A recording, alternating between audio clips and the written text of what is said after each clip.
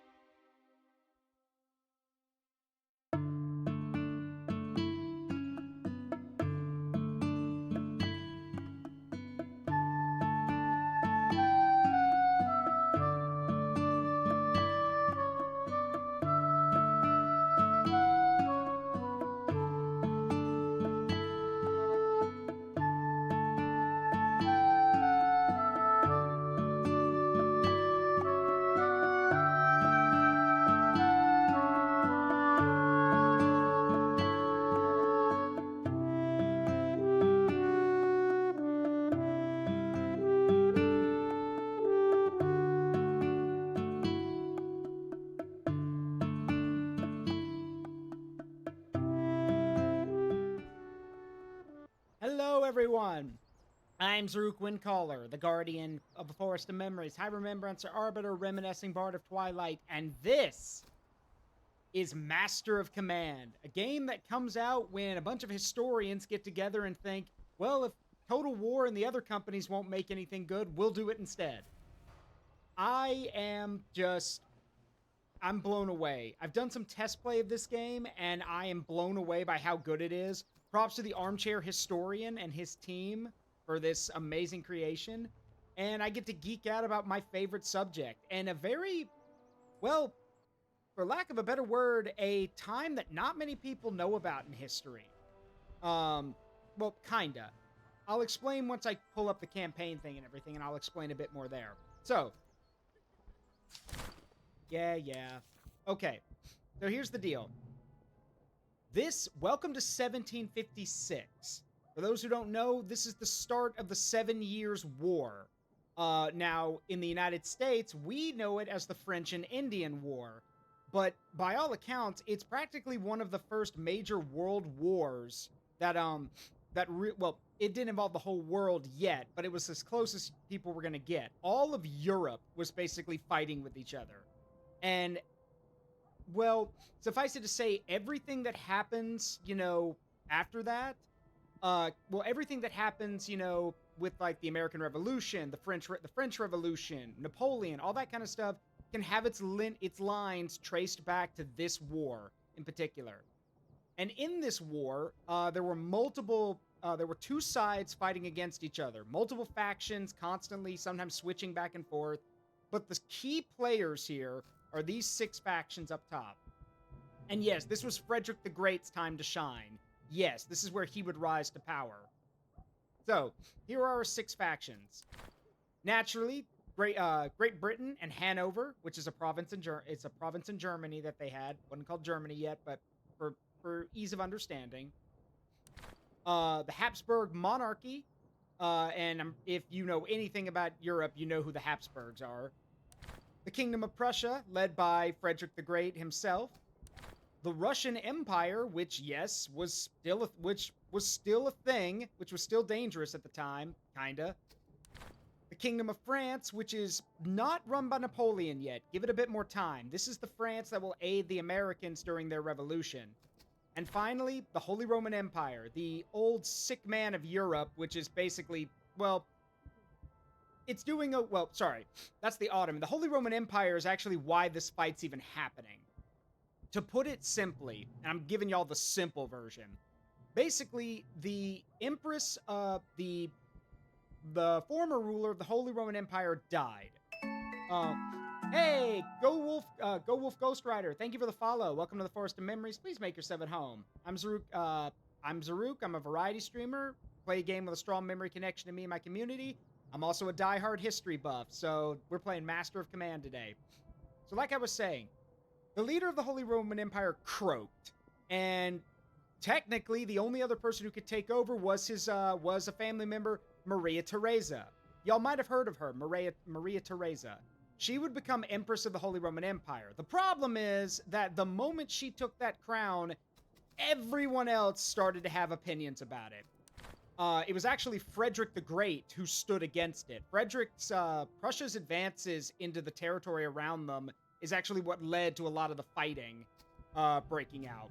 But essentially, all y'all need to know about this war is that it was a huge moment in history. It's where Prussia basically got its foot in the door and became recognized as a military powerhouse. And it would later lead to the French Revolution, the American Revolution, and a bunch of other things. So, this is where the game gets interesting.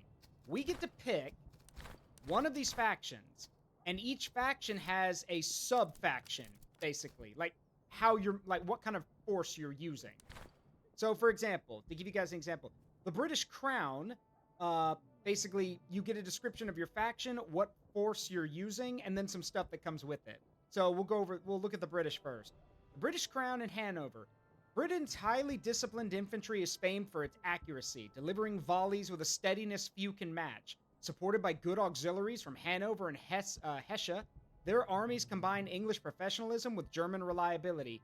Yet the Redcoats are few in number, fielding smaller battalions and require high standards of training, making promotions to veteran units time-consuming. And their ability, their ability is coffers over corpses. So you get 8 gold a day, but it costs 25% more to recruit a brigade, which I'll explain when we get there. Now I've unlocked this one through testing, but your starting thing would be the British Expedition. So as it prioritizes the colonial war in North America and around the world, William Pitt's government is hesitant to commit soldiers to the fighting in Germany. When these troops finally arrive in the Holy Roman Empire in 1758, they quickly prove themselves and fight with a courage out of proportion to their small numbers. English infantrymen are famous for their devastating firepower. And yeah, no, that is not a joke. English accuracy is second to none during this time period. But the trade-off to that is that their men are brutally trained. When I say brutally trained, I mean it. They're whipped, they're flogged. These guys are put through the ringer to become the soldiers they are. And the other action is the Hanoverian Corps. During the 18th century, electors of Hanover rule as the kings of Great Britain in a personal union. The Hanoverian army is in every way the core of the British continental strategy against the French. Ferdinand of Brunswick marches Hanoverian regiments rapidly in his lightning offensives against the French. And their ability is basically combat effectiveness in command radius is plus 10, but if they don't have their leaders nearby, they lose 10% of their morale. And then for the British expedition, it's the Thin Red Line. Armies gain double the veterancy in drilling stance. So, with that being the case, that's how the British play. The Prussians are a bit more interesting, because they were actually in the demo. The Prussians are fast infantry. Most of their forces are primarily infantry because of how skilled they are, but the trade-off is the artillery corps is neglected, and their infantry are really hard to replace because they're all elite units. So your cannons are kind of shitty, and your men are really hard to replace. But the trade-off is that, well, you're not going to be lacking for men because of what's called the canton system. Basically, think of it like the National Guard. The canton system is basically every man serves like in a National Guard unit. They get training, and they have to report to training every so often, but then they get to go back home. But if war is declared, they have to take up their weapons and march. So, again, they're reservists, basically. And this means that the Prussians never run out of reservists, basically. With that being the case, I'm actually going to leave it to you guys who we play as. There are 6 choices. So we got the British, the Habsburgs, think of them as the Austrians, that's easier. So yeah, the British, the Austrians, the Prussians, the Russians, the French, or the Holy Roman Empire. And I'm going to let you guys pick. Basically, yeah, y'all pick. We've got a few to choose from. The concept, French bread time, the French. So here's the thing about the French. Let me read what they do, or what they're skilled at. So, France can expand rapidly with renowned heavy cavalry, excelling in sweeping, overwhelming assaults, but the lower ranks are disorganized, and the strain of supplying so many men is worsened by poor logistics, as corruption and lavish spending drain resources. When their spirit holds, however, French armies can deliver devastating blows on the battlefield. They do get the Irish Fusiliers, because, well, the Irish are allied to the French. Vote for the Prussians. Like I've said, the Prussians have their infantry strengths, but everything else, their cavalry's okay, but their artillery sucks. Let's see. Austria's flexible multinational army is anchored by great artillery, giving it strength in prolonged battles, but the same diversity that makes the army adaptable also leaves its recruits difficult to integrate, with fresh levies from many lands often slow to train. Combined with poor reload times on the line, Austria relies on adaptability and the ferocity of its Hungarian troops to balance these flaws. And the Russians, well, the Russians. They bring their numbers and they have excellent morale, but they're really slow and they shoot for shit. Sorry, they can't shoot for shit. So, and then finally, the HRE. The Holy Roman Empire draws on many states to field forces that function as a jack of all trades, offering broad options capable of handling most tasks. They also replenish their ranks through a robust muster stance. Yet many of these contingents suffer from poor morale and a chronic shortage of professional troops, limiting their staying power in hard fighting. So the trade off is that low morale, and a lot of these guys are never going to be as good as professional soldiers. So, I've got, let's see, 1 vote for Britain, 2 votes for the Prussians, 1 vote for the French. All right, yeah. So yeah, this is for anyone who's yeah, if you're listening or you're watching and you want to toss your word in, please do. Hey, Ezekiel, thanks, bud. 9-month streak. Thank you. Let's go. You know, Ezekiel, since you're here, how about you pick? You cast your vote. Who should I play as? The British, the Austrians, the Prussians, the Russians, the French, or the Holy Roman Empire? Let Ezekiel cast a vote here. Let the Chaos Cat cast a vote. I imagine it will be very chaotic regardless. But yeah, that's basically how this game works, how this system works. The Prussians, because no one talks about them. Fair. All right. So we'll give the we'll give the Prussians a shot. They are the main characters of this event anyway. So, I've gone over it. Fast infantry, heavy infantry forms the backbone of their disciplined army. The artillery corps is neglected, and their units are expensive. They do get the Junker aristocracy, which means that their officer veterancy is doubled, but they have less officers to recruit from. And then finally, we're going with the Cantonist levy system. In the mid-18th century, Prussia recruits conscripts via a unique canton system. Much like modern reservists, these soldiers are drafted into the army for basic training, but then furloughed to their villages in peacetime. This allows Prussia to maintain a large supply of trained manpower during conflicts. Mobilized cantonists are not the best trained soldiers in the Prussian army, but they remain loyal infantrymen.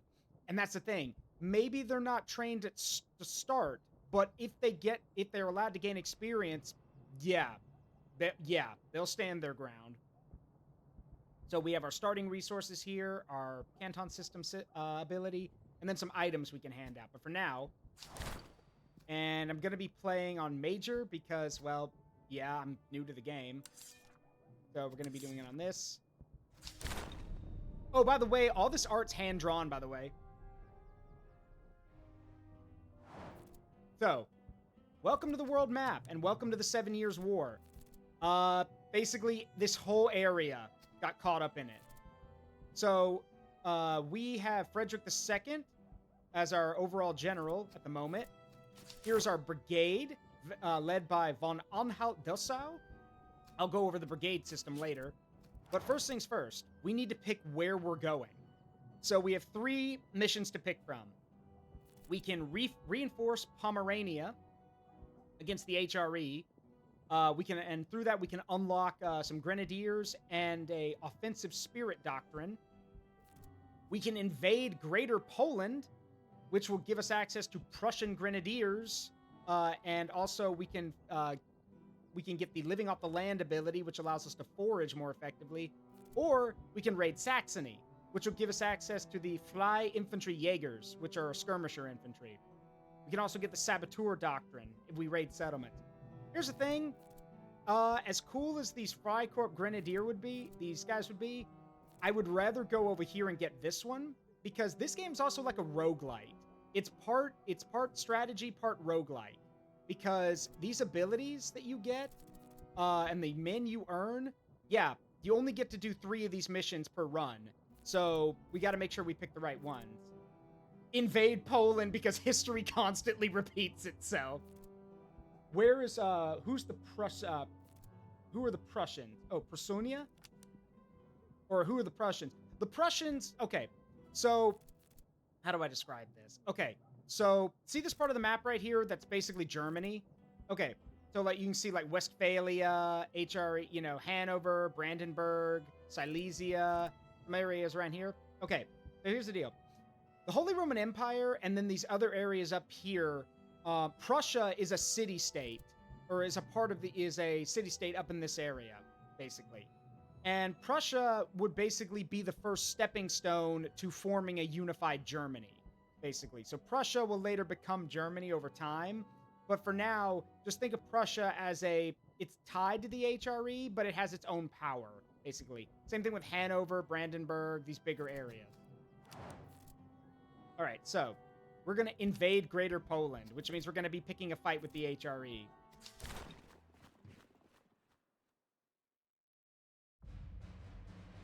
One thing about Frederick I remember was he had apparently stationed guards around a potato farm cause the commoners still would not grow potatoes, due to the crops being nightshade.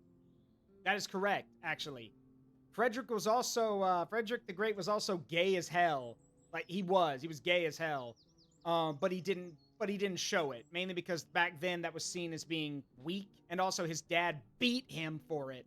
For those who don't know, Frederick II, I guess this guy, actually. Frederick II was ruthless to Frederick the Great, his son. He beat him for showing, like, unmanly qualities, like loving music, understanding poetry, and that kind of stuff. He was abusive to Frederick the Great. And, I mean, yeah, he was an awful man. And yeah, and you want to know sorry, let me slow down. The most horrifying thing he did was when he found out that Frederick the Great had a lover, he threw Frederick the Great in prison and then planned to execute the lover. They brought the lover out to the block where they were going to behead him, and a couple of guards forced Frederick the Great, to watch. They literally put his head up against the bars and made him watch. That's how fucked up his dad was.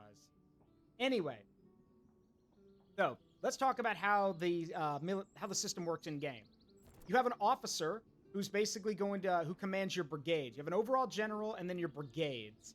So in this case, we have Moritz.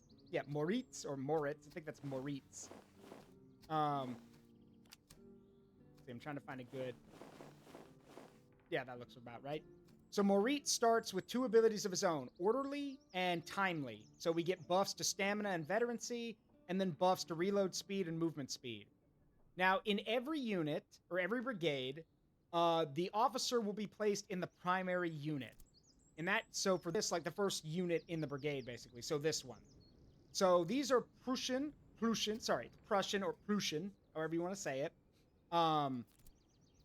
And yeah, so our starting brigade is we've got Prussian musketeers, some dragoons, and 2 cantonist recruits. So basically guys who just got called up. So, here's how the system works. As men gain experience, they can level up into different units. So our cantonist recruits that we have can basically turn into any of these things, like once they level up. But the musketeers are here.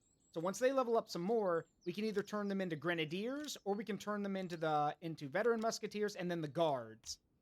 I'm probably going to turn them into grenadiers because the Prussian grenadiers, like the Potsdam Giants, for those who haven't heard of them, they were basically like these super tall guys who fought for Prussia, and they were like, at the time, they were like 6 feet plus usually, which made them giants compared to people of the time. Anyway, so every unit also has a primary and secondary weapon, basically. So like your line infantry are going to have their muskets and their bayonets. Your dragoons or your cavalry are going to have, carbines and swords. And your recruits basically have piss all, basically. They show up with worn muskets and busted bayonets, so we need to get them. But I'm not going to give them anything new right now because they haven't earned it yet. Also, I need to change this design. You can change the color of the regiment. So, like, you can change the design. So let's go with... Yeah, I like this one. It doesn't need a name. Let's just go with this one, Design 1. All right. And you can change the name of the unit, but we haven't seen them do anything epic yet, so I'm going to keep them the way they are. Okay. You also have items. Basically, these are, attachments. They're like items you can equip to your regiments.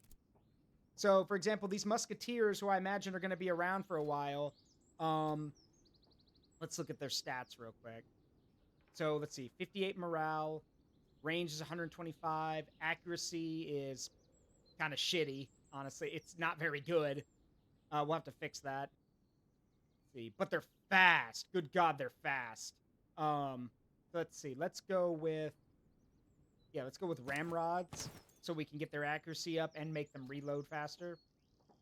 And I'll also give them tobacco rations so they shoot more accurately. As for everything else, uh, reload and move speed. Yeah, let's go with the military treatise. There we go. As for everything else, we're going to give these recruits a regimental drill master so they gain veterancy faster. Now, granted, that does drop their morale because they're getting whipped and flogged, but hey, at least they'll train faster. And yes, this is before Napoleon. This is before the American Revolution. So, all right. War is upon us. General, your army stands at the frontier. Though modest in size, your forces are disciplined and in good order. A nearby depot lies ahead, lightly defended, and will serve as a starting point to begin your campaign, though you'll need to press onward soon after. The land is open and the roads clear, ideal for seeking out skirmishes and encounters. Engage patrols boldly, even those larger than your own. Their troops are of a lower quality, and their spoils and equipment will serve your army well. We await your progress. So here's how the game works. I said it's a roguelike, and I mean it. Every time you start a new campaign, or like a new mission, basically, your overall objective is to defeat the enemy headquarters unit. That is somewhere on the map. When this bar fills up, they'll come looking for you, or they'll attack. And I'm pretty sure if they attack, they'll hunt you down, basically. So you need to be ready before that. Here are our side objectives: securing battlefields and capturing forts. And we also have some towns nearby.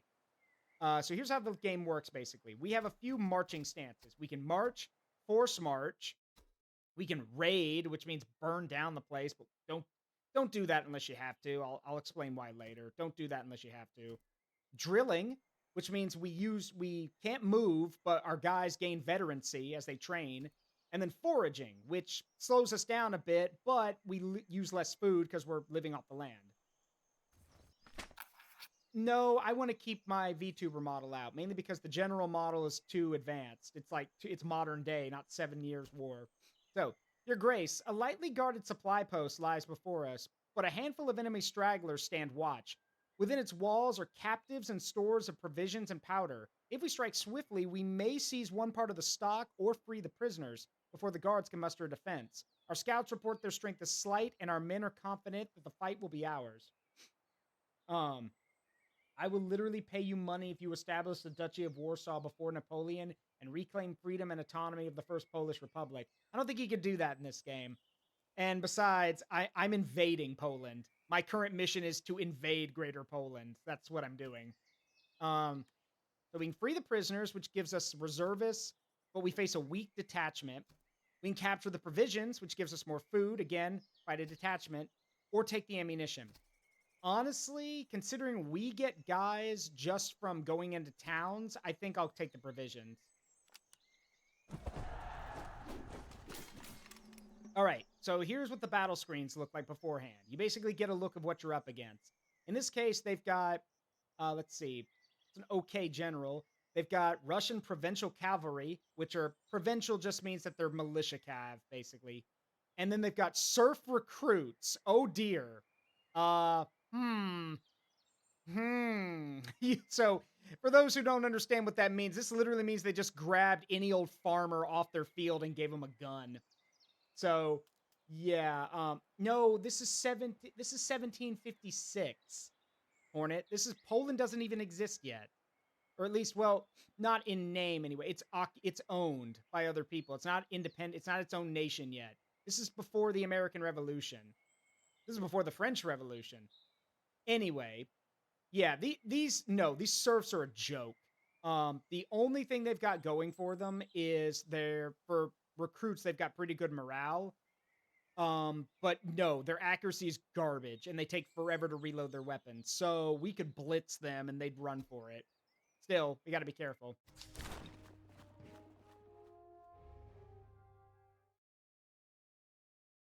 Okay, so that's the first part of the game. Here's the main part of it.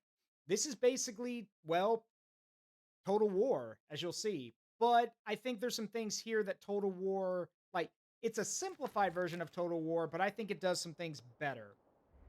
So yeah, we have a deployment screen and all that stuff, and our units. But some things, for example, we can't do. We can't rotate the camera a full 360 degrees.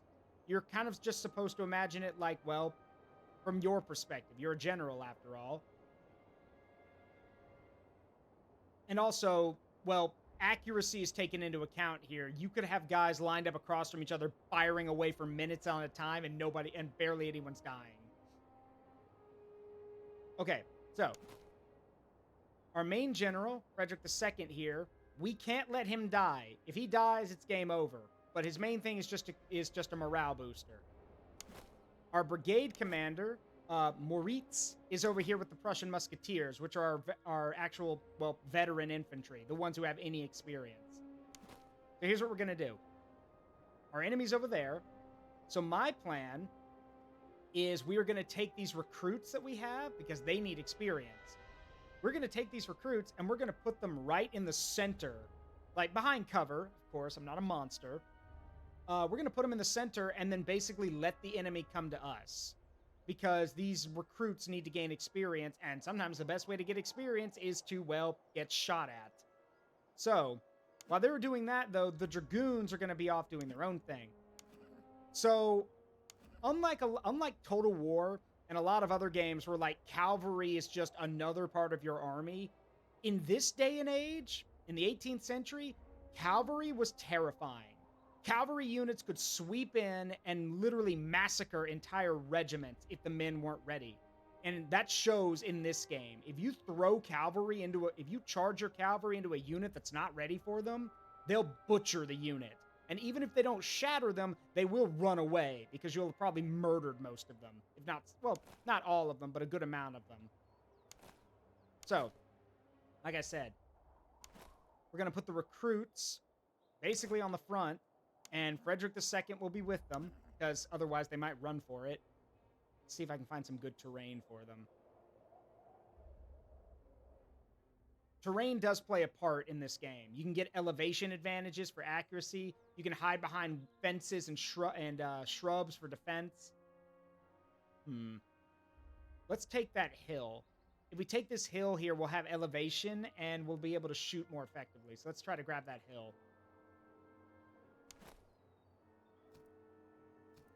All right, pause.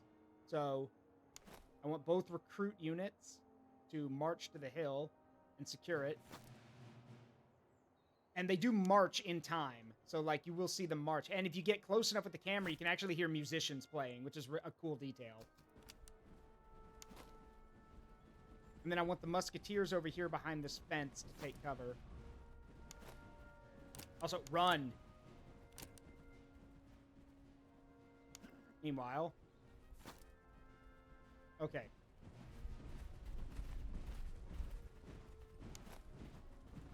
I just want to get to the hill before they, get set up before they get into a position. All right, that's enough running.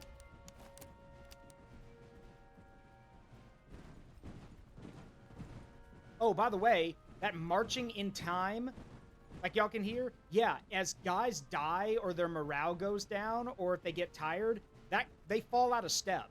The game actually takes that into account. They won't march in sync in each other. You'll hear random footstep and random marching, because they're out of step, which is really cool.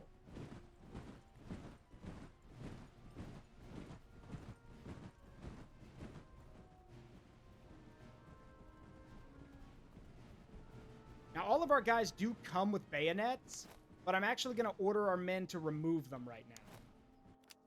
Yeah. Oh, by the way, they show that. Watch. See these guys have bayonets on their guns? Watch this. Bayonets off. I took them off because the bayonet, having the bayonet on the gun lowers your accuracy. So.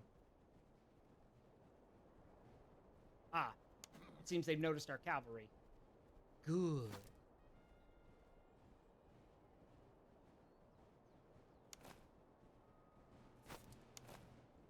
Readjust our line real quick.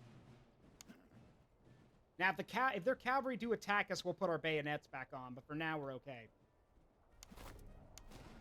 Oh, They're in range. Now, the units will fire once anything gets into range, but these are muskets, so the farther away, yeah, you are, the less effective.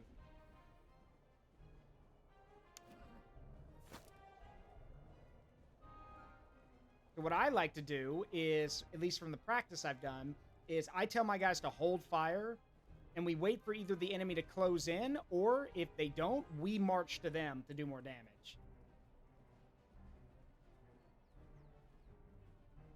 Case in point.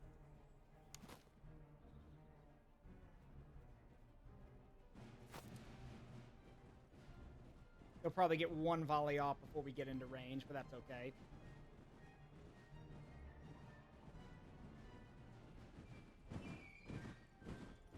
You can hear the flutes playing.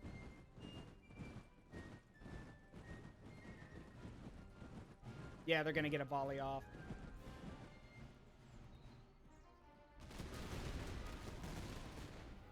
All right. They had their turn. Volley fire! Present!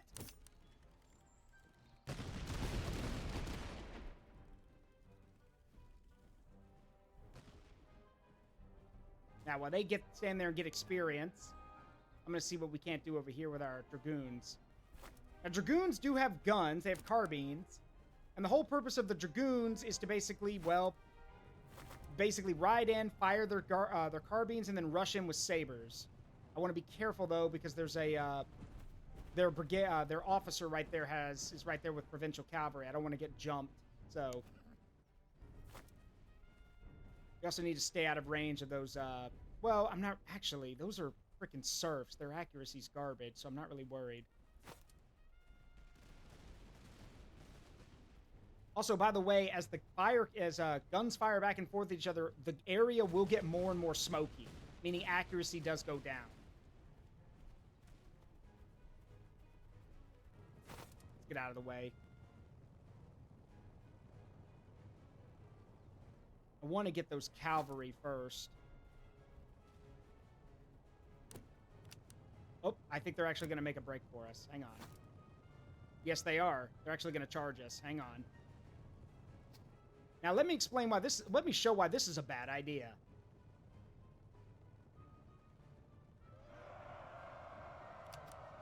They've got their charge meter filled up, and...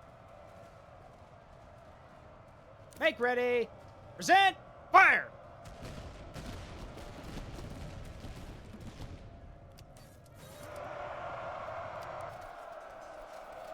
And now the cavalry will lock in for a fight. Now, because these are just provincial cavalry and not, you know, dragoons, they get their asses kicked. Now, they're not shattered, they're retreating, so they can always come back. Unless my guys just fire more carbines at them.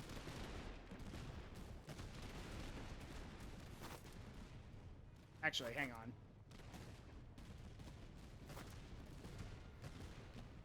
Spread out. Trying to put the fear of God into these serfs.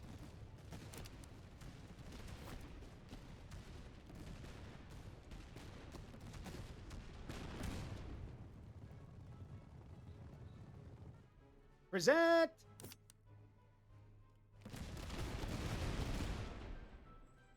Get him.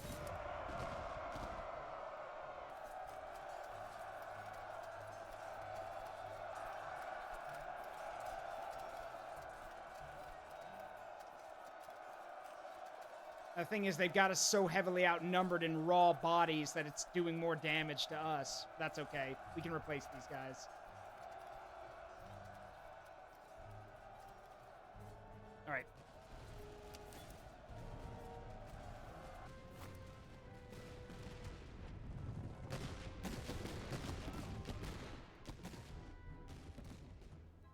Oh, hey, look. Their cavalry's reforming. Like I said, just because they break doesn't mean they're gone for good. They'll come back. That said, we're not going to stick around and wait. It's time to actually do what the cavalry's supposed to do.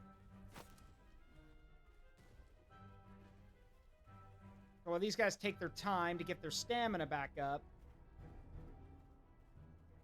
let's see what's going on over here. They're almost at it. Their morale's going down, and they're exhausted because they probably weren't expecting to fight this for this long.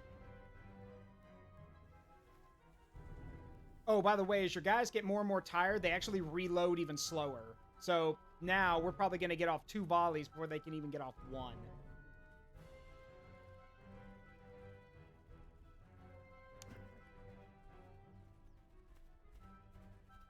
These serfs are somehow getting their morale back after getting slashed up by cavalry, but oh well. It's not going to save them.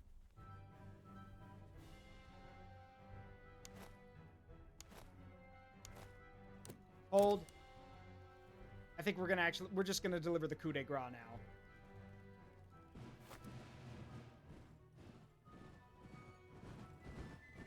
Just get it point blank range, for God's sake.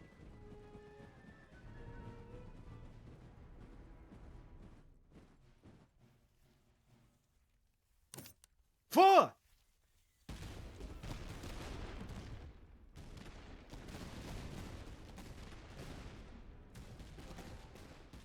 All right, enough games. Get them.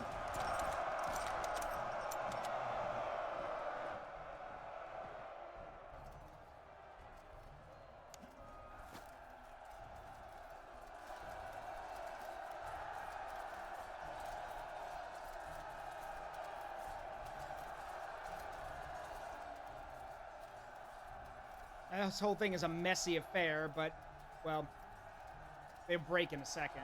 Yep, they're breaking.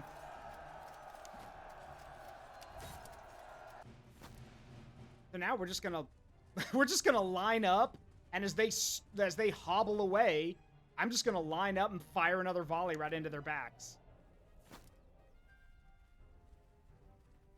Yeah, we don't have to worry about them. No, we've got another problem coming. Let's get actual soldiers into the combat now, shall we? Yeah, those serfs are tired. They're exhausted. They have no stamina left, which means they're one good volley and they'll break. So, line up behind the fence, please. Oh yeah, by the way, these guys won't be running for long. They're running now. They're retreating, but these 2 volleys should probably shatter them.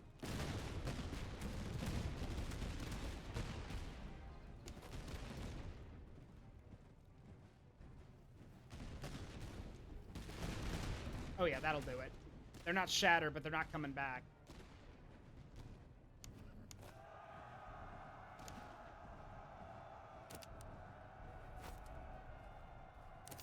Fire.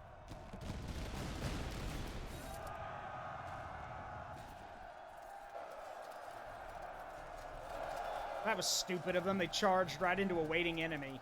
Well,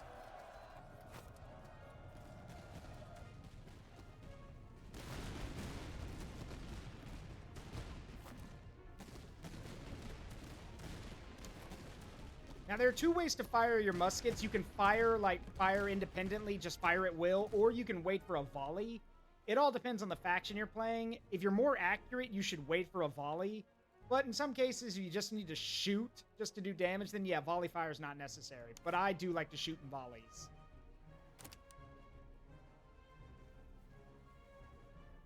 So let's, well, we can't close the distance on them. They're in cover. So yeah, just let them have it again.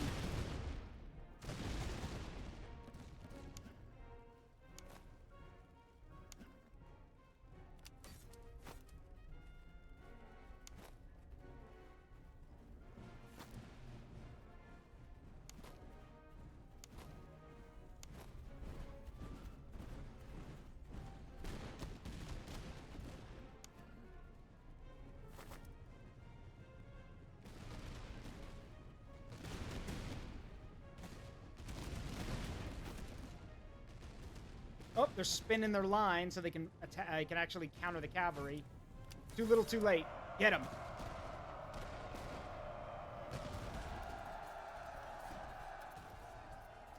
Yep, there it is. And unlike Total War, where you need to actually, like, completely, do enough damage to where the enemy's not coming back, if every one of your enemy units is retreating, then you win. Because there's no way to stop a rout at that point. All right, have a good one, Thomas.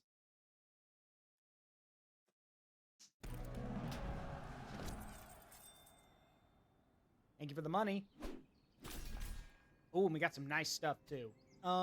Given our situation, nah, you're gonna... Yeah, I want the veterancy.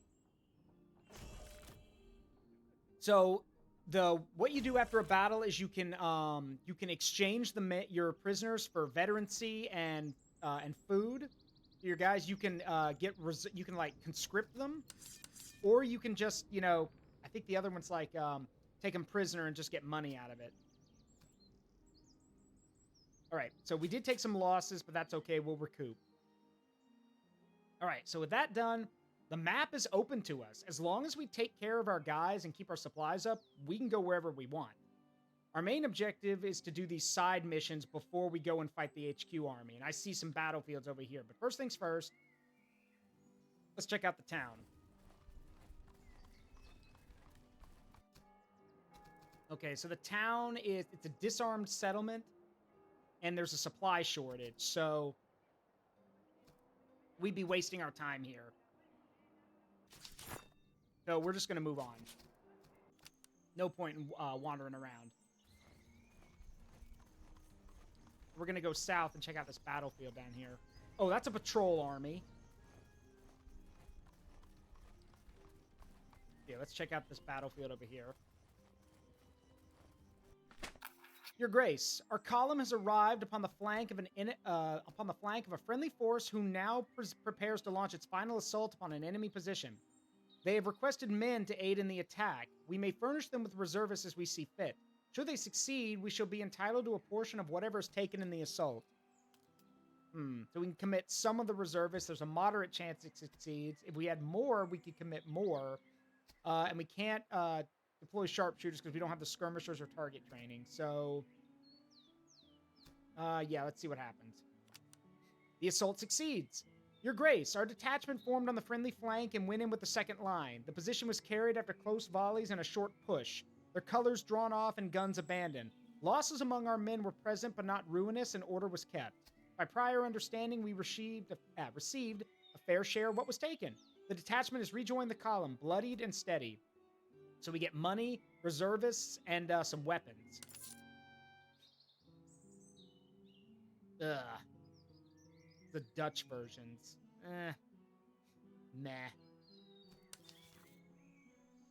You want the British or the French ones. The French and the British weapons are the best. All right, let's check out this town, Stitzu, or however you say that. All right, small town. Got some more reservists. So if we want more men, we need to purchase a brigade. The problem is that's expensive, so we're going to wait for a bit. I am going to sell some stuff, though. I can sell these captured uniforms and this gorget. I want to keep the greatcoats. We can sell the regimental flags. And, yeah, we'll sell this treatise, but I want to hold on to everything else. Thank you. Oh, level up for our guy. Let's see. Charge, damn it. Charge plus 15%. Bloodthirsty. Movement. Impetuous. Well, this is okay, I guess. Okay. So.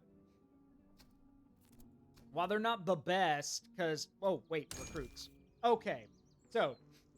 Yes. Regimental colors were a big thing back then. So taking those colors is actually a big deal.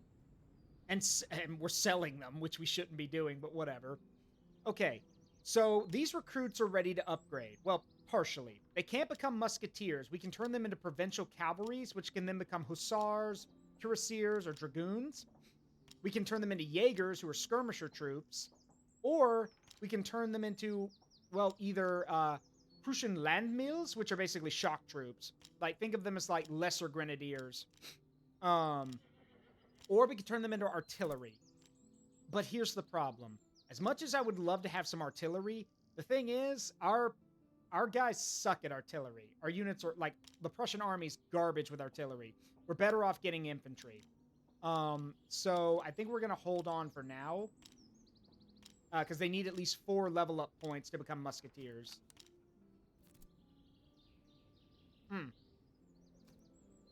We can give them better weapons, though. Yeah, these are bad in melee, but I don't plan on having them fight in melee. And as for the dragoons, Good choice. Yeah, take those. The Hussar Sabers. And I can, let's see, these greatcoats, melee damage received. That would actually be handy for the cavalry. Okay. All right, we don't really need any, well, okay, hang on. There. Hang by some. Ooh, wait, powder house. You have any, no. Is there a gunsmith here? No, not really. Surf recruits. No, fuck that. I don't want, no. Considering how badly I beat their asses, no, I don't want to recruit any of them. All right, let's move on. It's one battlefield checked. Let's find some other ones. I believe there was another one there. And it's near a town, so we can check there. We need to keep building our army because we will have to fight the enemy headquarters. Can you play as Poland? No, but you can recruit Polish units.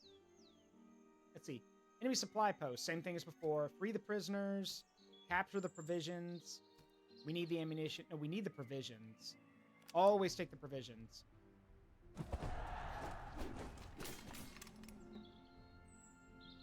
All right. What have you got? Cossacks? Oh, right. These are okay.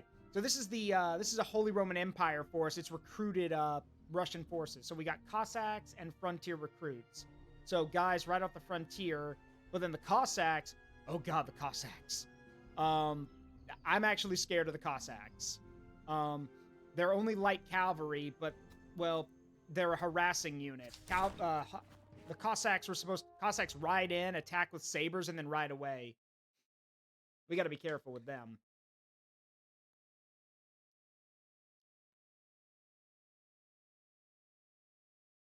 So, yeah. Let's see. Now, our recruits are better now. They've leveled up, so they are getting morale and becoming more accurate. Sorry, just that jackass outside my apartment, like, every day, without fail, has to bring up his revved up car, and everywhere he goes, rather than, keeping quiet like any sane person, he just has to gun his engine and show off, like, look at my cool car. Yes, we all see your car, Mr. Little Dick Energy. Got it. Other no. No, Hornet. Okay, Hornet. Poland is not a thing. It's not a nation at this point. It is a province owned by, like, back and forth at this point. I don't know who owns Poland at this point. No, you cannot play as the Poles. There are 6 factions. Poland's not one of them. You can find Polish units, but I think they're listed as like a foreign unit you can recruit, but Poland is not in this game. Like, at all. So, because it's 1756. This is before any of the stuff, like, Poland won't even be thinking about becoming its own country yet. And no, there's no mods because this is not a big game. This was like an independent game made by the guys behind Armchair Historian. So, anyway. So, let's see. Again, not really, yeah, it's a Russian protectorate. So the only way you're going to see Polish troops is if you're playing as Russia. Let's see. All right, yeah, so recruits and then the Cossacks. Again, the Cossacks are the scary part. So I think this time we're just going to have just a knockdown, straight-up fight in the center. So now the place of honor is always the right. So we're going to put our recruits on the left in the center, and we're going to put our musketeers on the right because they are our veteran troops. And the dragoons are going to be in the, off to the right as well, just in case I need to send them out. Otherwise, yeah, this is a standard fight. Let's see. Whoop.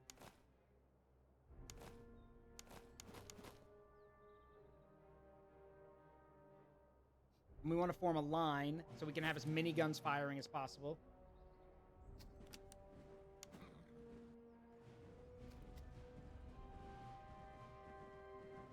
And just so they can get a look of everything, I'm going to actually put the dragoons up on the hill.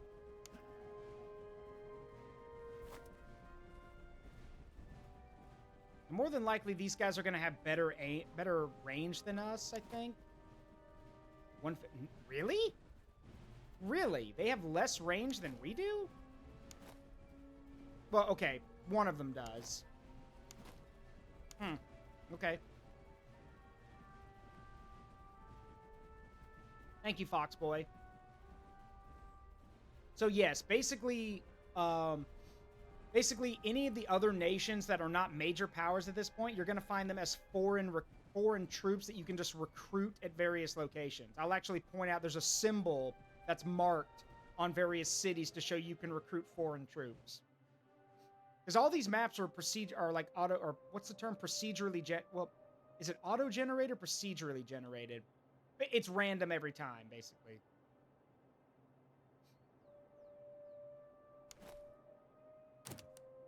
Hold. Not going to shoot until they get into range. Or better yet, let's just march to meet them.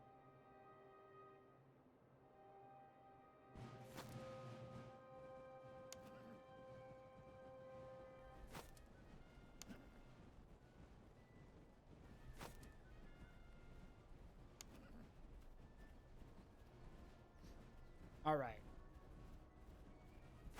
Keep our dragoons out here to screen our flank. Hey, not bad. I can do that too. Fire. Ooh, that actually fucked them up. Okay.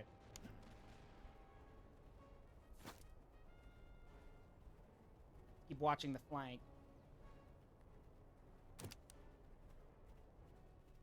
I've noticed that a lot of enemy cavalry units are very aggressive in this game, but that's fine. Here they come. Wait. Wait. Fire!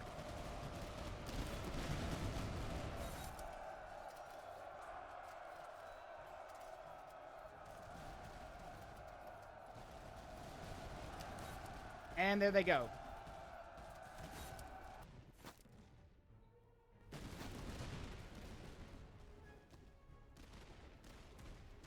Now, we are going to stay on them for a bit. And then we're going to do like the cavalry would do in the 18th century. We're going to swing around and fight.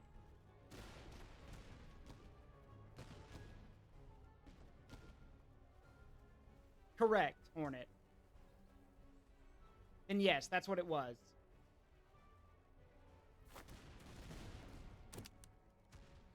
Now, here's something you can do with dragoons that's actually very handy. If your enemy's engaged in a fight at the moment and they can't break away, or if they are they're distracted and they don't want to break, then you can basically do this. Because now they've got two options. If they turn to face the cavalry, they leave themselves exposed to the musketeers. But if they don't turn, well, you'll see. Really shouldn't be doing this, but whatever. Smile for the camera, you Russian bastards! Fire!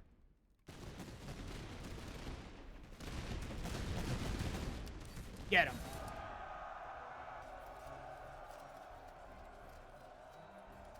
We're gonna get a shatter. Yep, shattered. They cannot come back. If they shatter, they're broken and they won't be coming back.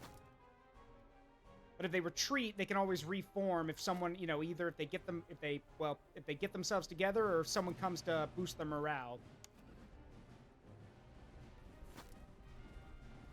But yeah, those guys are gone.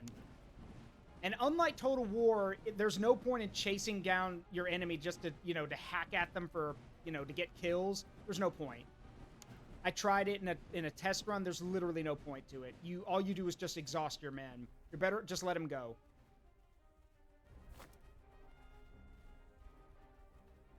Need to get ready for this Cossack charge.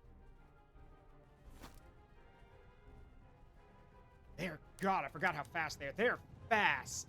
As they should be, but still. Good God, they're fast.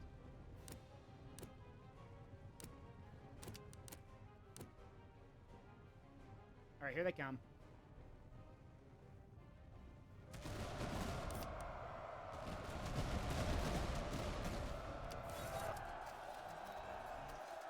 There they go, and there they go.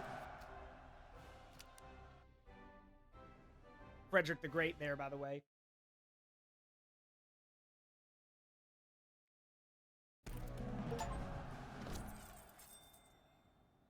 Okay. Nice. Ooh, we got some horses.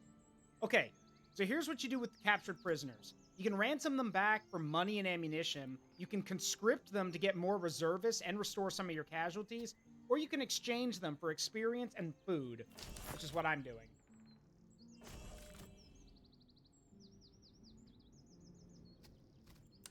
And we need to restock their ammunition and everything else. Aha! Here it is. So, Hornet, here's the thing you're looking for. Auxiliary barracks. This is where local foreign units are recruited. So I'm willing to bet we'll find Polish units here. Let's see. Field hussars, serf recruits, Cossack skirmishers. Okay, we're in Poland, right? So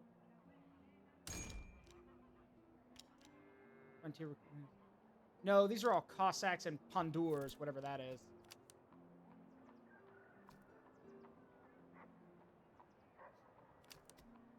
Still, this will help. Let's see. Do we have anything? Cavalry pistols, more muskets. More Dutch muskets. Ugh. I need better guns. God, those guys are expensive, though. Yeah, cavalry's always going to be expensive. You're next to the Poznan. Okay, to the Poznan. Okay.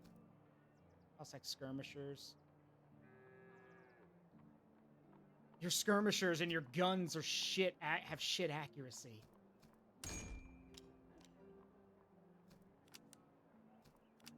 All right, we have an ad playing. I'm not going to do anything right now.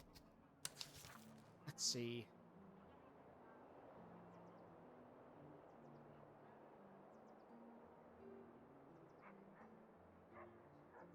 Some Frisian horses. That's actually a big deal. We can give those to the dragoons. Frisian horses will help them out a lot. Let's see. Sturdy shoes.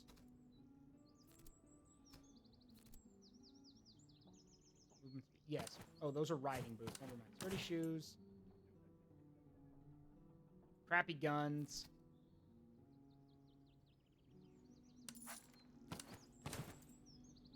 What else do we have in here? Open order accuracy. Nah. Some stuff for cannons, but we don't have any cannons right now.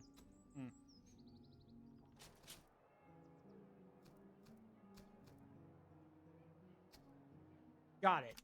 Okay, well, maybe we'll find it. I'm still in the starting area. If we go marching around, we might find the city in question that you're talking about. Okay. There's our next battlefield, and oh, there's a city or a town. Lowitz. And there's another battlefield. Good, we can check those spots.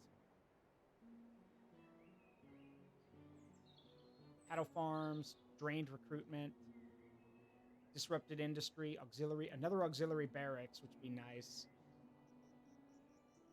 We need to go town by town so we can recruit more men.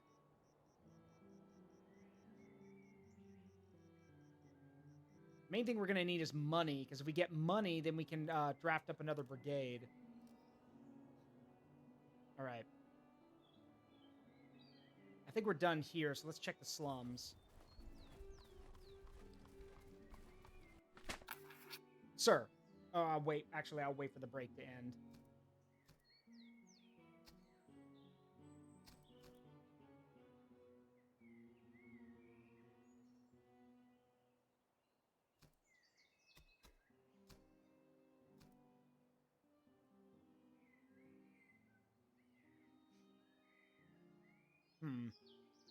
Okay. Sir, a search of the surrounding woods has uncovered a camp of deserters, wretched men thin from hunger and armed with stolen gear. Their faces betray shame, but also desperation. We may storm the hideout and seize what arms remain, though it will cost us men. Or we could conscript the lot, granting them rations and shot in return for a second chance. Their loyalty is uncertain, but we're not in a position to be choosy. No, just take some of them. All right. There's a fort there, and we don't really have enough firepower to take a fort yet, so we're going to keep moving. Hello, unguarded convoy. Your Grace, our scouts have sighted a guarded convoy moving at speed along the southern road. Several wagons bearing arms and munitions.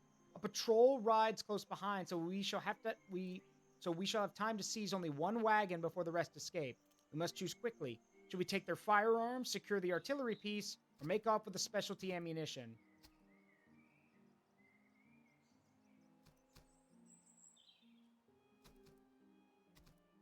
Grab the weapons. Damn it. My kingdom for a British or French weapon. Oh well. Koblin?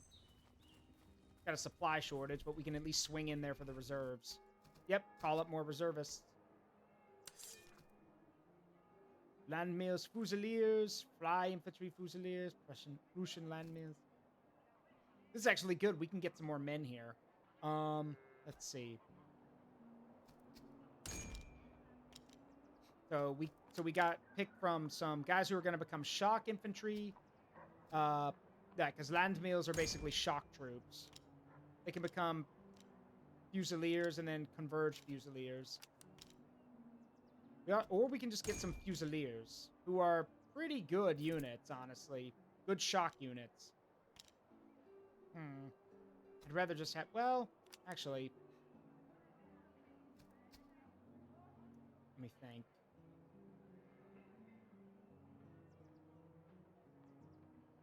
And they come with good stuff already. Sure, why not? We'll buy them. Alright, so we've recruited some more men. And sell a lot of this stuff. Alright. Let's keep moving. Yeah, I know. We don't have a commander yet, so we'll have to build a new brigade. Alright. So next, we'll hit these slums, and then we'll go to this we'll go to this other battlefield.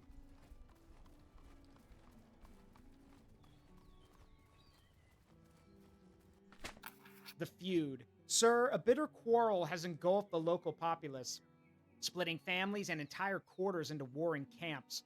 The cause is long forgotten, but the bloodshed persists. One side flies the banner of the local magistrate, the other a peasant militia seeking to cast him down. We may throw in our lot with the authorities, offering coin to bolster their defense. If they prevail, they've agreed to reward us with a cache of arms. Alternatively, we could provision the rebels, who only beg for food to sustain their struggle.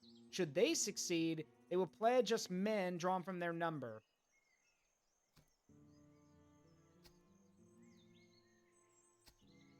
No. Give me the guns.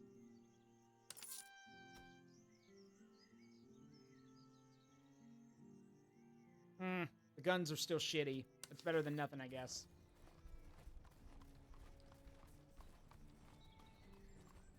Ooh, horse breeders. That'd be nice, but I think we're good for now.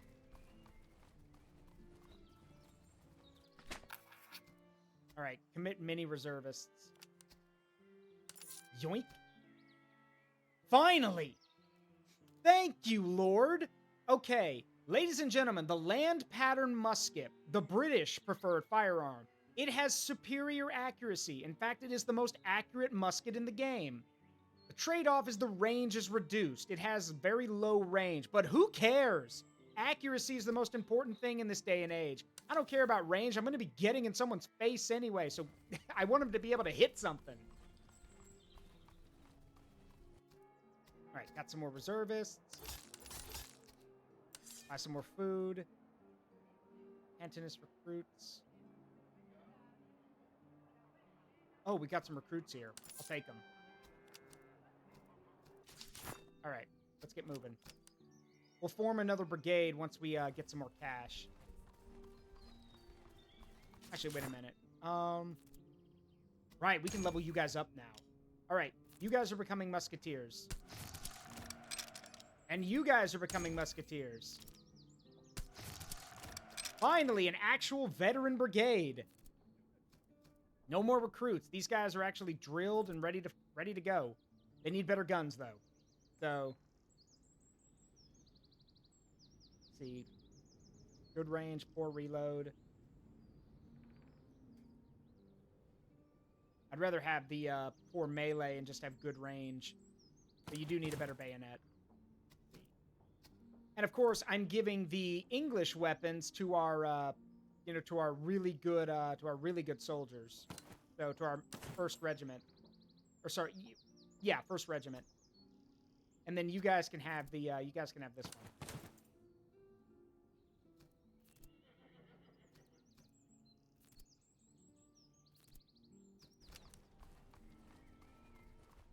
Uh-oh. Let's avoid that like the plague. That is a camping army. So that's how strong that army has. Over 12,000 strength, but it's an encamped one. They're not going to move. So let's avoid that like the plague. All right. Next, Your Grace. This encampment's been repurposed into a field hospital with tarpaulins hung and bloodied men lying on pallets both within and without. To our surprise, the wounded wear enemy colors. We may spare them and make use of the place jointly, or drive them out and claim the grounds for our wounded alone. Mercy or expedient, each has its cost. I'm not a dickhead, so we share it. Finally. So you're always going to find better stuff in the cities, obviously, because they can actually manufacture stuff. So we're going to check and see if we can get an officer. We can. Let's see, eager, reloading. Oh, yeah, you'll do.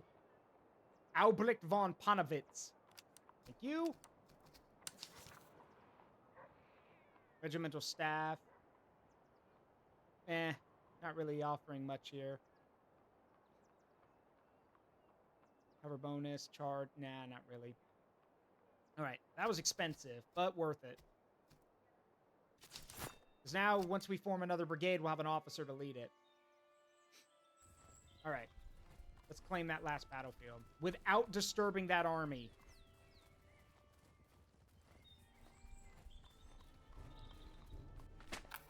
Cavalry clash. Your Grace, on the far meadow, our allied cavalry have met the enemy's horse. Squadrons wheel and trade cuts, carbines crack at close range, and pickets scatter along the hedgerows. We may put in our cavalry and press the affair, at which the allied cavalry will dress on us and join our forces if they survive the clash. I don't have any light cav, I've only got heavy cav, so... Nice! Wow! That's awesome. Okay, so we have enough to field a whole other regiment. Once we get the money, we've got Prussian Fusiliers, some recruits who need training, Grenadiers, which is basically a godsend, and Freikorps veteran Hussars, who are the best of the best when it comes to our Freikorps recruits. So these are veteran Hussar, these are veteran cav. Now, granted, they are melee cav, so yeah, they don't have guns. They're going to be charging in and slashing, but still, what a find. But we need to form the brigade first. Okay, cool, Hornet. I didn't know that. All right, let's check this place out. Recruits. My kingdom for some money. I need money. I don't speak Russian neither. I'm here for money. Money. Now, of course, there is a very easy way to get money in this game, but it involves being an absolute dickhead. Because the best way to get money is to pillage the settlements. Auxiliary camp. Your Grace. We've come upon a rear guard established upon ground recently taken from the enemy. Several groups of irregulars, locals, auxiliaries, and men of various border regions have gathered here in hopes of joining our cause. Depending on who we choose to rally, we may raise a force of Freikorps, Hungarian volunteers, Cossacks, or other recruits suited to this theater. The men are ready if we'll have them. Let's see. Freikorps, those blue devils. Bronzers, their aim is deadly. Cossacks, who ride like the wind. Germans, the old reliable. Frenchmen, I may regret this. All right, so the Freikorps. No, let's get the Gronzer Let's get the Gronzer regiment. If their aim is as good as they say. Gronzer recruits. All right, I think we can't take on any more men until we get a new brigade set up. But let's take a look at these guys. Gronzer recruit. Sharpshooters. Thank you, God. Okay. Look, it may not be, some people may say it's not that big of a deal. Having sharpshooters out front is a godsend, because these guys, if you get their accuracy up high enough, sharpshooters will just start picking dudes off left and right. And if I can get their reload time up, yeah, they'll just be banging out shots one after the other. So yeah, I want them. But we need to form a brigade. So, let's go take this fort. If we can. Command. Oh, hello there! Command headquarters! Your Grace, our sudden advance has borne unexpected fruit. The enemy's forward command post was taken by surprise. Its staff scattered before an alarm could be sounded. We've captured several officers and recovered maps, dispatches, and ledgers from within. It is a rare and valuable stroke. Orders await your review.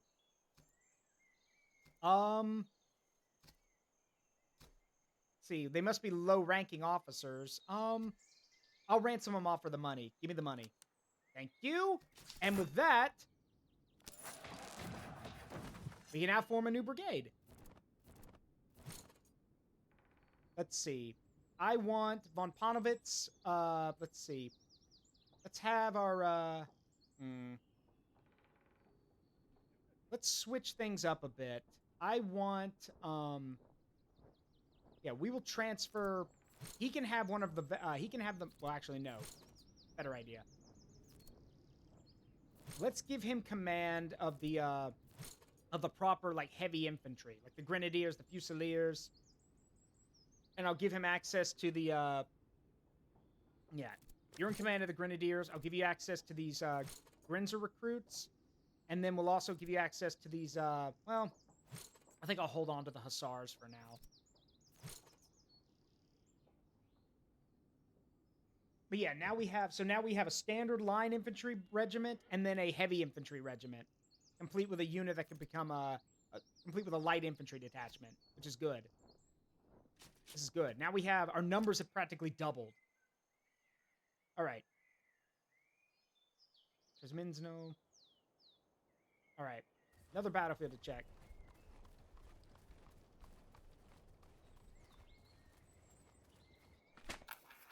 Your Grace, we've come upon the field of a recent engagement. The bodies have not yet cooled, and scattered equipment litters the ground. There remain supplies to be collected, and a few wounded still draw breath. Just take the equipment.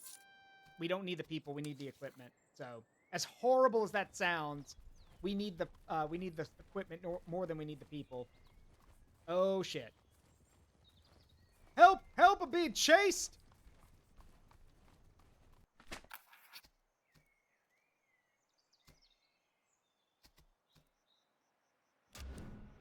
Got some Prussian Fusiliers.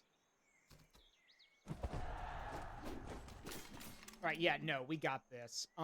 We have two full brigades, and they've got, well, they have the same, except they're broken up. Let's see. Skirmishers. Don't know what that means. Postuns, light infantry. More light infantry. Let's see. Cossack Cav. Russian Reserve Musketeers. Okay, so reservists again. And then Russian Battalion Artillery. Okay, so they do have one artillery piece, but everything else is basically, yeah, reservists. You got... Really? Really? Okay, fine. Don't take me seriously.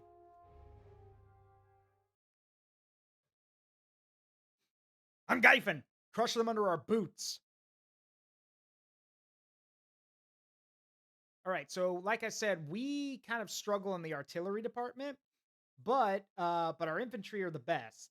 So, well, most heavily trained, I guess. The British and it's a toss-up between the British and the Prussians. That said, compared to their infantry, we're gonna shred them. However, the skirmishers are gonna be a bit more of a problem. Because if they just stand off at range and take pot shots at us, then we can't do anything. And that's not what worries me. What worries me is that they do have the cavalry advantage, which means at any time they could sweep in and attack our men.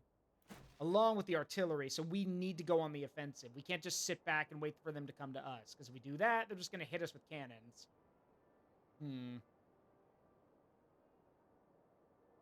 Maybe I should have brought those Hussar heavy cav. Oh well. Too late for regrets. All right, let's see.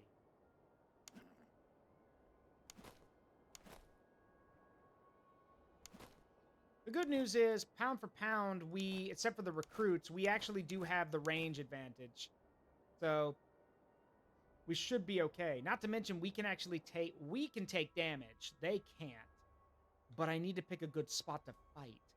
There's so many trees around that it's going to make fighting difficult. Let me think.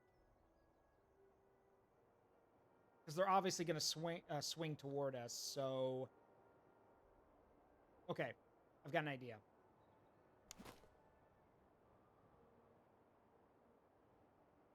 Let's take... Because we can actually get behind these hedgerows right here and actually fight from there. So I want the musketeer detachments. We got 3 of them. We have 3 Prussian musketeer detachments. They'll form the left flank. Mainly because I can trust them to actually hold their ground. Actually, no, that's not... No. The smart thing to do is put them in the center. Because if we need to actually win or turn the flank, we need our grenadiers to do that. So no. Musketeers are in the center because they're a reliable unit and can actually hold their ground. I'm keeping my dragoons off to the side as usual. And then I'm going to put the heavy infantry, like the Fusiliers and the Grenadiers, I'm putting them on the left flank so they can sweep around and actually start, crushing into the enemy. And as for our recruits, well, nothing better for experience than a trial by fire. So, I think I'll actually put them straight in the center. Like, granted, they'll have veteran units on their flanks, so they won't be running, I hope. But you never know.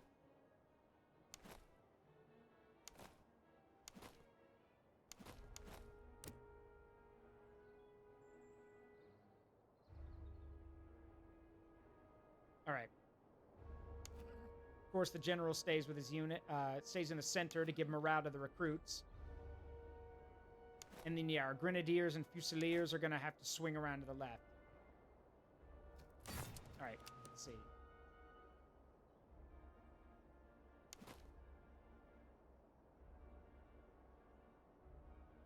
That'll work. Okay, and then that gives the Grenadiers and the Fusiliers a place of honor on the flank.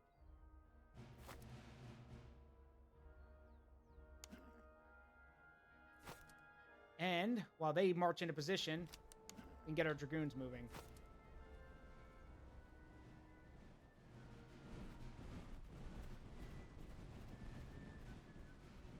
Well, this is going to put those recruits that I have, those Canton recruits and the Gronzer recruits, this is going to scare the shit out of them.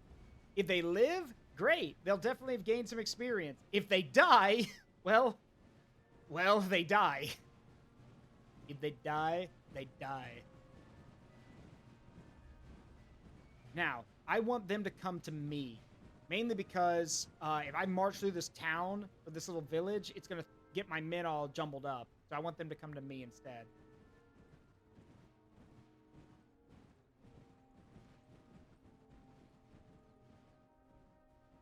All right, and where are our... There they are. All right, we want to keep swinging these Dragoons out to the side. And they do have Cossack Cav, which does outnumber our Dragoons, but if we hold out long enough, I'm willing to bet the cavalry will actually come forward, and then we can send our cavalry to attack theirs. They do have... Uh-oh. Uh-oh. Yeah, they've got their cannons in range. Okay, this is going to be a bit more complicated now. Oh, yeah, one more thing.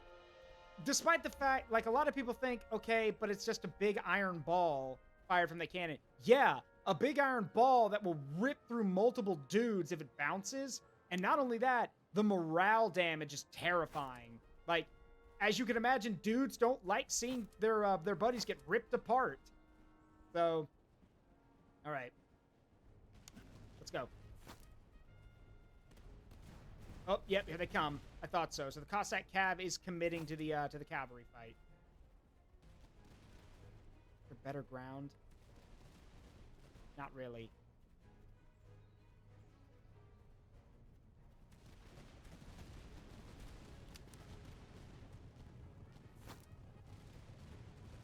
Wait.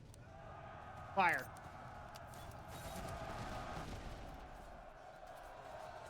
Oh, and there they go. Let him go. Let him go. Break off and let him go.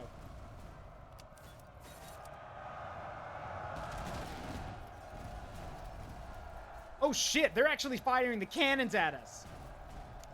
Are you guys nuts? You're gonna hit your own dudes. Actually, you know what? I don't think they care. Get in the woods. Yeah, get in the woods right now. Those cannonballs are gonna rip us to shreds. Okay, those are 3-pound guns. They won't have canister shot on those, I don't think. Oh, shit, they did bring canister. Okay, all the more reason to close the distance now. Get in there. Faster.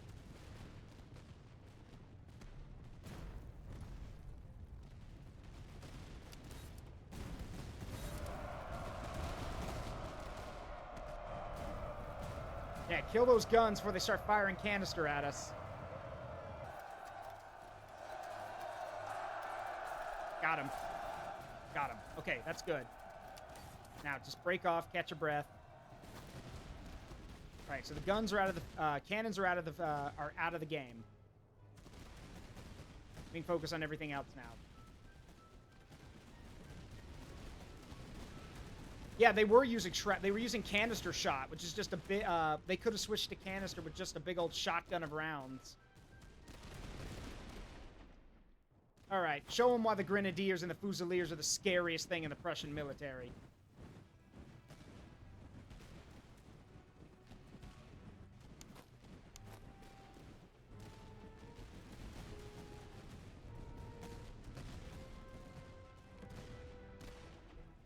God, look at those. There's 1,500 dudes in that unit. Good grief.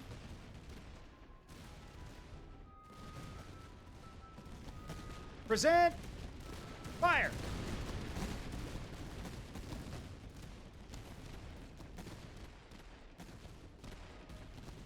Throw grenades. Because they're grenadiers. They do have grenades. Yeet. Oh, nice guy. Nice job, idiots. Next time, aim.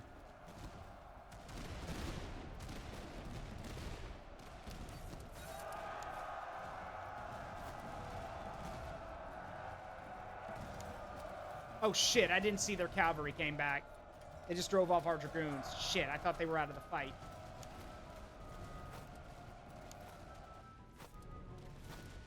Reform, reform. Ah, fuck it. Get in there.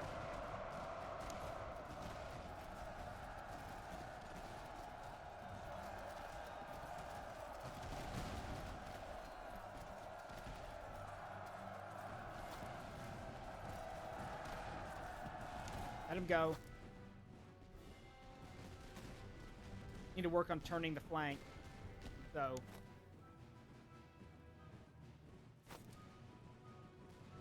I'll keep the Fusiliers here just in case those Cossacks decide to come back. Speaking of which, where am I? Yeah, they're gone. Those Dragoons are going to run for it. Damn it. Oh well.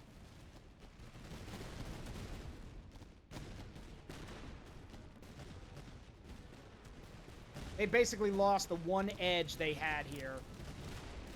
Their cavalry keeps breaking and their cannons are gone, which means it's just our infantry against theirs, and my infantry are better. So...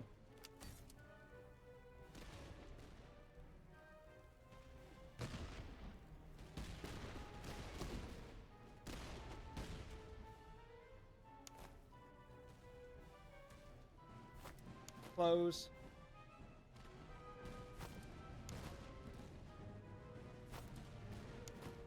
Let's give them something to worry about.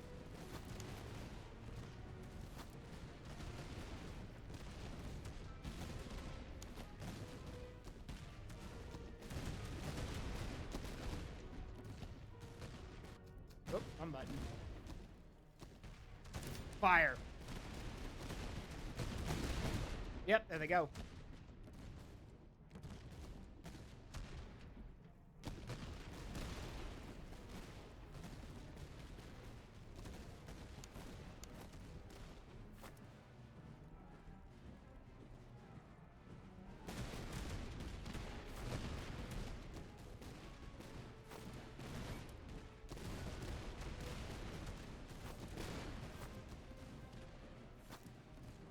Alright, we got guys, oh no, starvation is shown. Your guys can suffer from attrition if you don't take care of them. That can happen. What the? There it is.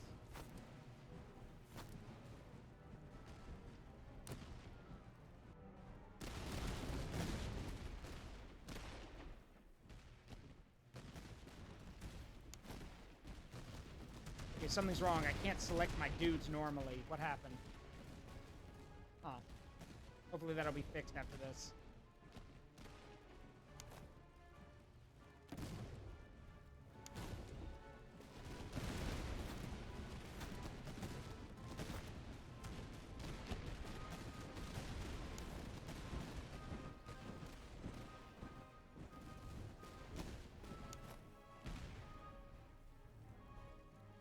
You may fire when ready, Gridley.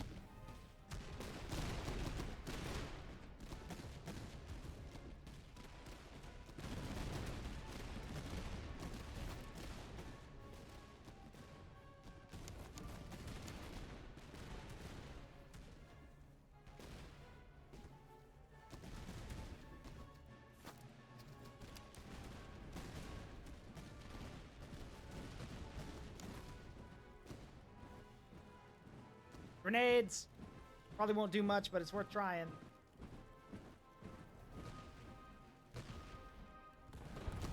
Ah, not bad. Alright, this is the only unit they got left. These reserve musketeers who, like, refuse to break.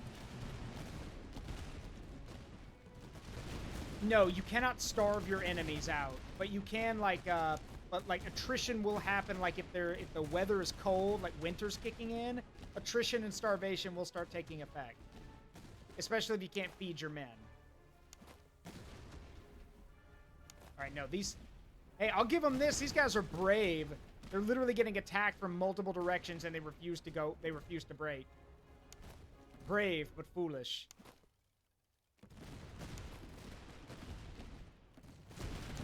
There they go.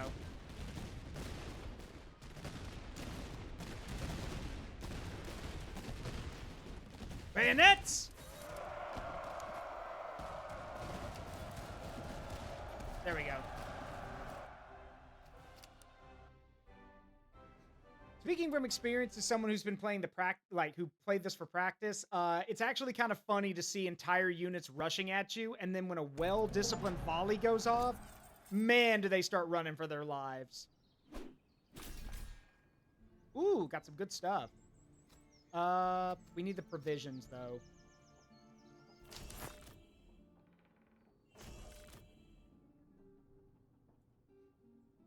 Alright, let's see. Restock the men and our ammunition. Choose a trait. Don't really like any of these.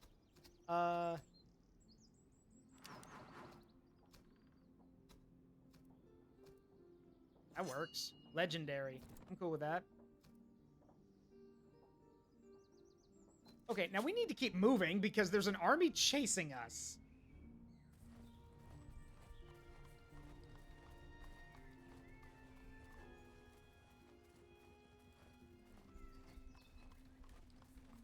All right, Rawitz. Thank you for the people. Let's see, can we sell anything? Yeah, we can sell that. Lights out, nah. Potsdam musket. Excellent reload, but a poor charge. We'll hang on to that, actually. Light socket bayonets. Dragoon swords, we can sell those. Medicinal herbs, eh. No. Heavy jackets. Those will come in handy for a cavalry unit. Got 615, what are they called? Thaler? Thaler? Whatever. Let's see. Are you selling any British muskets? Charleville carbine, which is, that's the French version. You have any British ones?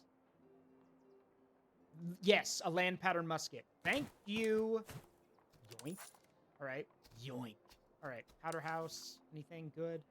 Buckshot rounds. Those would actually be really useful. That would actually be really useful for our grenadiers. So buckshot rounds, basically they, modified musket load filled with small lead pellets, trading accuracy for a lethal spray. Favored in ambushes or by skirmishers.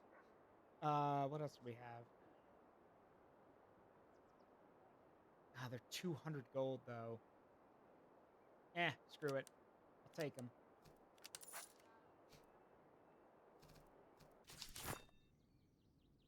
Here's my thought process. If we give the if we give our grenadiers, our grenadiers are already like grenadiers and fusiliers are designed for shock troop engagements. So the way I figure it is that if we do just that, like we give them equipment that's good for that, like these buckshot rounds, which are it ups your accuracy and sure it drops your range, but again, these guys are meant to be charging. So here's one for you. I'm also going to give you this, where's that? Yeah, this land pattern musket, which is really accurate. Let's see, and I'll give you guys back, the Potsdam muskets. Sorry, but these grenadiers are going to need this. They're going to need that. Prussian dragoons are now Prussian cuirassiers. Now, the trade-off is that no more guns. Cuirassiers, okay, they have guns, they're just not they don't prefer to use them. Cuirassiers specialize in melee combat because they actually wear armor. They're named after the cuirass, the chest plate that they wear. Essentially, how do I describe this to you guys? Basically, look at it this way. The concept behind it is it's a big piece of metal in front of your chest because if you get hit anywhere else with a bullet, okay, well, you're not going to die. But if you get shot in the chest with a bullet at this day and age, you're probably dead. So they basically make the armor as heavy as they can on the chest to protect you from bullets. These light socket bayonets.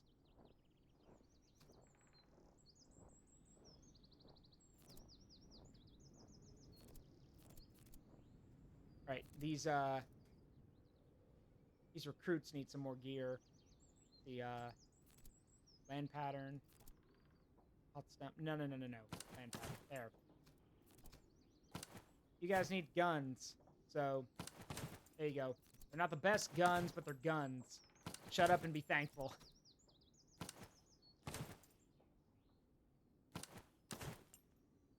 Alright, so now our grenadiers have buckshot rounds, which means that they'll be more accurate up close. Again, I want them to get in close and actually do damage before they charge. Let's see, these guys still need some more training, and I know just how to do that. But we're short on ammunition now. And here's where one of the problems comes in with playing the game. No money means you don't get resources, or you can't buy resources, and we're running out of ammo. Because that last fight drained a lot of our resources. So we need to find a way to get resources. So we need money, or we need to loot a supply caravan. I think... taking a fort would be helpful. Let's try to take this fort. Keyword being tried. Another one. Nice. Yeah, give me the money. Here comes the money. Oh, that's a patrol army. All right, we're good.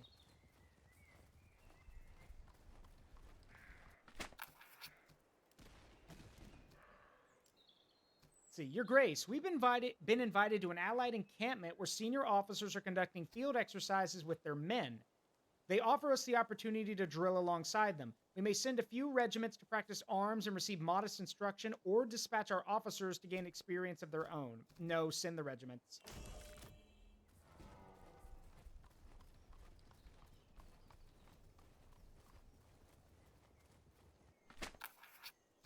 Ooh, Your Grace, we've intercepted a convoy transporting coinage, likely the treasury of a local garrison being moved under escort. The gold has been hastily packed and there's no time to search at all. We may seize what we can and continue marching, or halt the column, dismantle the wagons fully, and recover every last thaler. The latter will delay us a full day and may summon a patrol in response. Fine by me, more money. Yeah, no, we've got them outnumbered, so what do I care?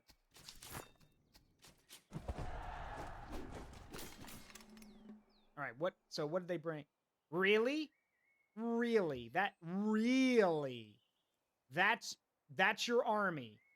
Okay, observation units. So observation units are these are actually British units. These are low-ranking British units. Observation recruits, observation musketeers. Yeah, these are low-ranking British units who basically just got into training. And some Cossack cav. Oh, good. Oh, goody goody for you. Well, not like it matters. I'm still gonna kill you.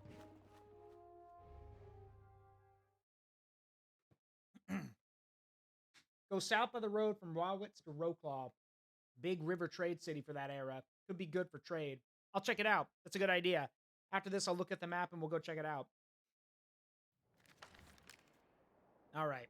We've got them outnumbered. Like, they've got 5,000 strength. We've got close to 10,000. But, see, they got a lot of men in those regiments. This time, though, I'm not really worried because we actually have the manpower to square up with them. All right, same as before. Cavalry to the flank. No gun. They have guns, but again, they'd be better off charging this time. We're also going to make use of... we're going to do the same thing as before. Recruits in the center, main infantry on the flanks. Or rather, also in the center, but not the direct center. And the grenadiers are going to be on the left, as usual.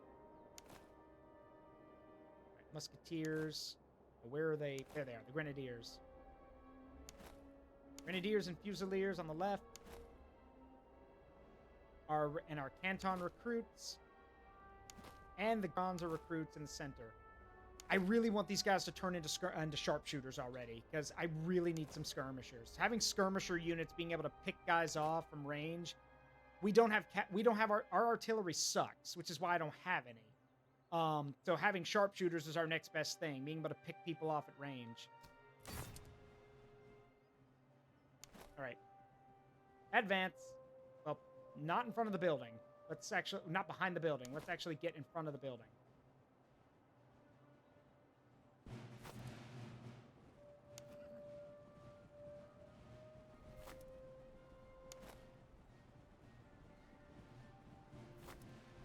By the way, fun fact, some of the scariest grenadier or shock trooper units in this game, the Highlanders. The British get access to Highland troops, like Highland foot troops and Highland Guard units. As you can imagine, they're scary. And when they march, you can actually hear bagpipes playing. But they're as scary as you think they are.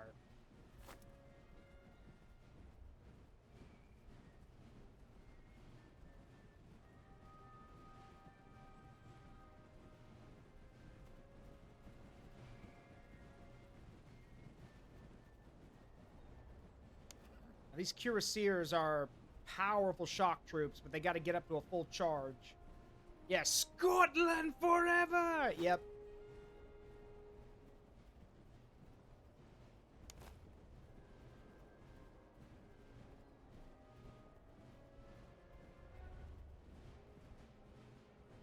Now, granted, they're going to get access to the defenses here, but that's okay. I want to pin them in place.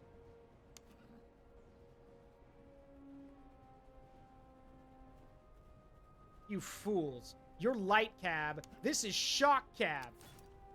Get 'em, boys.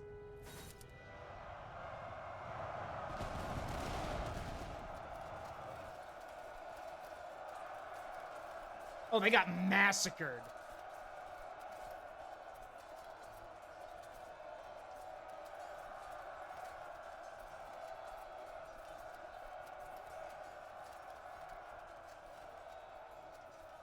Yep, so did they. They'll be back, but for now... Reform. Oh, these guys are done for.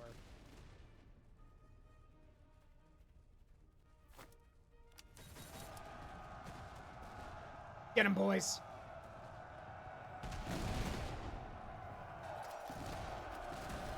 Look at that number go down. Good grief.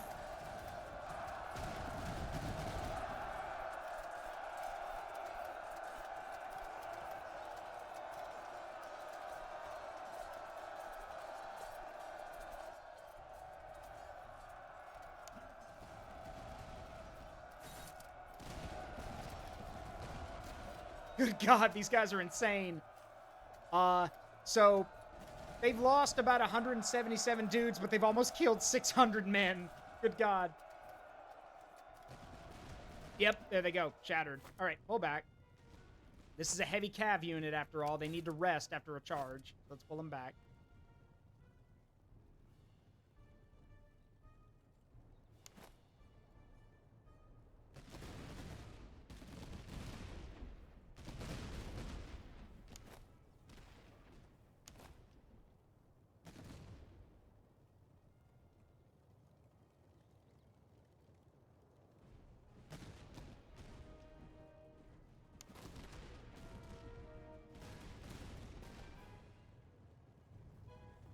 Speaking of which, here comes their cavalry coming back to the field. Imagine after getting slapped in the face by our dragoons, or sorry, not by our dragoons, by our cuirassiers, they decided that they needed to come back and regain their honor.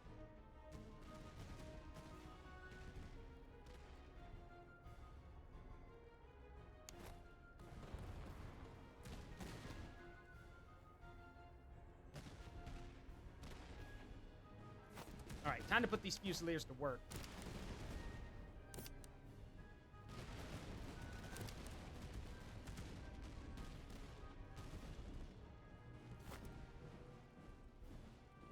The whole point of, like I said, Grenadiers and Fusiliers are shock troops. They're meant to fire a volley and then charge. So we're going to maneuver in a bit.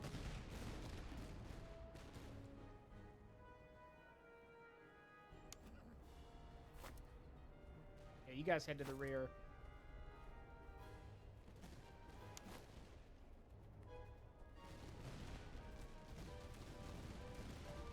What in the hell are they doing? Not my guys. I'm wondering what their cavalry's doing over there.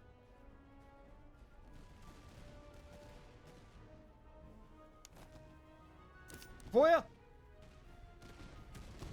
Alright, that'll do. Get in there.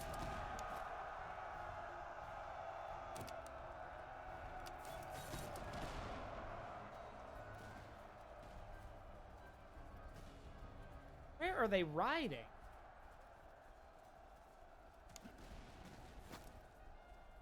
Oh, here they come.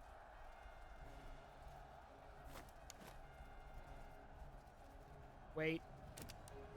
Wait. Make ready. Present. Fire! Yeah, that's what I thought. That's what I thought, you idiots.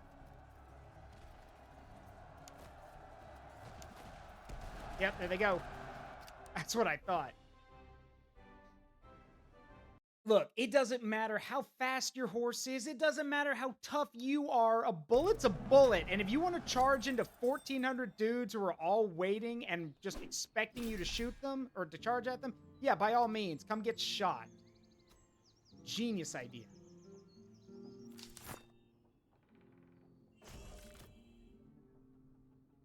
Took some minor casualties.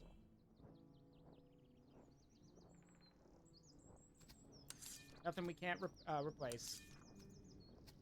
Okay, so what was that you said, Hornet? Go south of the road from Rawitz to Wroclaw, big river trade city. Okay. Where is Rowitz or Rowitz? Where we see it? Saw Lublers. Rawitz. Oh, so go south along the road. Big river trade city. Okay, I don't think we can go there. The furthest we can go south is Lowitz and then Oborniki. That's it. It doesn't go any further south than that, I'm afraid. Oh, there's the headquarter unit, by the way. So yeah, there's the headquarters unit we got to defeat. But we got time before that. Let's see, Zonal and Frostadt. Well, we made plenty of money, so let's go stop in these two and we can get some new recruits and whoop. Oh yeah, it's a patrol army. All right, got some recruits, which is good. Now let's go check out the big city. Wait. Yeah, come here. Now, we don't have to fight these guys, but I want to because we can get money out of it. Cossack, Frontier, Cossacks. Really? Just more Cossacks? Get out of my face. All right, we need to get more dudes, so let's get into the city. Trade hub, and they've got new recruits. Nice. All right, we are out of men, so...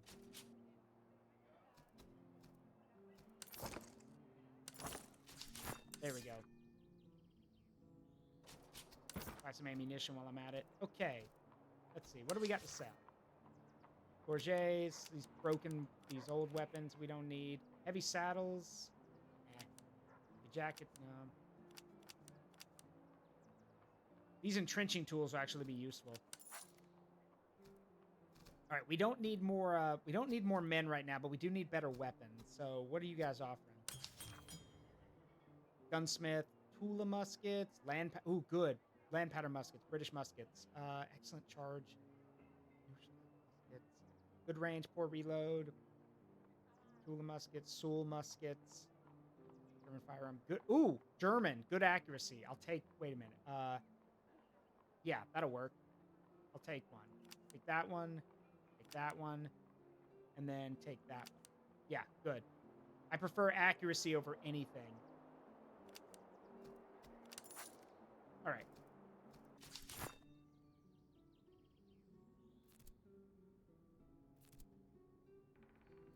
These guys can level up now. I believe we were going to turn you guys into more grenadiers, so...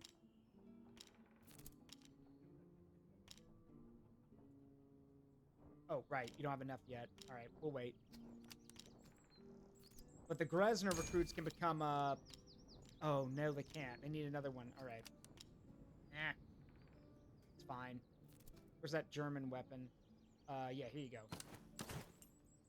You don't need that. You do need this, though. Let's see. And the Cantonist recruits, yeah, you're fine. The muskets. No, I want better accuracy for my guys, so... There you go. Superior accuracy, poor range, excellent reload.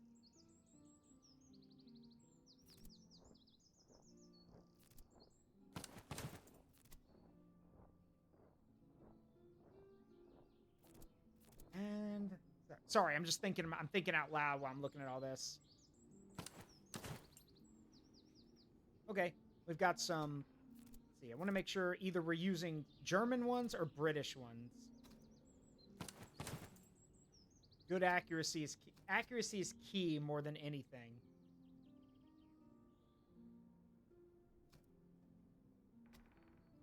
All right. We do have some Fusiliers that we can field, but we're going to hold off on using them for now. There we go. All right. Let's see. Not the stables. Anything in the staff college?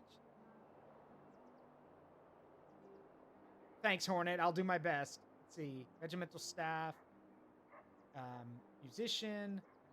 Bagpipes. Melee damage. Cover bonus? No. Quartermaster. Selling artillery stuff. Ooh, ramrods. That's for reloading. Move speed and stamina. Fine. Powder house. Anything? Ooh, some wooden stakes, actually. That would be... These would come in handy, actually. For the, yeah, when we get our sharpshooters.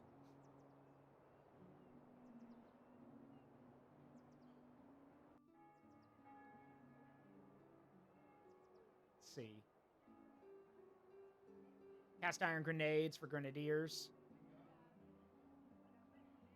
Which we do need to give to our fusiliers. They need some. And I'm also going to take these earthworks for our, for what will eventually become our sharpshooters.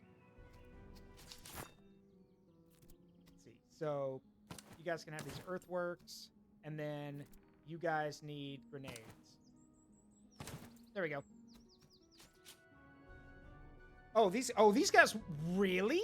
You want to square up? All right, square up. Square the fuck up.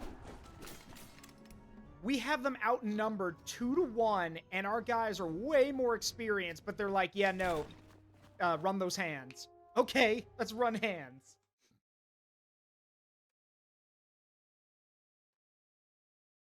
No, look up, Hornet, look up Cavalry Dragoons. Look like, Cavalry Dragoons.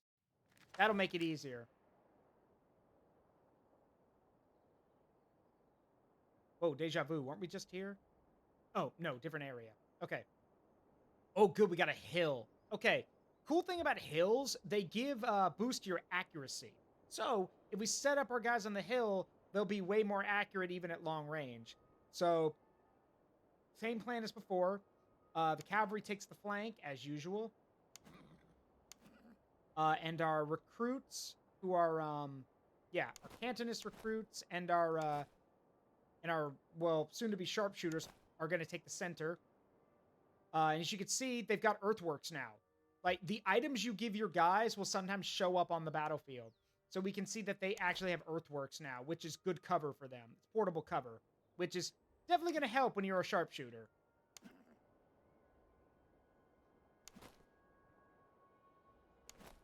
All right, and the grenadiers are going to be on the left, as usual. Ow, it worked. Oh, it worked. Thanks, Zaruk. No problem. Glad it worked. Yeah. Ow, it worked. Thanks, Zaruk Cheer 10. Oh, no problem. Yeah, it's just like, that's one of the weird things about it, is that it, you know, like, when people think Dragoon, they think of Final Fantasy, or they think Dragon, when no, it's an actual unit type. You just have to put in Cavalry. All right. Let's see. Nope, the Musketeers are over here on the right. And the Grenadiers and the Fusiliers take the left. So, the problem is the terrain's a bit more congested here.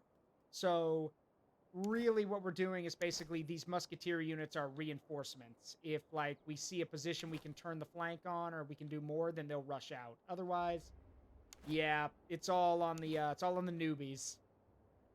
Speaking of. Yeah, put the newbie units up front while the veterans stay behind.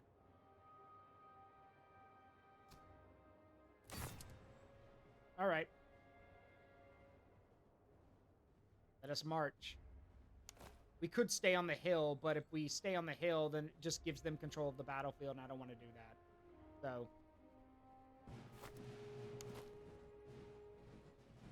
All right. That should secure the center. I have another unit of musketeers, like another regiment, in reserve if we need to move them. And the grenadiers are going to go take... The grenadiers... Grenadiers and fusiliers are going to take the left. I know exactly where to put them. If we can get there in time. I think the enemy might beat us there. Because they're hoofing it. But if we can get there first...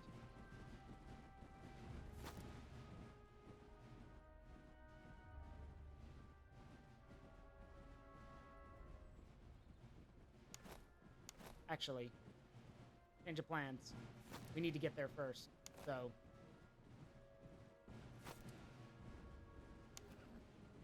Now, this is not exactly a ideal position because they're going to get access to, like, the, Now, those guys are fast! Oh, they're skirmishers, no wonder.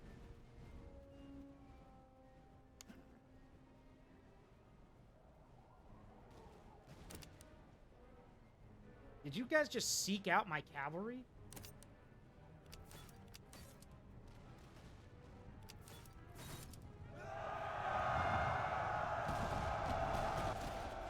Okay, well, your funeral. Bye-bye.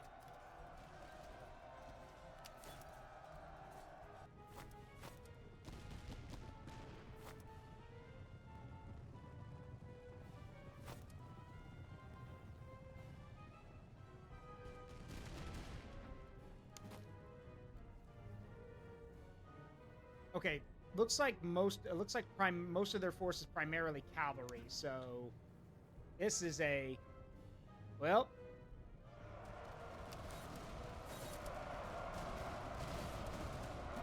you brought this on yourselves.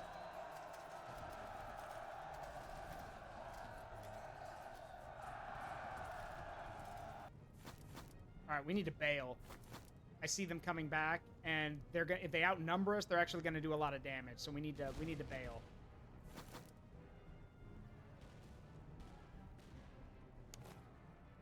Fusiliers?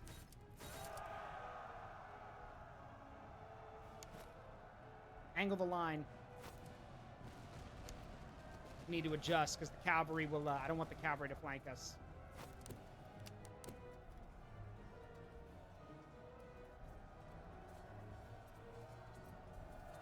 Oh, we got an ad playing.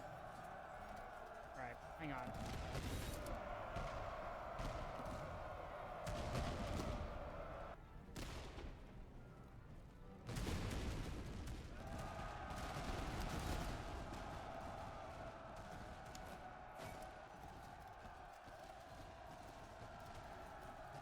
Fire.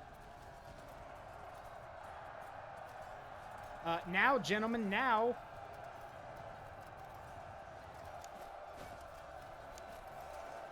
Fire, please. Thank you.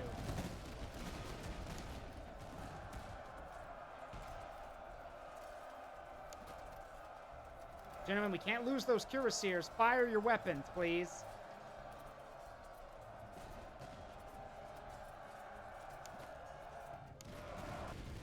There we go. All right, well, the cuirassiers break, but it's all right. Is all the playthroughs on the same map? They're different maps. Again, the maps are procedurally generated, so it's always different.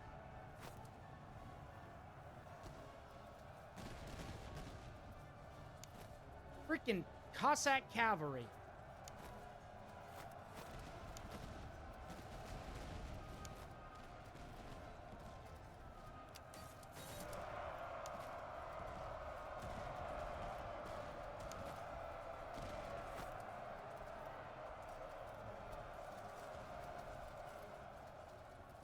My infantry are not supposed to be charging. That's the cavalry's job.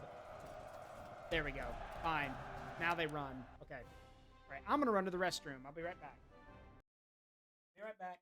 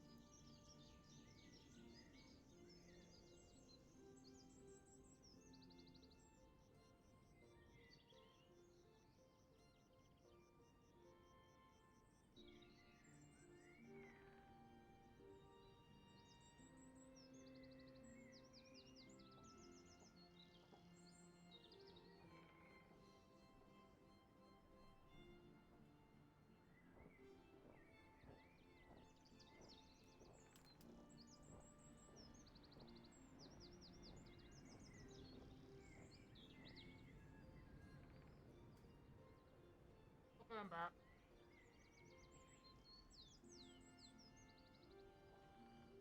I'm back.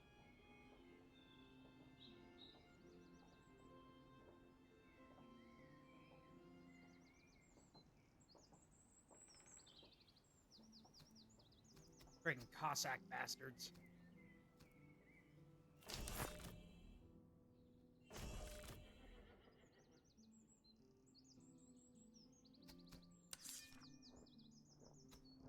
Yep, we're out of dudes. Again. So I gotta go buy more men. Again.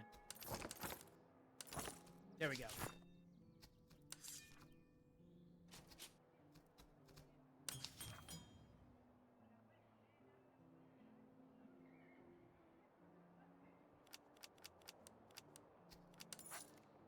Okay.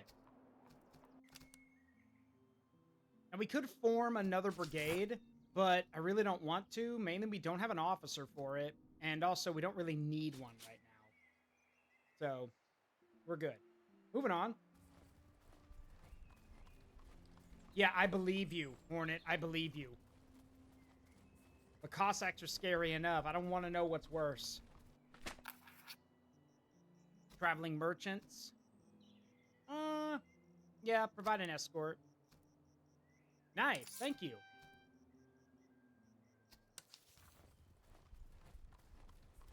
All right, we still need to take 2 forts, so...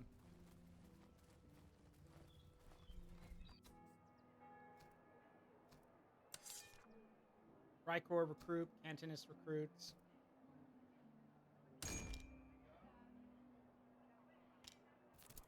Freikorps field artillery.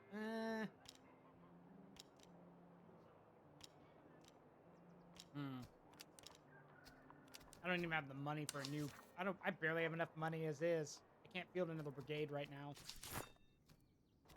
Besides, we need an officer first, and I don't have one.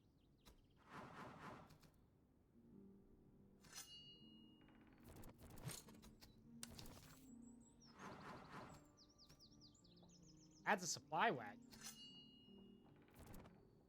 Okay, don't know what that does.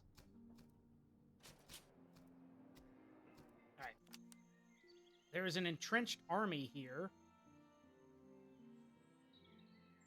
Let me think for a second. We need food and resources right now, so... Yeah. Let's take... Whoop, hang on, that's a patrolling army. Yep, let them go. Let's take the fort. Your Grace, we've identified an enemy fortification of traditional design, its bastions standing firm. Importantly, the outer redoubts have been left completely unmanned in these early days of the war. Even so, the position is garrisoned and well watched. A formal siege will be necessary if we are to carry it by force. We'll require ample ammunition, provisions, and a sufficient body of troops to sustain bombardments and mount a final result. Or a final assault.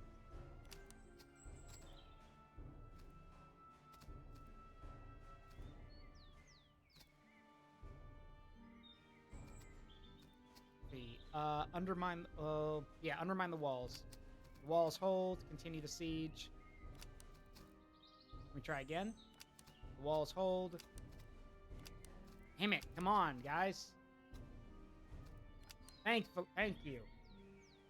Walls are breached. Yeah, seize the covert way with grenades, because we got grenades. Got it. So we get some muskets, blah. But then we also get a doctrine. Let's see. Preserved rations. Lowers how many provisions we consume. Good.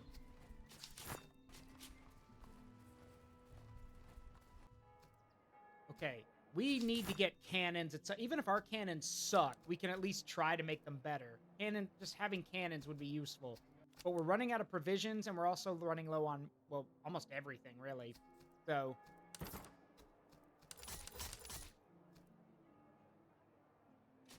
So for now, we're going to continue to travel in the foraging stance so we can cut down our food loss.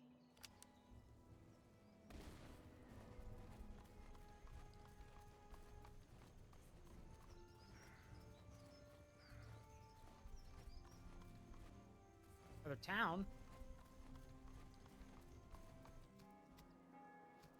Imagine taking the best parts of the French dragoons and the best part of the Cossacks and best parts of Mongol archer riders. Oh God, yeah, no thanks, I'm good. That sounds terrifying.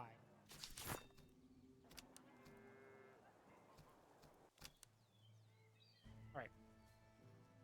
We still don't have any cannons, which is going to make things a little bit more difficult. Because again, we need to have cannons at some point so we can actually have some kind of siege capability.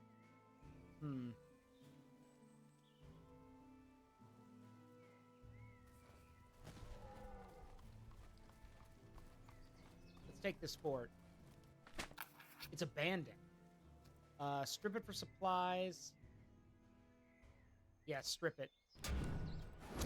Yay, foraging effectiveness is doubled. Doctrine, living off the land.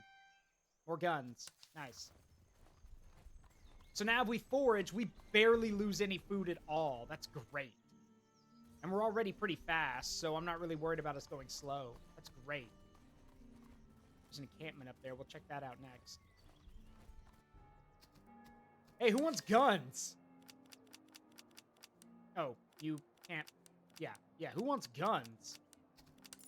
There you go.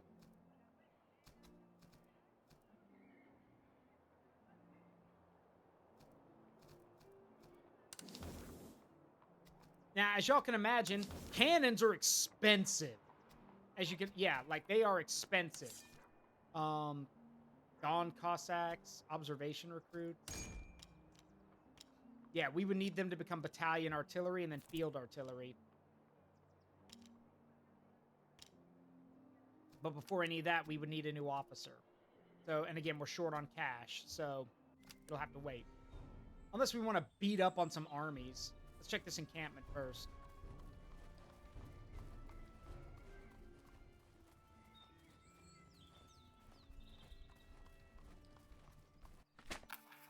Unguarded. Take some equipment, leave, ransack the camp. Nah, just take some supplies and leave.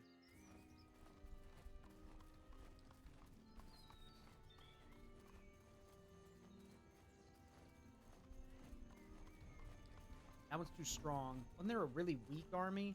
Yes, this one. That army's in camp, but it's a weaker one. Oh, wait. Field army chasing us. Come here, you! What do you got? 3 brigades, 8 regiments. Field... Let's see, serve recruits, observe... Okay, yeah, no. They've got the bare basics, and they've only got 1 unit of cavalry, which means if we drive them off, and they're light cab, which means if my, not if, but when my cuirassiers drive them off, we'll basically have full run of the field. So, yeah, I'm down. Let's do it.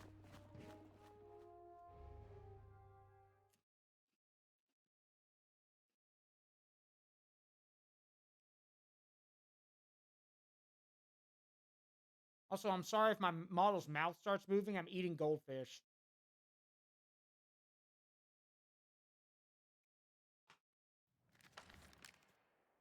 Let's see.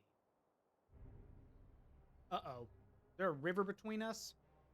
There is. Okay. Crap. All right, well, that's going to make things a little complicated. Rivers, as you can imagine, slow down troop movement. However, if we can get our guys into position, like, because they're going to try to cross the bridge. If we can get our guys here at the bridge, like here, to watch the bridge, we could probably shoot them as they come across. They can still try to cross over the water, though it's really dangerous. So, All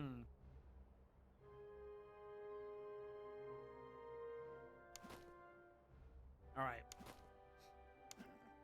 Same plan as before. Fusiliers and Grenadiers to the left. Let's see if we can get up there and take that ground before they get across.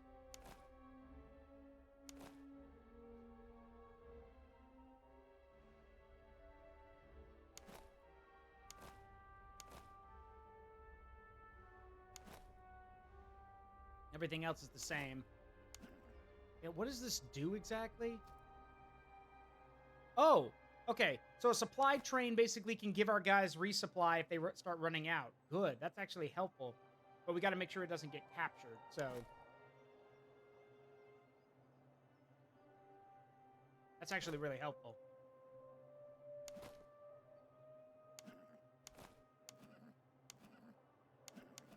And the cuirassiers. I see their field hussars. They're right there.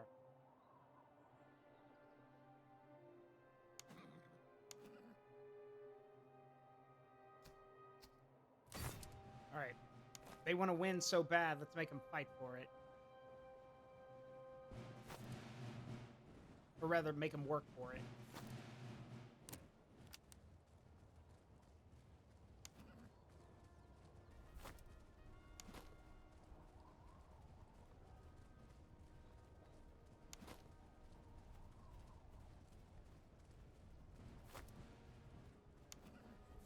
Right, infantry's advancing. Let's get the grenadiers and the fusiliers moving too. I want the fusiliers to take this point right here. Run. And the grenadiers can take... They can take this one. Yeah, that'll work. Move. Run. Alright, have a good one, Hornet. Thank you for stopping by and for the information. I appreciate it. Right, yeah, they're going to have to cross the bridge. That's the only way to get across. Otherwise, you have to slog through the water, and there's no cover in the water.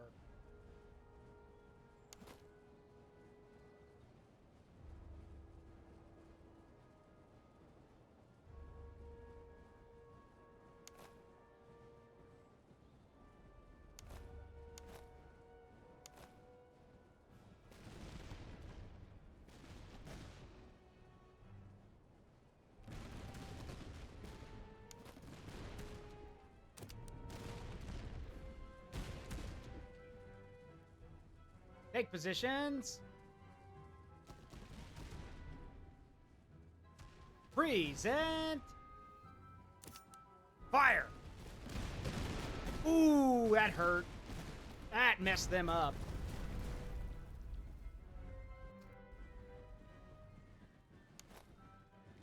That messed them up big time. All right.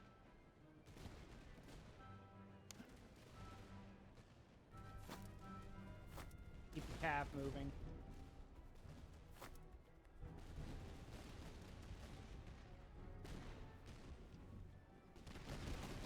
Yep, told you. They tried to ford the river and they got shot up for it. Speaking of getting shot up, I got cannons firing at me.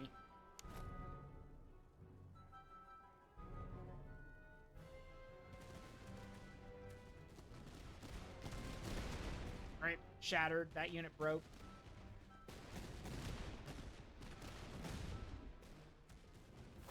People can't go lend some support to these Fusiliers.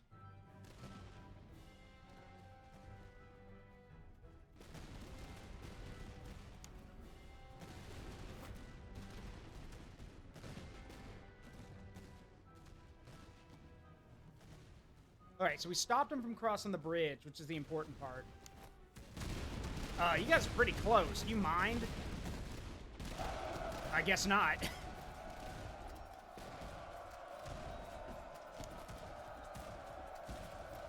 Grenades! Or never mind, I guess we're all just gonna get locked up in the melee.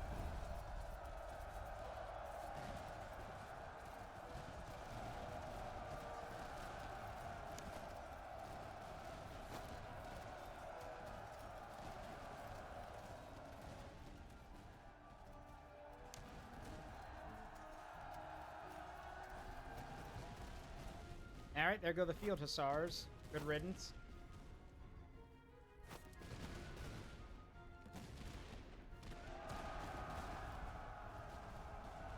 Are those idiots charging across the... Okay. Those idiots are literally charging across the river. They're gonna exhaust themselves.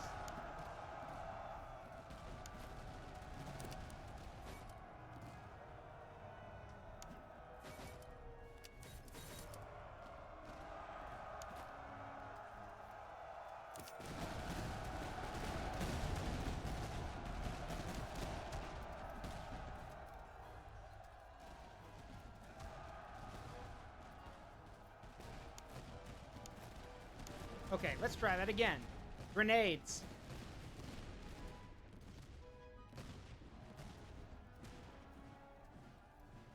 That's a fully stretched out unit. These grenades should do a lot of damage if they hit.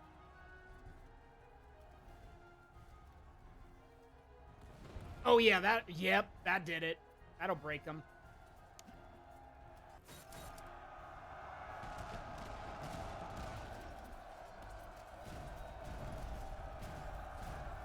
You guys are nuts! You're firing your cannons into your own men! What's wrong with you?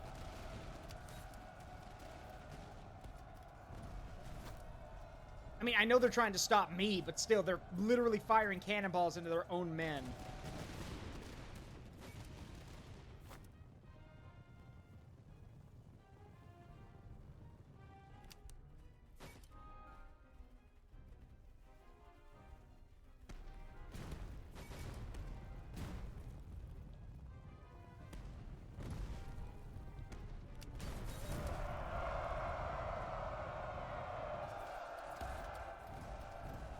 There they go. All right. Well, the cavalry's exhausted now, so it needs to break off. Shit. Here come the Cossacks. Damn it. Get across the river and protect that cavalry.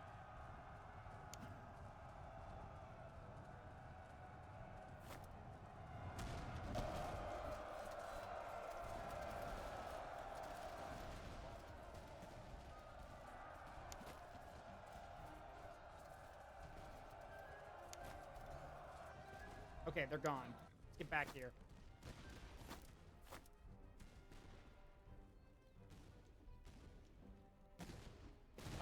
Did you guys just stop in the middle of the... Okay. Oh yeah, they just decided to stop in the middle of the woods and let these sharpshooters take pot shots at them. Okay. Easy experience, then. Let them do that. The rest of the army is basically shattered at this point and running away, so these guys are the last ones. Bayonets, gentlemen, bayonets.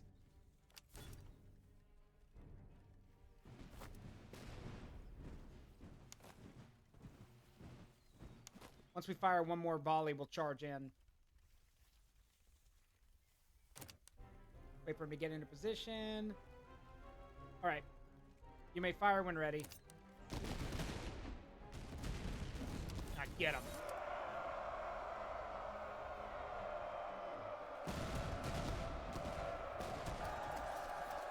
There we go. Yeah. That's what I thought. Yes. Who knew that charging across a flowing river, exhausting yourself, only to charge into some woods and get shot at by sharpshooters was a bad idea?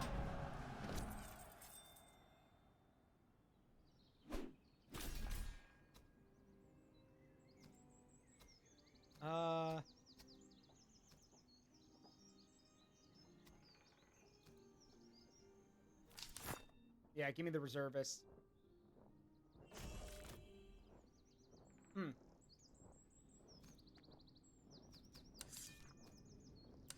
right. Get a new ability. Flanking damage, flanking fire. No. That'll work. All right, we need to field. It's time for a new brigade. We do need a new officer, though. And this brigade will be cannon focused.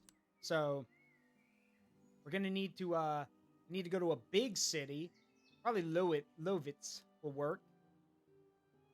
We'll go to a big city and we'll get some cannons.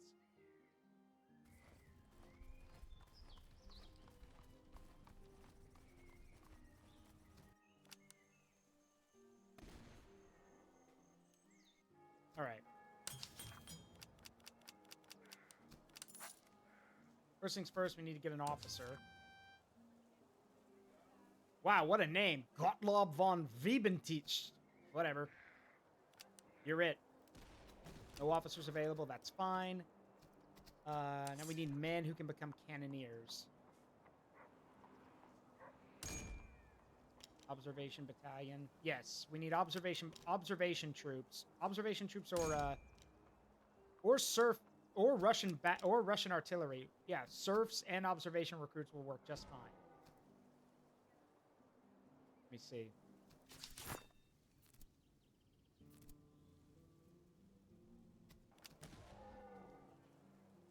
We're still short on cash to get both, so might have to break off for a bit and come back. Let's see. Could we?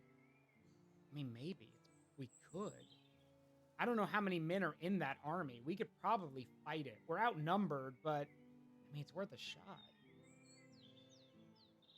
Or, let's search that encampment first.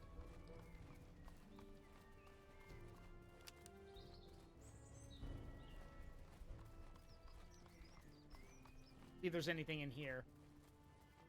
Because, again, cannons are going to be expensive, but having them would be a blessing. Malnourished faces. Sir, a terrible sight awaited us. An entire camp reduced to silence, save for the shivering of emaciated men too weak to stand. They've not eaten in days, perhaps longer. If we walk away, some of our own may follow, fearing that they too are expendable. If we give them food, it may spare both them and our conscience. Well, yeah, feed them.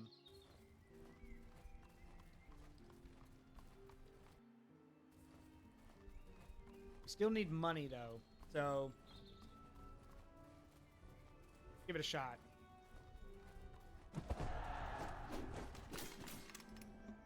What are we dealing? Oh my! Well, okay, I was. Yeah, no, no. The first thing that caught my eye was this elite Jaeger unit, which is not good.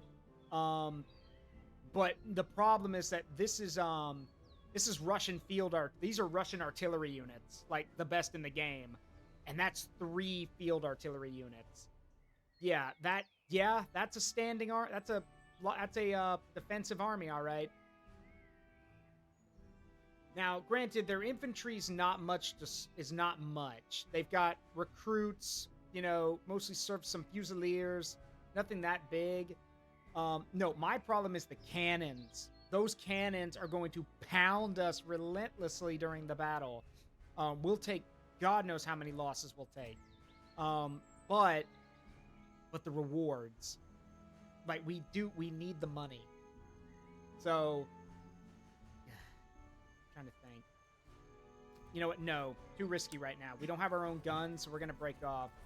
I could fight it out, but I don't want to risk it, mainly because, well, those guns are gonna beat the brakes off of us.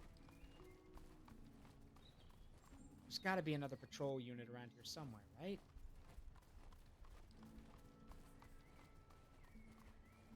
Aha! Come here. Come here. I need your skin.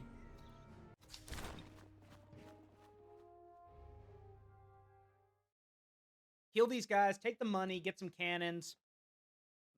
Whatever the next step is, profit.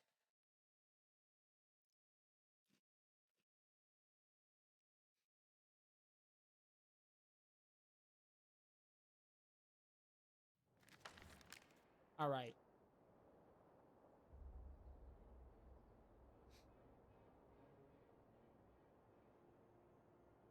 Provincial cab.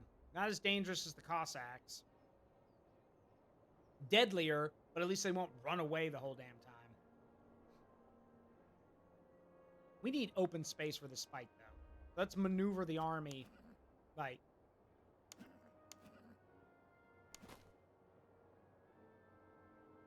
yeah. All right. I want the whole army here on open ground. So, let's see. I want the Prussian musketeers here. Our recruits here. And I'll put the, because I know they're going to be swinging in from this direction. Both grenadiers are on the right flank this time.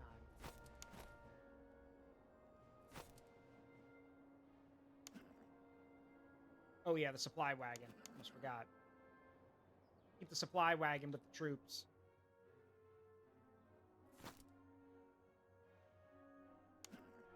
Our general can stay with the grenadiers, because that's probably the safest place. And other than that, well, the cavalry... Oh, wait, my hat.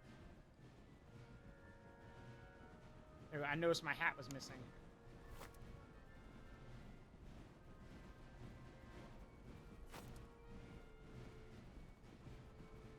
Right, let's ride.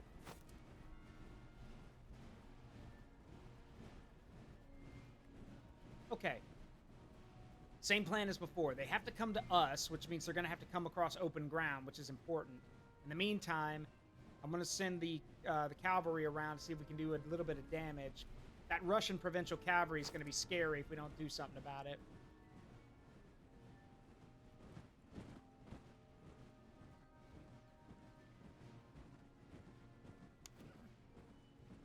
They're not the best cavalry out there, but it's still cavalry.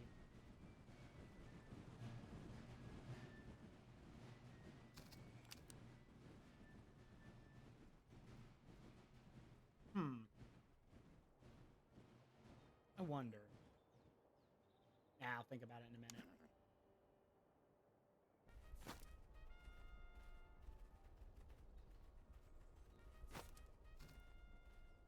Aha, they're sending some of their infantry after us.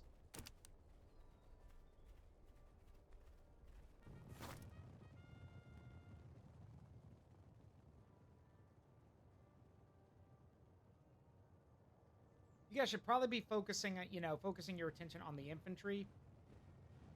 But what do I know?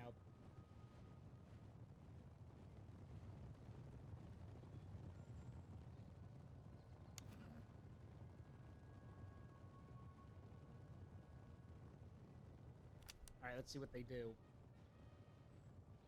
I'm not worried about the infantry. The infantry could take care of themselves.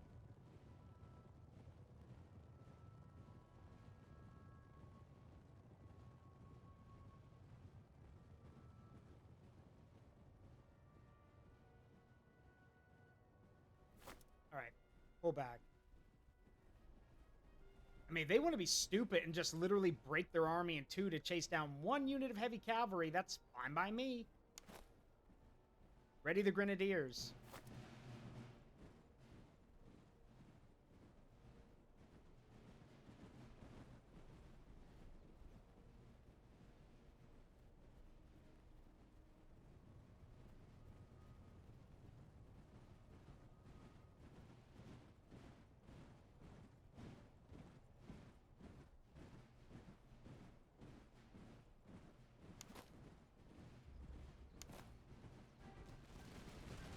And the battle's begun.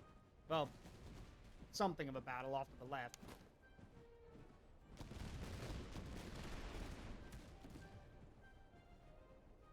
Yeah, they're actively just chasing the cavalry. Guys, battle's already on. It's over there. Why are you chasing me?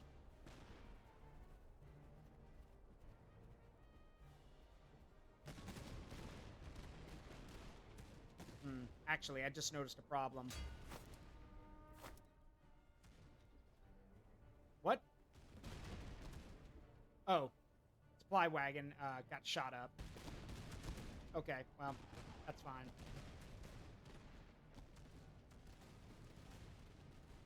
Yeah, I noticed a problem I need to fix. There's an we've left an opening in our line right here.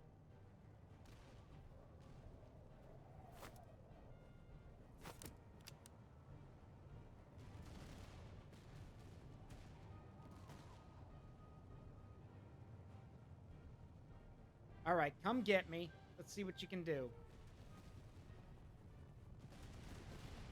Here they come.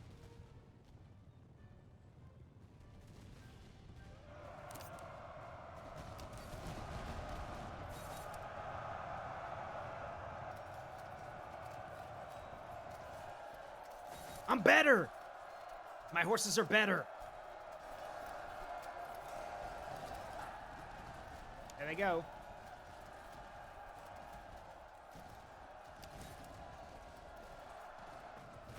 Might break off. I don't want to get shot up.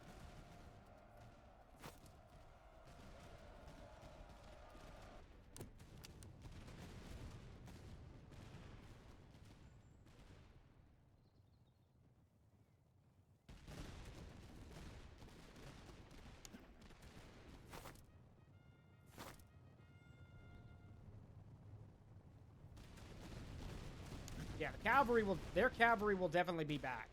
That wasn't enough to stop them. They'll be back.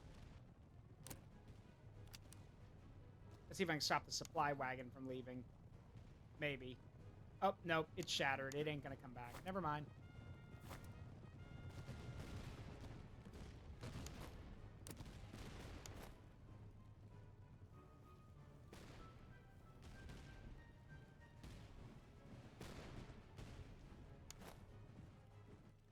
Grenades!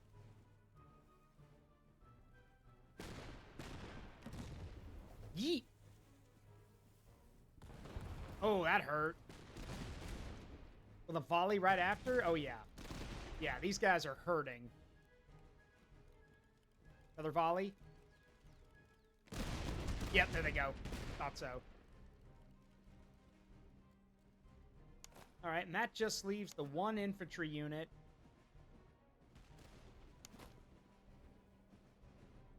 Some observation musketeers. Alright. Alright, you guys are literally fresh off the boat, basically. Let's see how you do against veterans.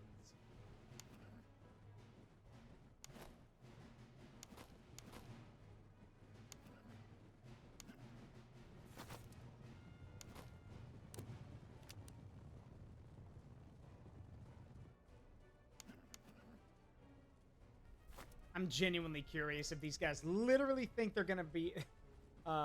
they literally think that they're gonna make it through this. It's a fresh unit. But Fusiliers and Grenadiers are the best of the best, so...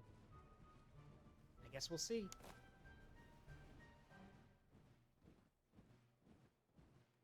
You know what? March to meet them.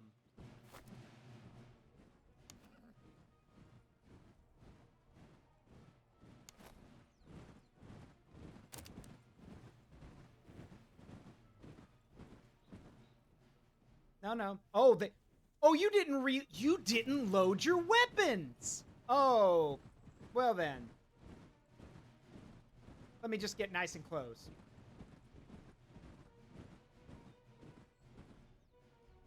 Make ready. Present. God, that was 200 men dead in one volley.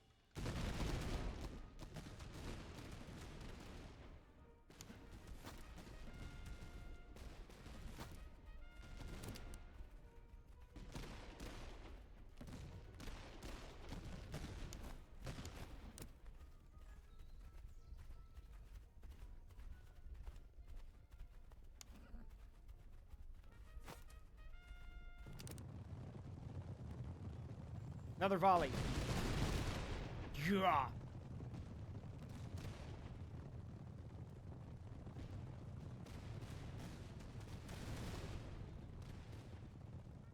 All right, my turn. Or our turn, I guess. Cuirassiers, make ready. Present. Now get their asses.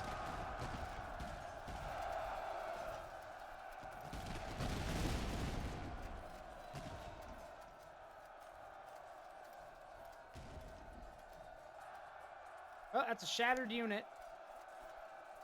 Oh, wait. Those guys came back. You're back for more. Oh, we got rid of you. Okay. Fine then.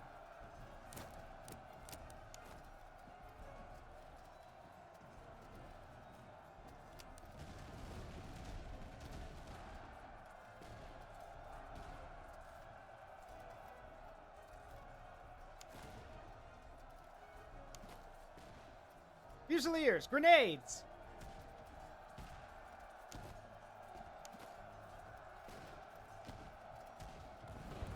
Yep. Now the grenadiers fire.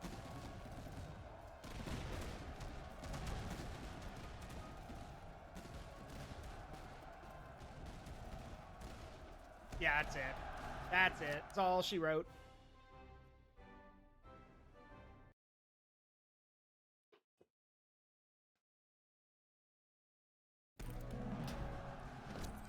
Yoink.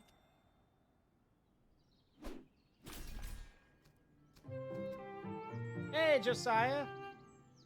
It has been 3 years. Kind of nuts, huh? Anyway, let's see. Yeah, give me the ammunition and the money. Okay. Can we... Yep, we can recoup our losses, and we can rearm everything. Finally! Finally! Let's see. Veteran Musketeers, or... Yeah, we want Veteran Musketeers.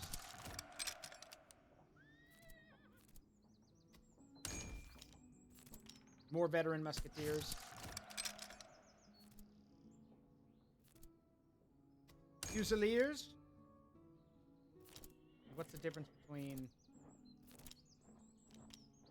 Yeah, Converge Fusiliers. And finally, I think these guys... Yep, they can become Fusiliers, and then we can get them to Sharpshooters.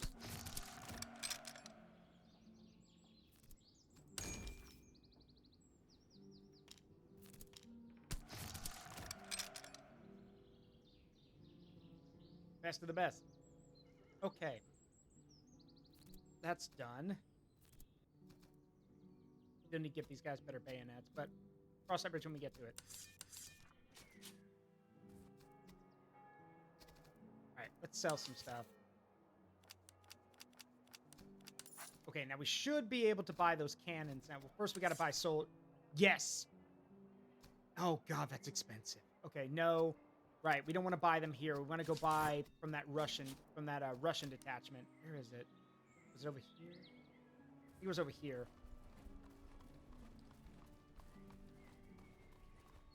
We need to buy from the barracks where they're offering Russian soldiers. No. That's the Freikorps. We don't... We need Russian troops.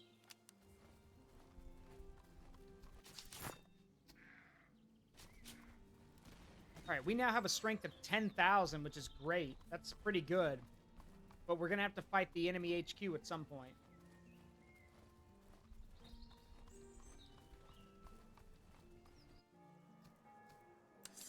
No, more Freikorps. Where are those Russian troops? Was it... Oh, it was over here in Frostadt?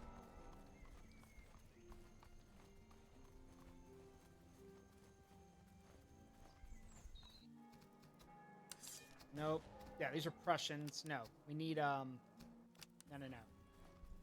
Yeah, Frostadt.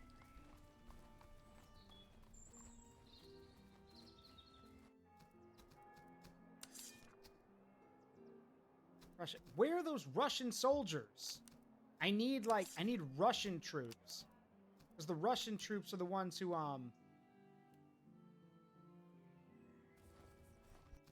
Yeah, because the Russian ones are the ones who are like, infantry recruitable. Yeah. The Russian ones are the ones who actually are good with artillery. Oh, duh, it's over there. Okay. In Lowitz. Or, Lowitz.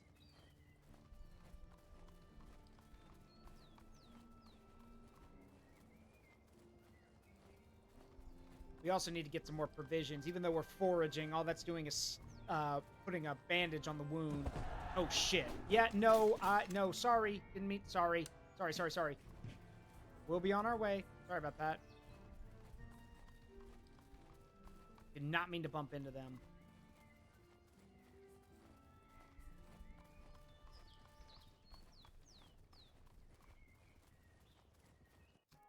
Okay. The first thing I need to do is recoup our losses that we lost from that retreat. Now. Yes, observation can become battalion artillery. And then these surf recruits can also become artillery.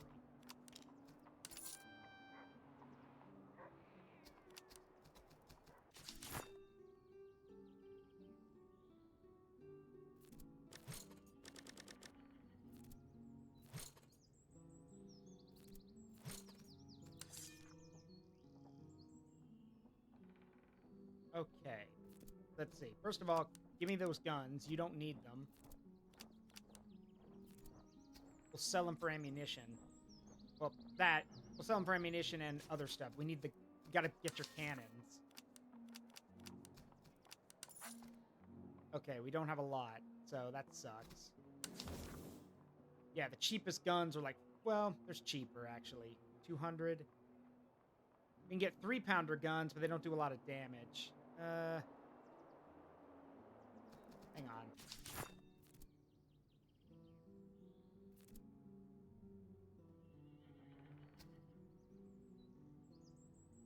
Sometimes I wish you could disband it. Oh, you can disband a regiment. But I want to keep those guys, so...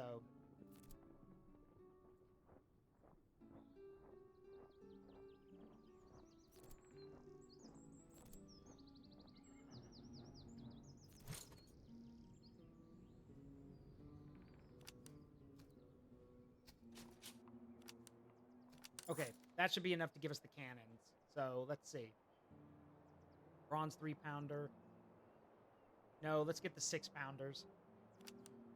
There we go. Okay, that takes care of that. Now we need to drill. We actually have to spend time drilling, because we have to level those guys up. So...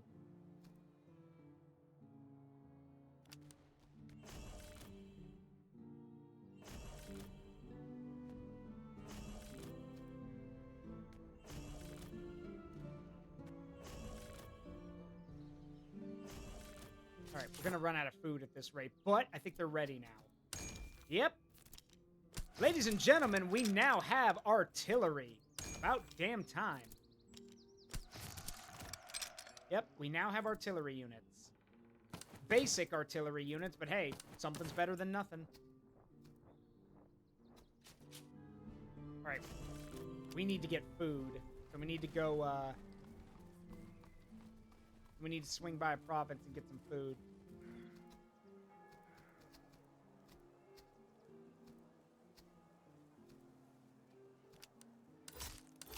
There.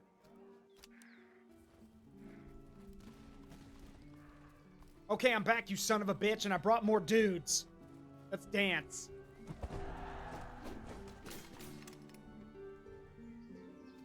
I'm doing good, Thomas. We have cannons now, so that might help.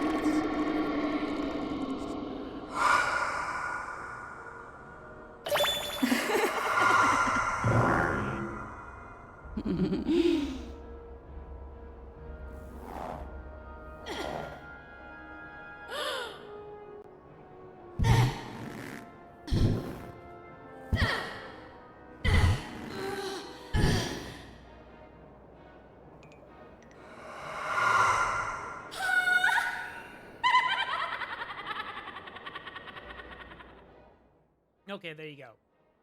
So yeah, Zara's here. She'll take over for a bit. Unless someone makes her go away.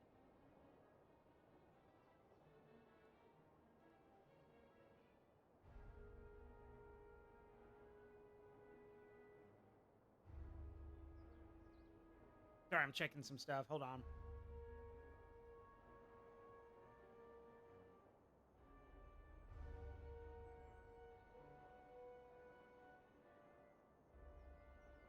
Okay. Sorry, I just had to check something.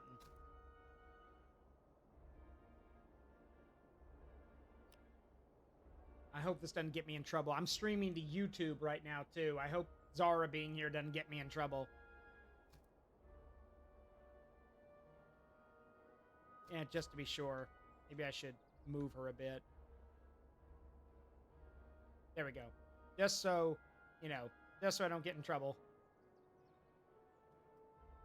Okay.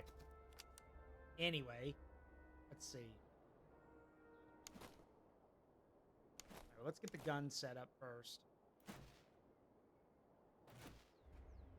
Okay, so here's the deal about how artillery works.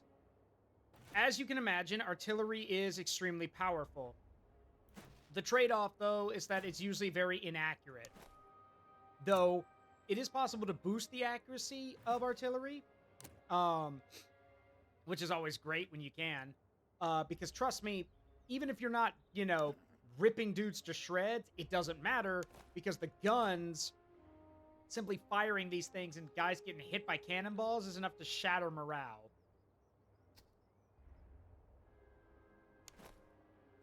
With that being the case, I'm going to keep the Fusilier. I'm going to keep 2 units of Fusilier. Actually, no, not these guys. No. I can keep 1 unit of Fusiliers back here along to protect the cannons. I don't think they'll get attacked, but it's still good to have them here. Meanwhile, the veteran Hussars and our Dragoon and our Cuirassiers are going to be riding, across the flank to do damage. For everything else, well, same old, same old. Except we now have, where are they? Oh yeah, they're Fusiliers right now. They're not sharpshooters yet. Yeah, once they become sharpshooters, we'll have them out front. But right now, they're still line infantry. Let me see. So basically anything, let me see. Veteran Musketeers, Cuirassiers. So, Grenadiers, Fusiliers, yeah.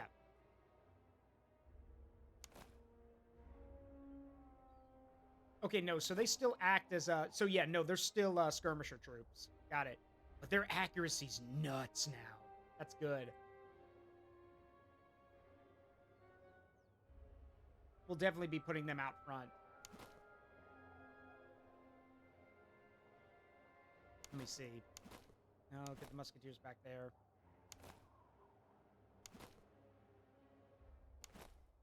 Yeah, I'm with the Musketeers. The Musketeers are always on the left of the center. What the fuck? Oh, I see what's happening. It's Video Tube. Hang on. I see my thing switching back and forth. Let me fix that. Wondering what that was. Hang on.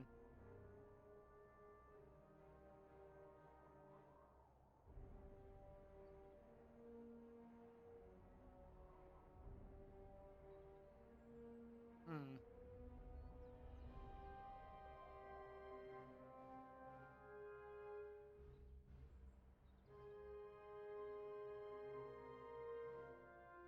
Sorry, I have to fix this. Otherwise, it's just going to keep flashing up the whole time. Let's turn these off.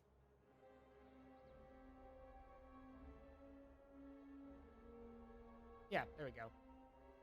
Got it. Sorry, I had to do that just so we wouldn't have to worry about it. Okay.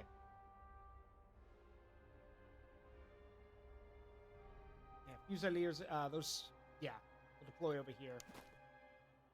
Open space here, perfect for a line. Grenadiers and these Fusiliers can take the right flank, and then our sharpshooters are right there in the center. So you can also put them in the woods too. That would help. All right, let's go.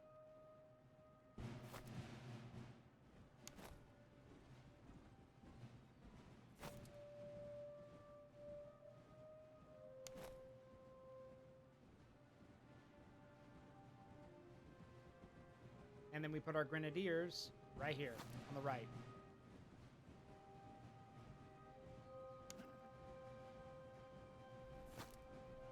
Now the cannons have a lot of range to them. Like, a lot. Actually, I need to slightly move them. Can we... Hang on. Can we...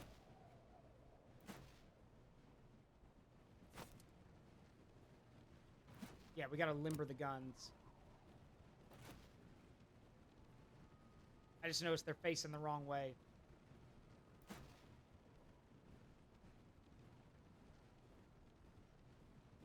There we go, that's better.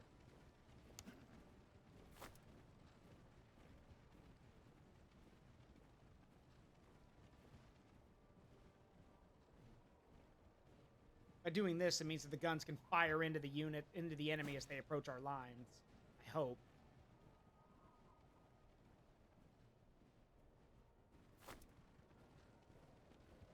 Now, again, these are very basic guns. These are 8-pounders. They're not great, but at least they can maneuver around pretty quickly.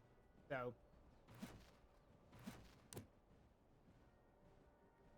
right, those are already deployed, which is good. So, now, granted, the 24-pounders would be the biggest. Like, if you want to do the most damage, you get the 24-pounders, but those are a pain and a half to move. Like, they require entire teams of horses to get set up. So, better to have the fast-moving artillery. Anyway. Cannons are set up. Let's get the cavalry moving.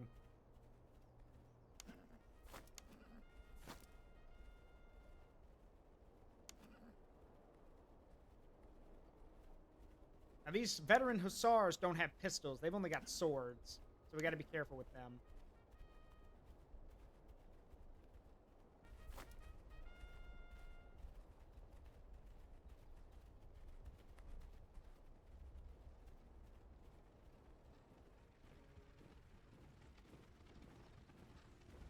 Got skirmishers, recruits.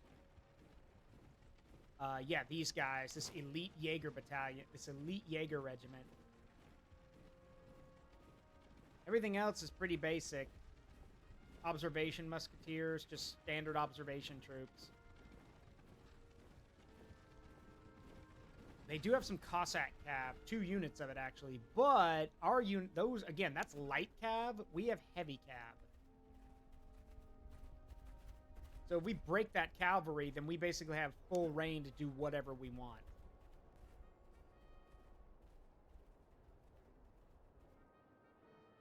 Of course, the key there is actually breaking it. So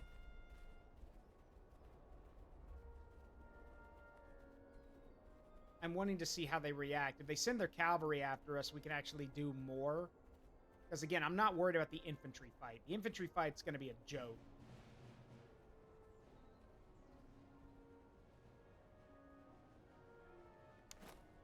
Actually, I just noticed we need to readjust our right flank.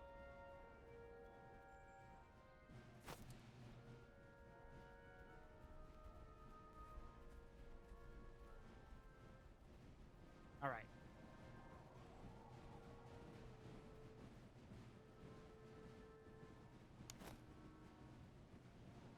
Oh, not you guys. Where are you going? Get back over there.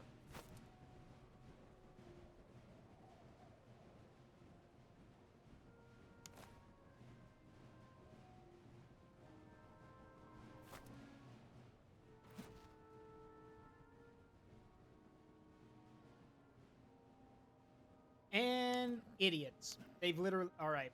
They've done the job for us. Let them get a little closer.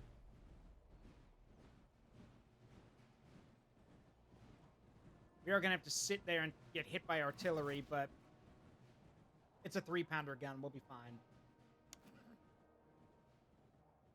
All right, let's go. Now, the smart thing for them to do would be to wheel around these 2 units of infantry to keep our cavalry at bay, but I don't know if they'll do that. The other option is to send their cavalry after ours, but Cossack Cav is no match.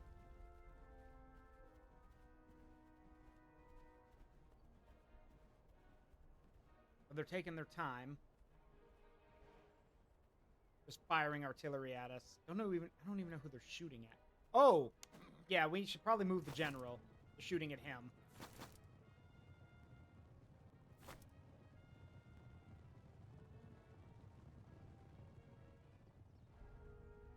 Yep, thought so. They're wheeling around.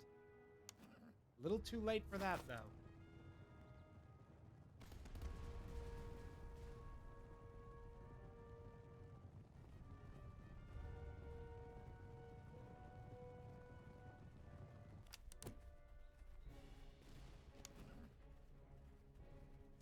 Ah, yeah. They're pulling their cab back. Kinda. What will you do, I wonder?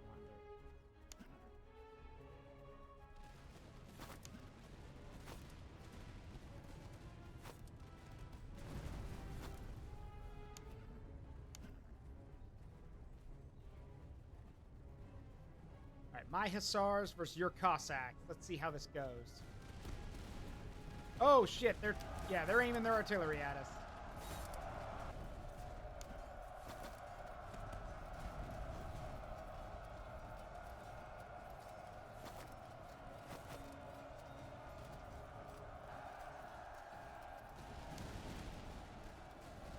Swords, get them.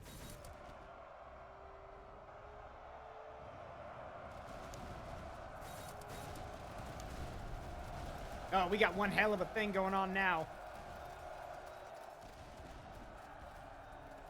All right, there go my Hussars.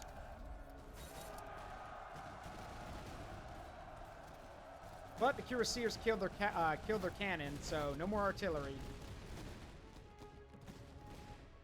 Well done, boys. Well done.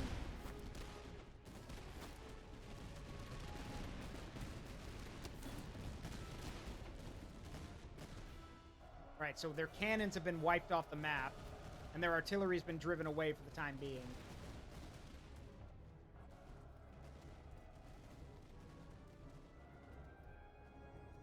Let's see our guns in action.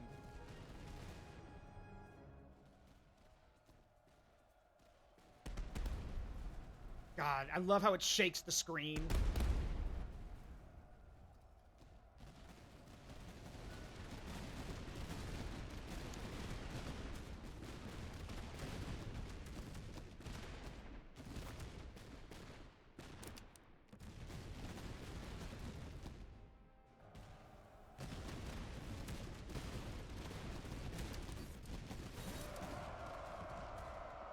Get him, boys.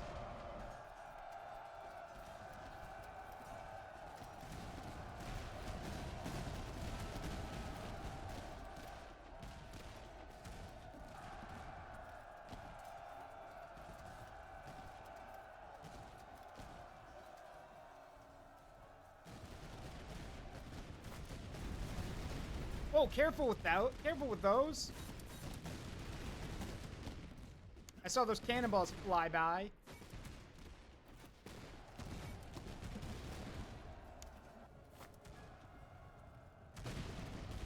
Alright, the Cuirassiers are exhausted, though. They need to rest.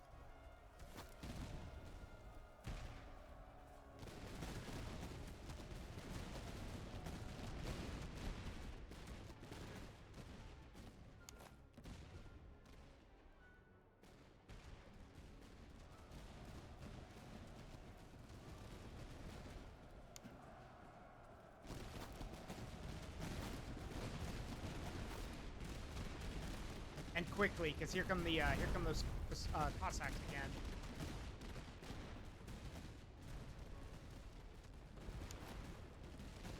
All right, that's another unit pushed to retreat. Good.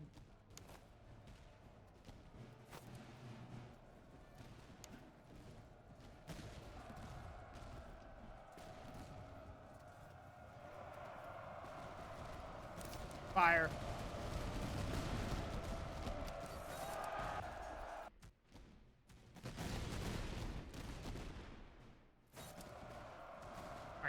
Get that famous Jaeger unit. Don't let him get away. Cut him down.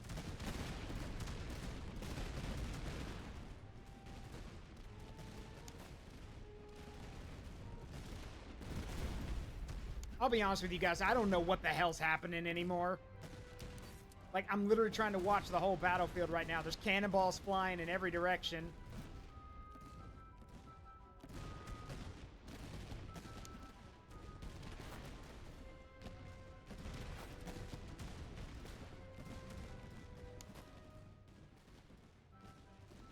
All I know is that they've lost most of their force.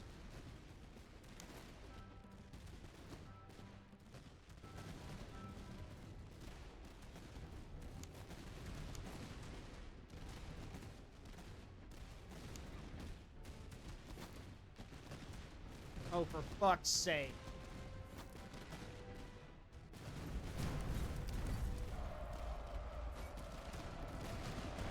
You guys just don't know when to give up, do you? Alright, fine. They push us away this time. But I'm already winning the battle anyway, so, meh.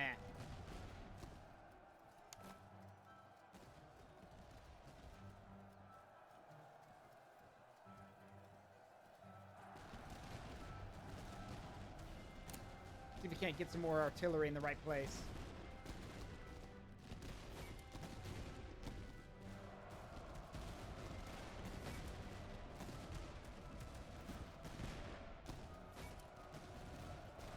Yeah, it is weird that it was like that, but the reason it was like that is because guns were really inaccurate.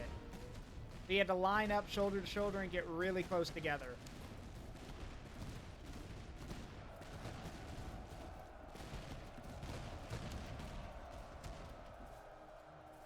Oh shit, cavalry's buying us some time. Get up there. Move, move, move.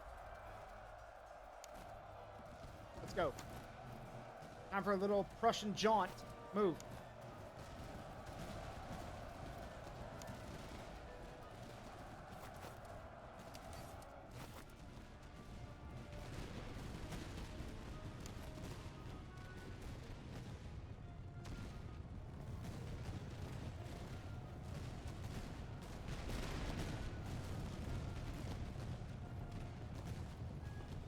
Volley fire! There we go, that's another unit running.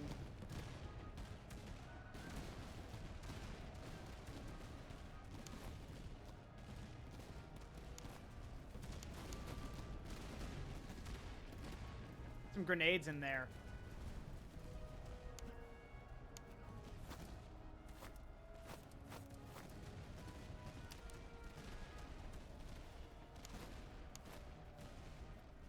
Gotta push more of them away.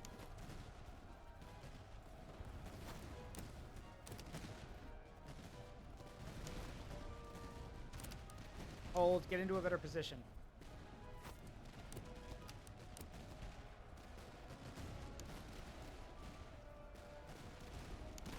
Come on. You guys, get up here on the hill.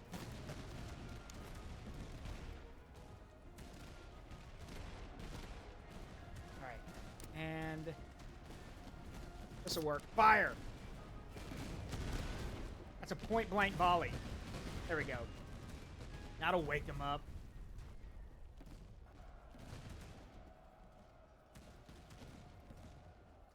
Damn skirmishers just don't want to die. That's it.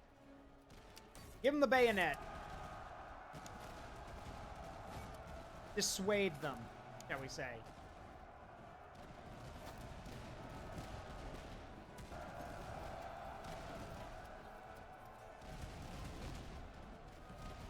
Volley! Yep, there goes another one.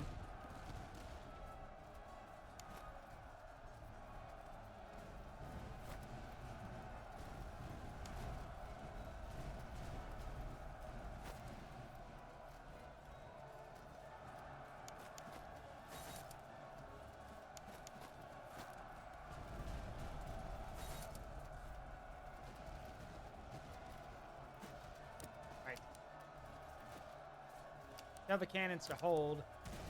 I don't want them hitting our guys.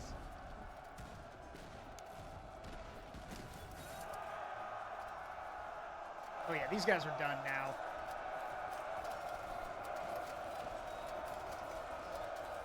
Yep. Whew. Not bad.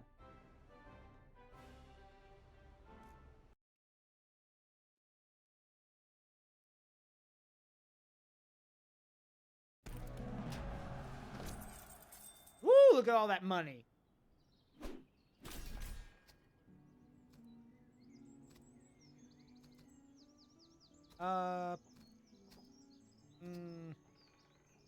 Yeah, give me the money.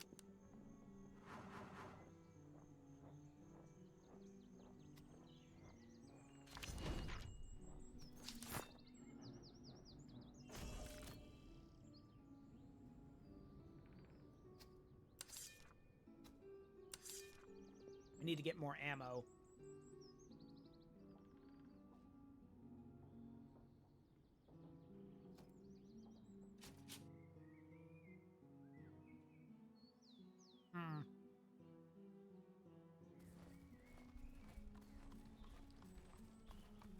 Basically, yeah, that's exactly what we did.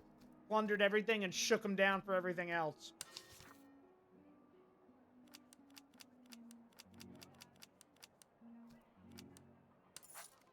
Okay. Thank you for the boxes of ammunition and for the food. By God's light, I smite you! And she's gone. We don't need any more men right now. What we need is equipment. Well, there's the boss. So we need to move quickly. Let's go to Fraustadt, see if we can find some equipment for our guys, and then we need to go deal with the HQ.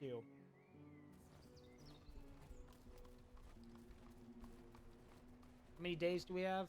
All right. A month once we get to Fraustadt.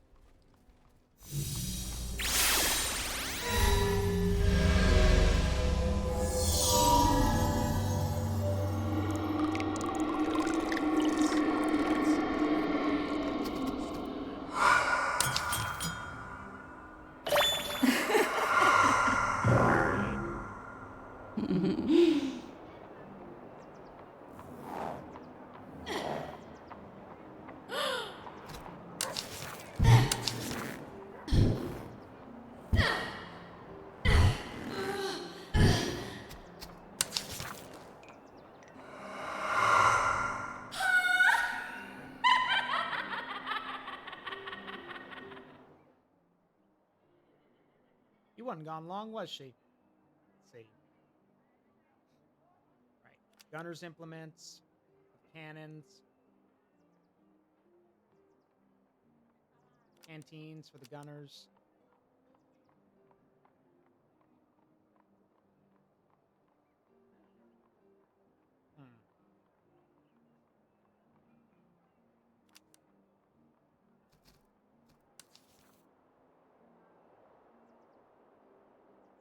All right, we need canister rounds.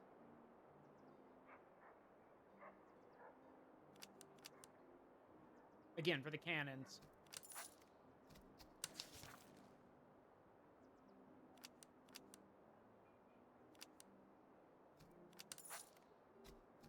All right, do you have any good guns here?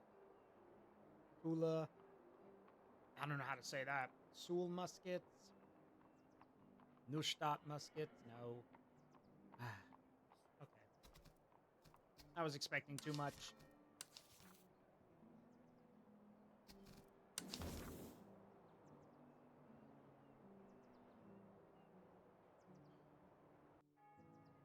They are selling some 12-pounders.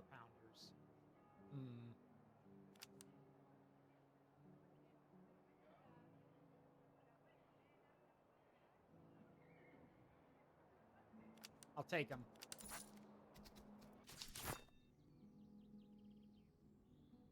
All right. New guns. New cannons, gentlemen. 12-pounders. Here's your load of canister and some extra canteens because you're going to be working your asses off. No doubt. Here's a howitzer. Forget to load it, too.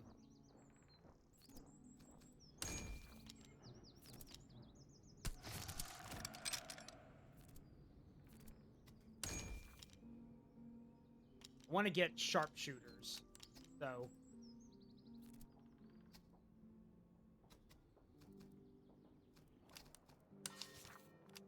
These guns. Where's that? What am I? Yeah,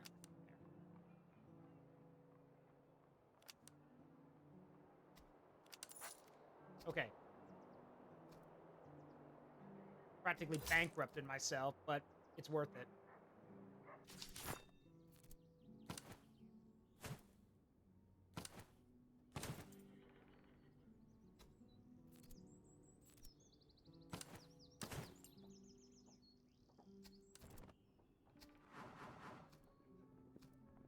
No, we want accuracy.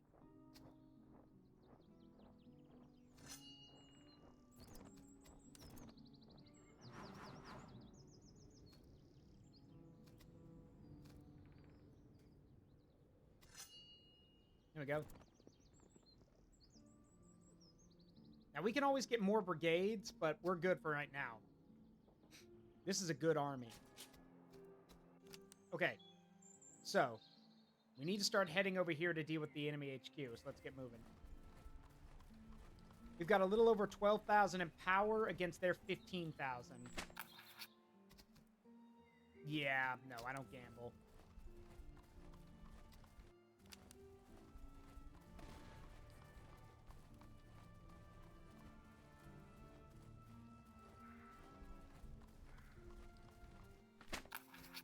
Yeah, I don't have any money.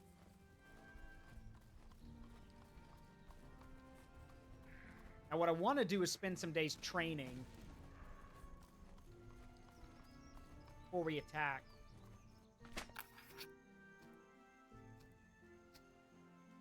Never mind. All right, let's train.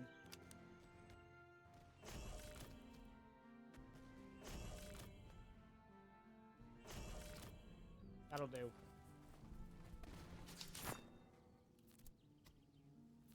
I was hoping we'd get some of these guys leveled up, but well, some of them did level up. Veteran Grenadiers. All right. Now we're talking.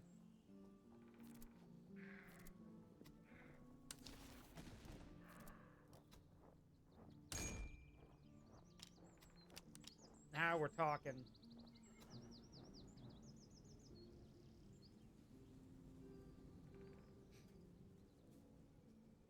All right, this is our force.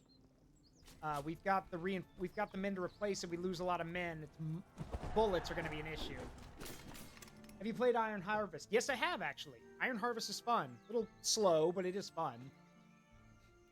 All right, so they have 4 brigades. Let's see. However, a good amount of these men are a few amount of these men are like, there's some serfs right there, or observation units. So like, these are observation units. They've got a lot of cavalry though, which is going to be a bit of an issue, but we'll make it work.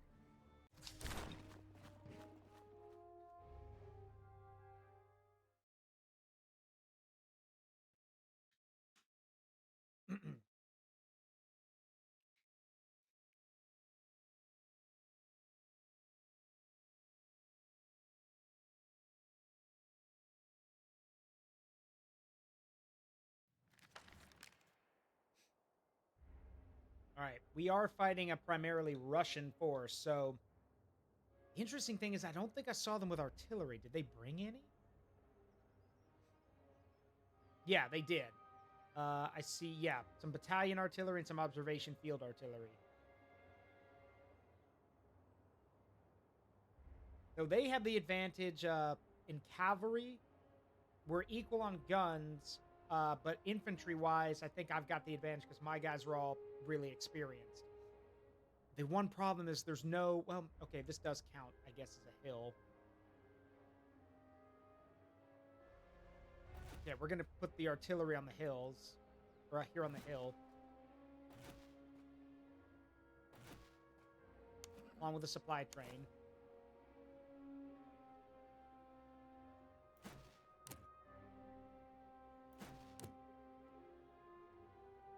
We can cover this entire front area right here. Here's the thing about fighting these headquarter battles. If you lose, it's game over. Like, you are committed to this fight. And I am. Actually, no, let's spread the guns out. We can put one gun, we can put one over here to cover this approach.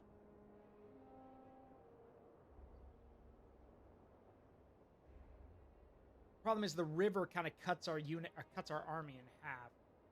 But that's okay, we can make it work. All right, let's see. Veteran musketeers, veteran musketeers. All right, so our normal musketeers. So our core line is right here of veteran musketeers, just musket men. I think I'm going to put them right here on this side of things, because here in the woods, they'll be their firepower will be diminished. It's better to use shock troops in here, so we'll use our grenadiers and fusiliers for that. Let's take all of our veteran and just plain musket units. Put them there. And then, let's see. Veteran Grenadiers. Converged Fusiliers. Fusiliers. Yeah. And then and then our other ones right here, I'm putting them in the woods so they can just take pot shots at people. That'll work. That way they can take pot shots at anyone trying to cross the bridge. Now, unlike before, our cavalry is actually not going to be doing anything too aggressive this time because we mainly need to use them to shield us from anyone who's trying to attack us.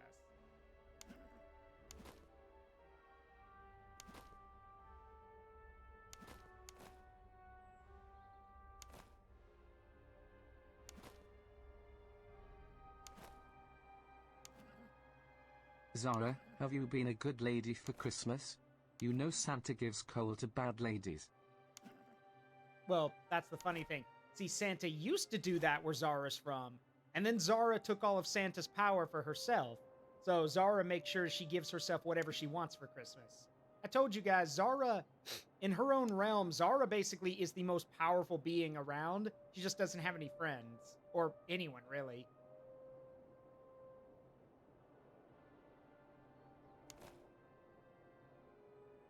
She can basically have whatever she wants, but that's the thing. It's kind of boring when you can just have everything you want. All right. Let's go.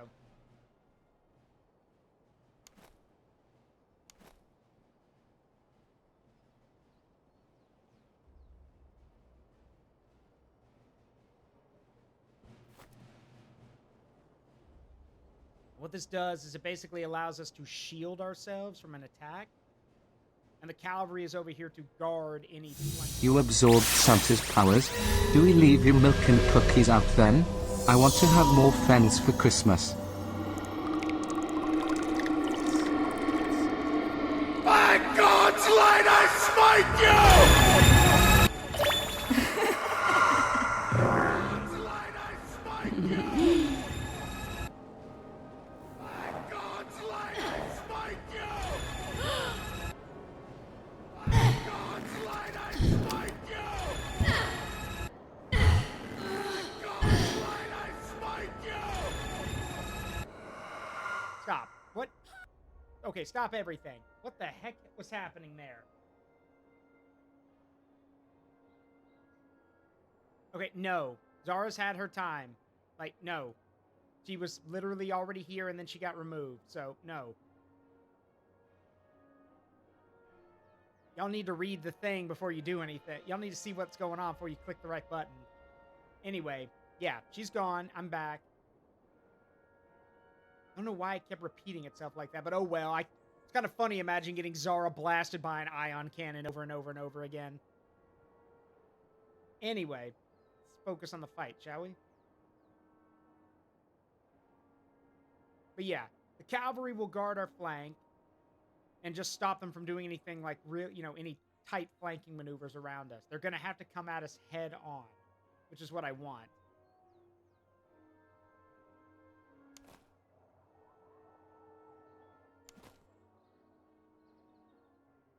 Kind of wish we could take more shots at them when they're crossing the river, but I don't want to stretch the line too far. It's cool, Sturkio. Don't worry about it. Let's see.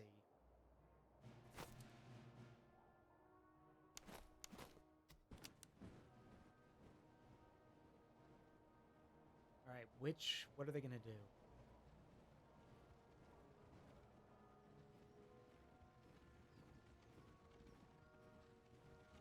Looks like they're thinking about it.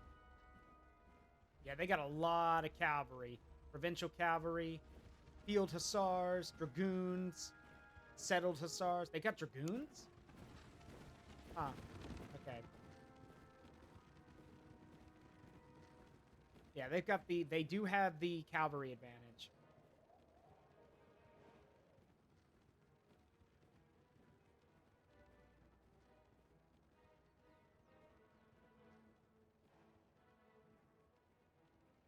Let's speed things up.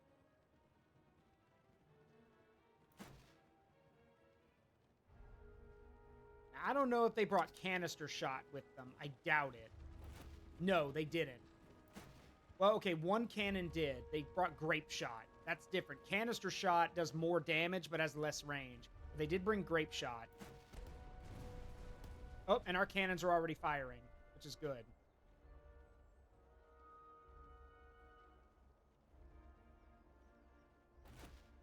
Now, this is a howitzer, not a cannon, so it has less range, but it does more damage. But the cannons are already firing, which is good. I think we, ew, turned a bunch of guys into paste. Good.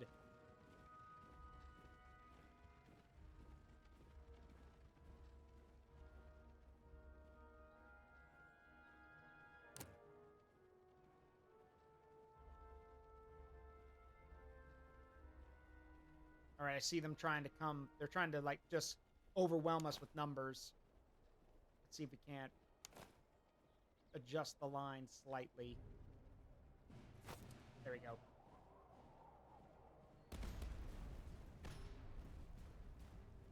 I love how you can actually see where the cannonballs bounced. It's terrifying to see, honestly. All right, time to get the cavalry moving.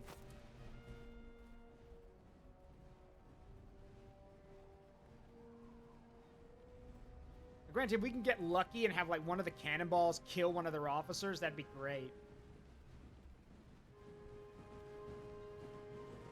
There's an officer in this unit right here.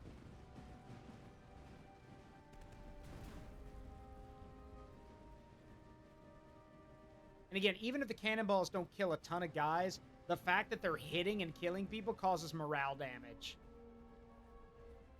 Because nobody likes seeing their buddy get ripped apart with a 12-pound ball of iron. Hey, I would too. Like, I'd love that. I mean, there was a World War I game I played here on the stream a while back. It was great, but it got boring really quickly. It also wasn't, there were also problems because the game kind of cheats.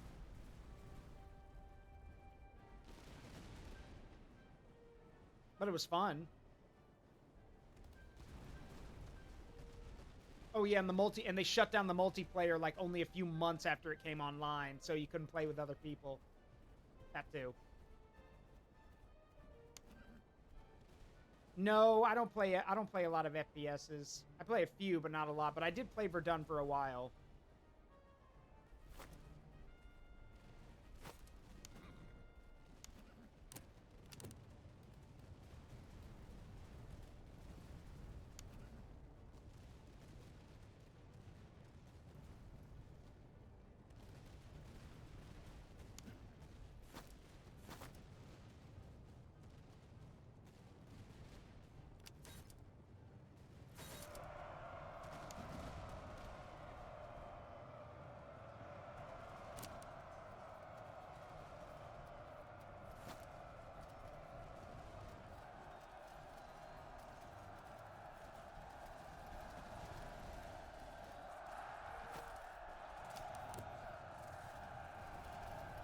Fire.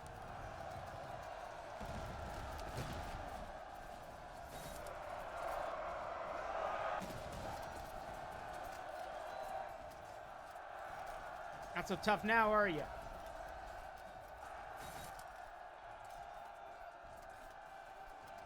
There they go. And this time we're going to chase them off the field. It drove off my hussars, but that's because the hussars aren't really, you know, they don't have the staying power. That's okay.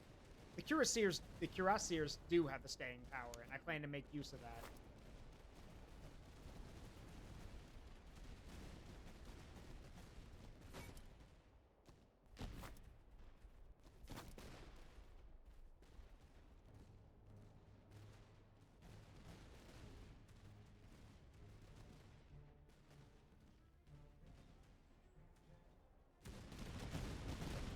There we go.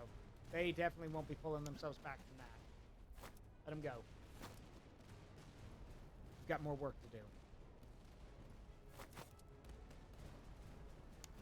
Alright, you hussars pulled yourself together. Go wait in the woods for instructions.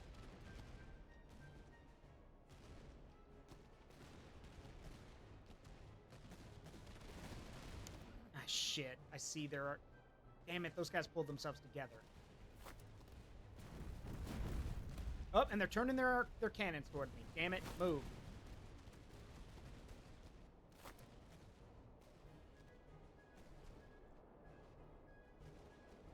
Just great. I thought those guys would leave, but nope, right at the edge of the map, they decide, nah, we can keep going.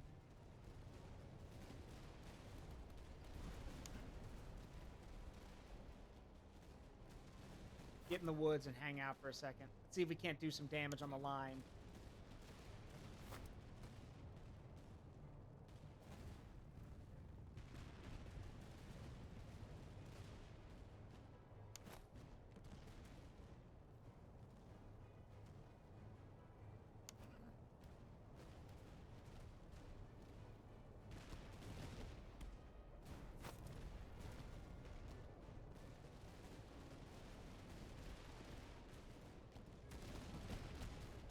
You may be able to turn one or two of their units away.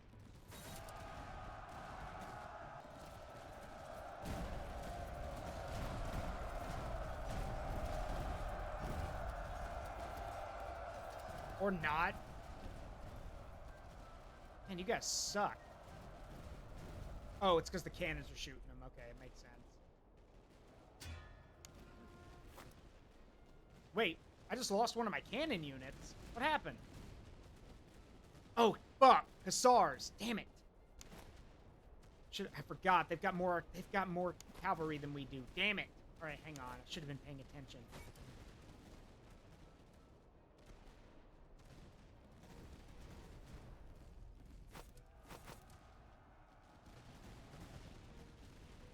Damn it. That's my fault for not paying attention.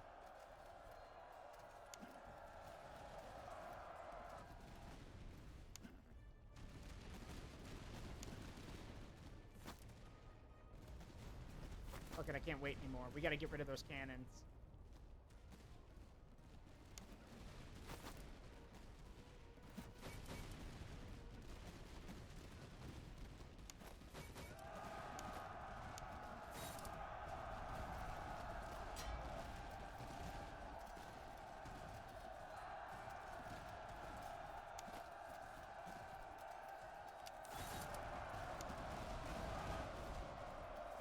Yep, we're gonna lose our cannons because I wasn't paying attention. Damn it!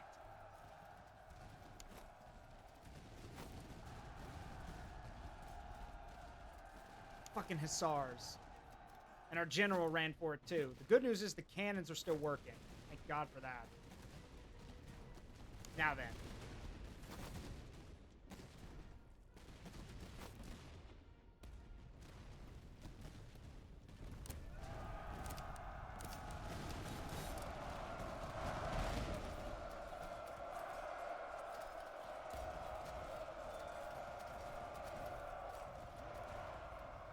Fuck's sake, they're still... they still got more. This is where that cavalry advantage starts to piss me off, because we can't, like... I can't make any grand gestures or grand movements because, well... Yeah, the damn horses are everywhere.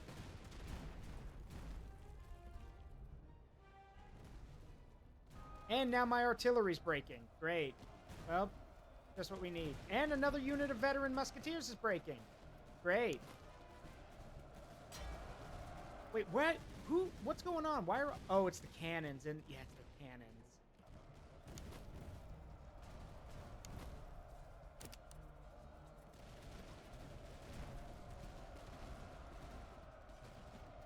Get him. Fire.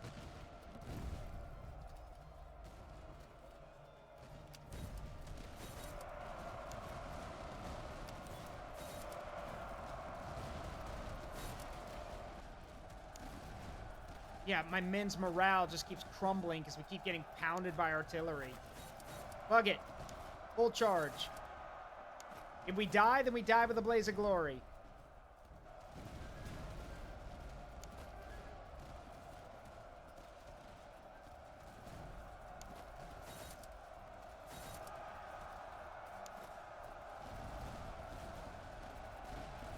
I imagine it won't look too good when they literally see their guys running by the thousands out of the woods, chased by a bunch of angry Germans.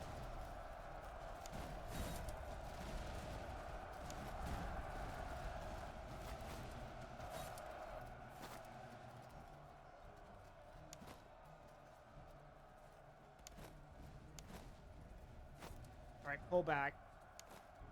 Yeah, pull back from the... Pull out of the woods. We can't hold this position. Pull back.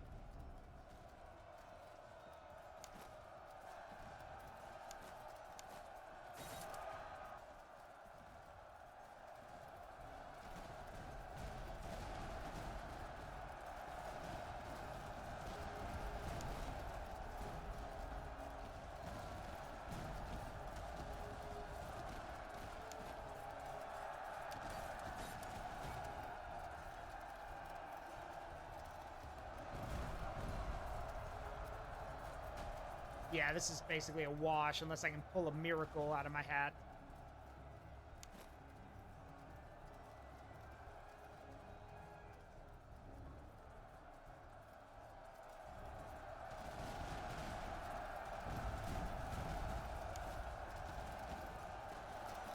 There really should be morale penalties for your cannons killing your own dudes. There really needs to be penalties for that. Because they're killing their own guys just as much as they're killing me.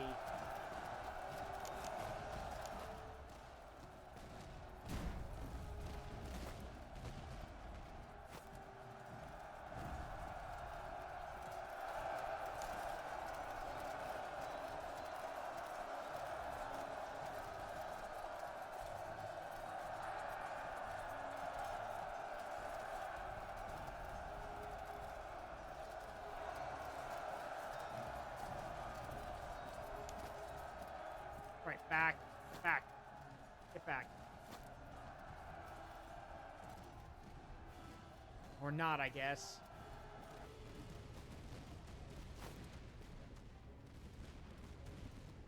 I was honestly hoping to use that force to push all the way into their lines and at least take out the cannons, but no, that ain't happening.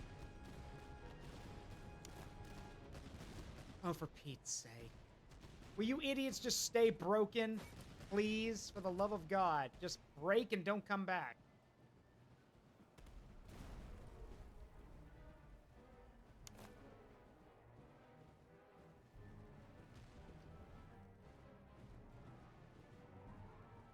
Okay, at least some of their stuff's leaving and not coming back this time.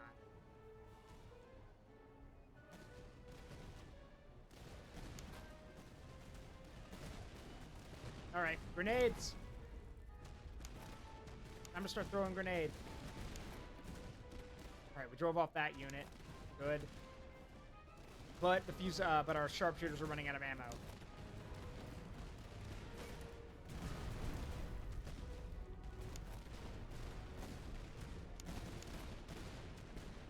Those are those are fucking serfs. Get them.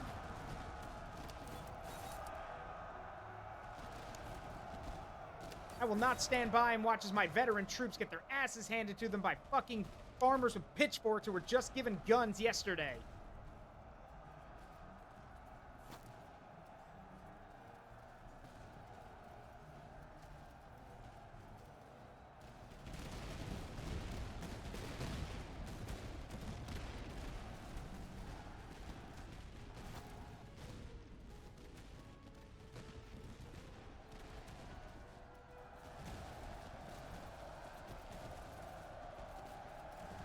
My guys are just tired.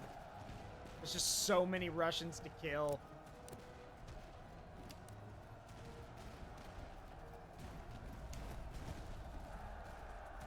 And the damn cannons. Like, the cannons are killing us. Alright, let him go.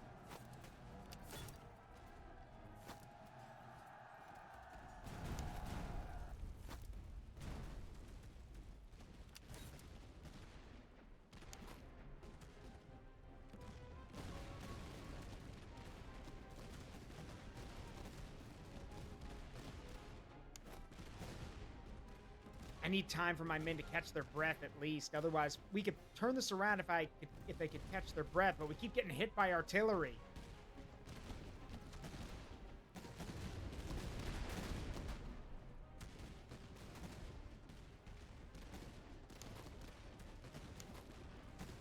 All right, screw it.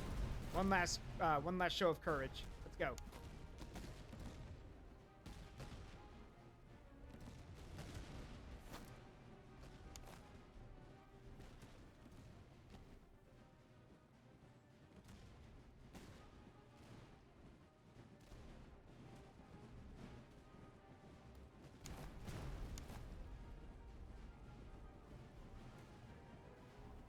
if we can get rid of the cannons, if we can push them away, then we can probably turn this around.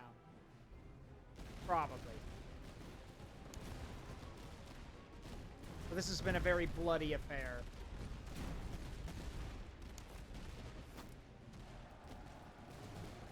Yep, there's a shatter. So that cannon's gone.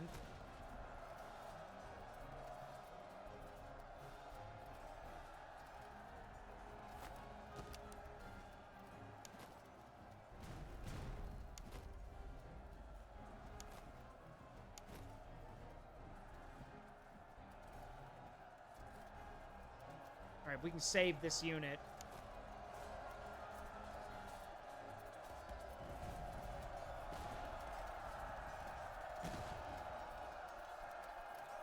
This goes to show how well-trained my men are. They're fighting like monsters.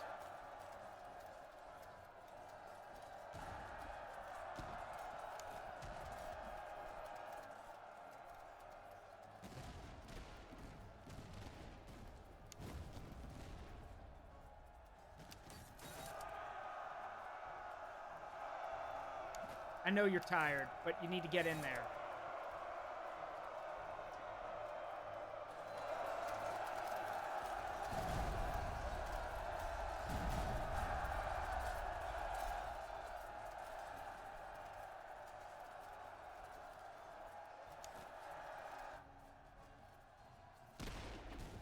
Fire volley.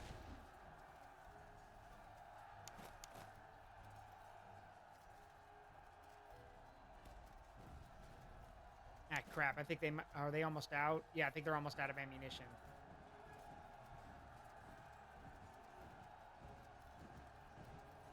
Oh, they have no ammunition. All right, well, get them.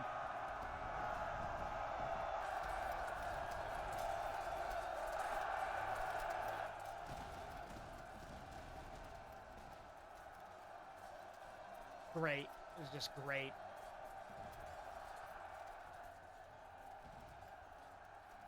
All right. Let's stay. Let's try to at least stay together at least. Let's group up and see what we got.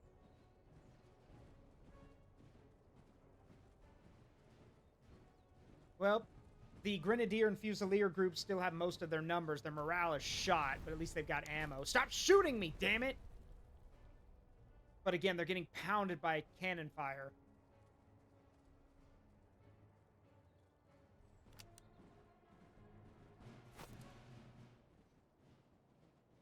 The Fusiliers here and the Musketeers are basically... The Fusiliers are out of ammunition, and the Musketeers basically are running, so they're not going to be able to hold.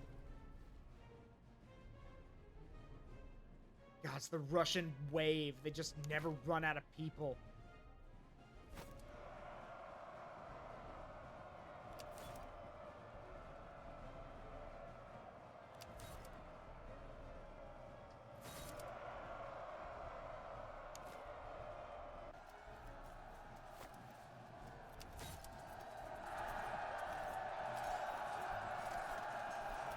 God, just break already, for God's sake. How many of you do I have to kill?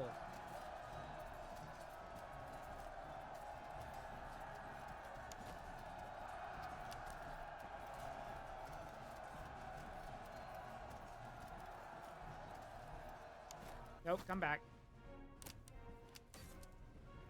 No, we're not playing their game. They can play ours. And the can... Okay, the cannons only stopped because they ran out of ammunition. Thank God.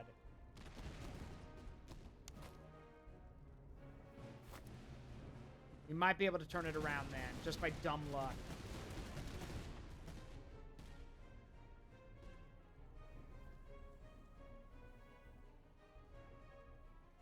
I think that's their last unit.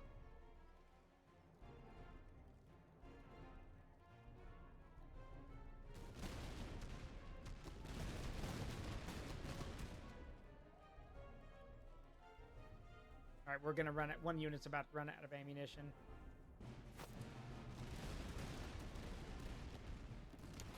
Close in if you have to. Point blank. Put the guns right in their faces and pull the trigger.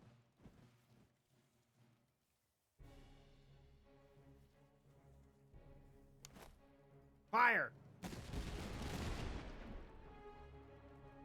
Again!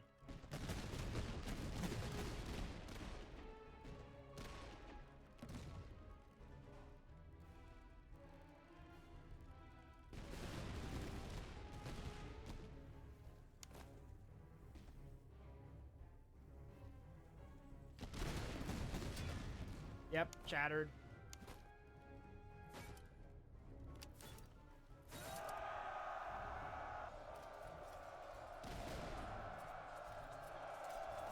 We can break them.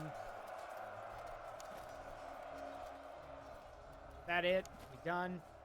No, apparently we're not. Who's left? Oh, for Pete's sake. Again, damn Russians just don't know when to stay down.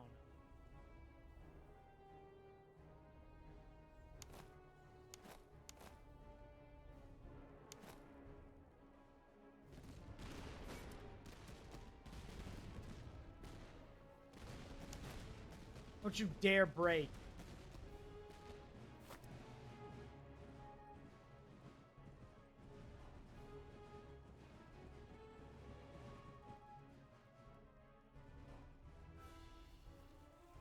They've got practically nothing.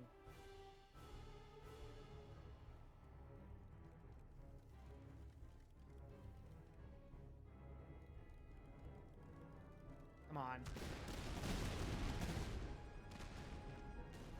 Guys hanging on by their fingernails here.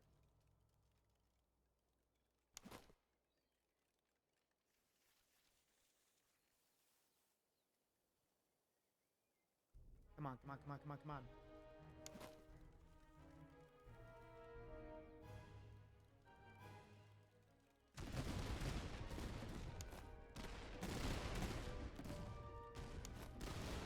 Alright, enough. Don't let him reload. Just get him.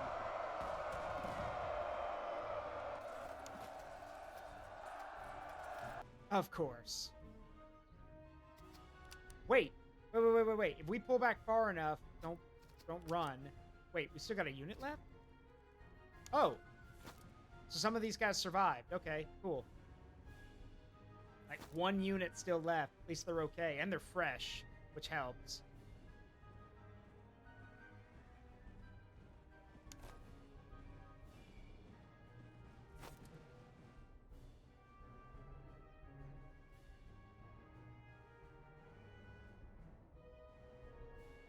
Yeah, those two are gone.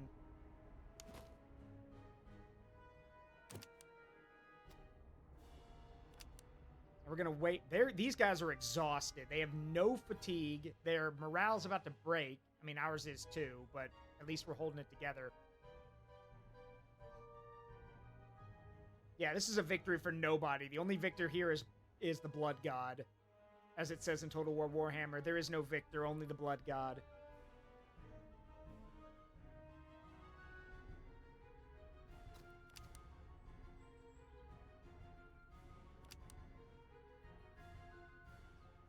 You know what? No.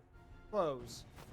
They're exhausted. Their reloads are going to be really slow. Close the distance and shoot them.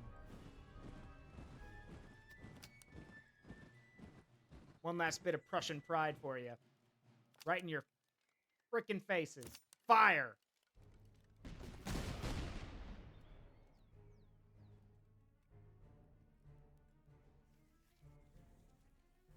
Yeah, that took a huge chunk out of their morale. Another shot like that, and they'll be done. And they can't reload fast enough because they're scared.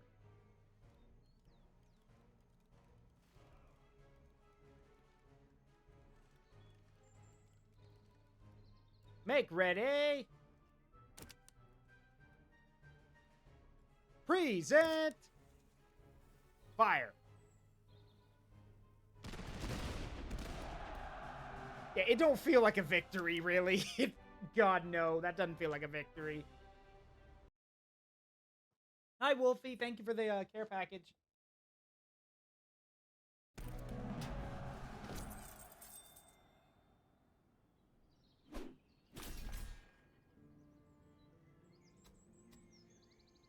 No, I want the reservists because we have to replace all of these losses. Oh no, we lost our commander. Shit. So we'll have to get another officer. Yeah, we can't replace all of our losses. We've lost so many people. And we don't have enough ammunition for everyone either. So we're going to have to spend a lot of money the next chapter getting a bunch of stuff.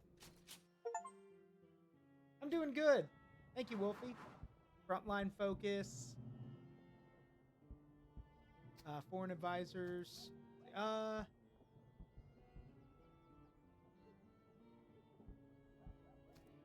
Scraping the bear reserve. Nah, frontline focus. All right, next mission. So we unlocked the Freikorps volunteers for completing chapter 1. So now, let's see. Protect Western Prussia. Cavalry focus doctrine. Let's see. Or raid Hungary or reinforce farther Pomerania.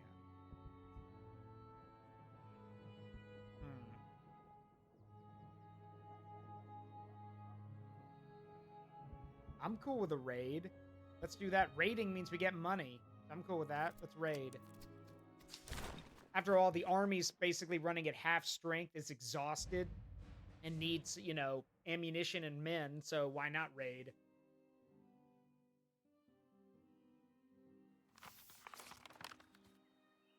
General, your army stands upon a new frontier. The enemy has used the lull to prepare. Patrols flood the roads, and field armies will begin hunting us once we've made our presence known. The year has turned cold early. Within weeks, snow will be regular and marches will be slow. Lay in provisions and firewood and expect to fight in winter throughout this country. Secure your supply depot, but do not linger. Press the advance before your supplies diminish.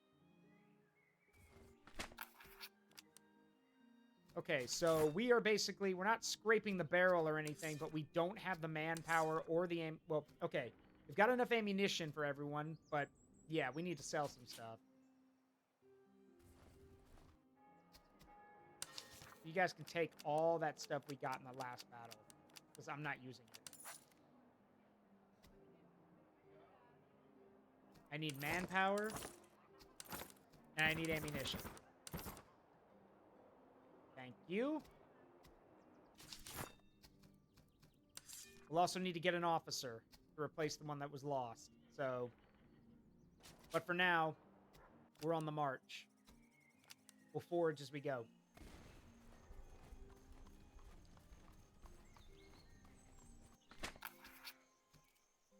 See, Your Grace, we've come upon a small band of wild horses, likely once domesticated but left to wander by those fleeing the war.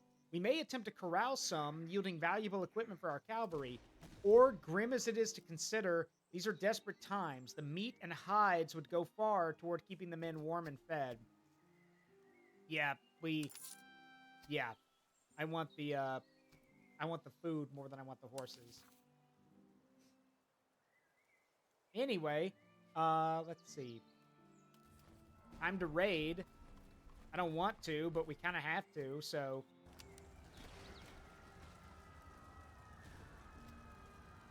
That's how you raid.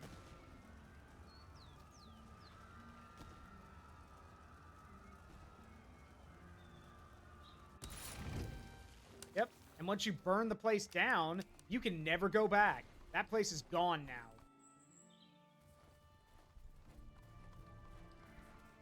Oh, got a patrol out looking for us, probably.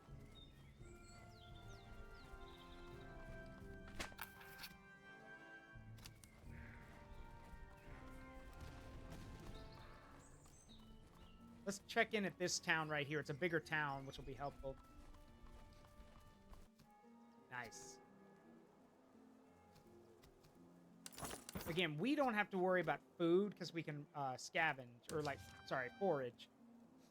Let's see, cover effectiveness, range. No. You'll work.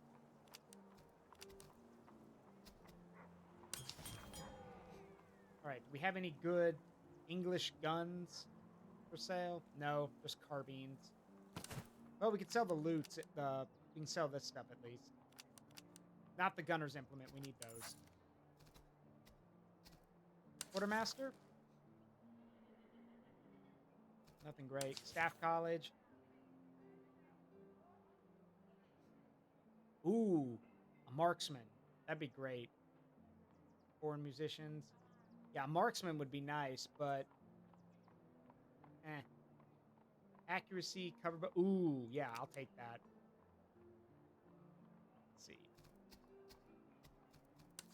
Powder house. We're good there. We don't really need much. They're not selling high-grade guns. And we don't really need any new cannons. So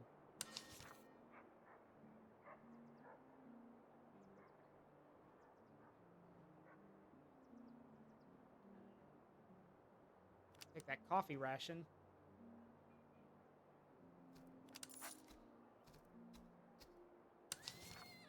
Stables for horses if we wanted any, but we're okay. Actually, wait.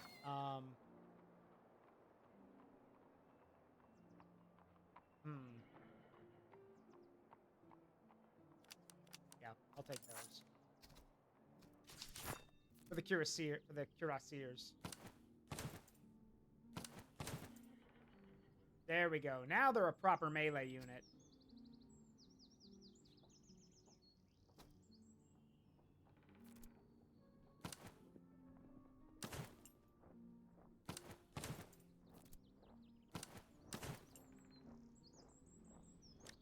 Oops.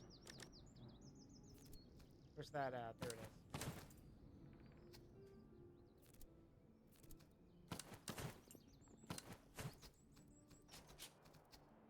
All right, now, rule of thumb is that you never want to burn down never raid the big city. Sure, they give more stuff, but not worth it. A smuggler's caravan. Your Grace, a string of pack mules and carts have been intercepted, their casks sloshing with spirits bound for taverns and camps across the line. The smugglers claim no allegiance, offering a share of their stock if allowed to pass.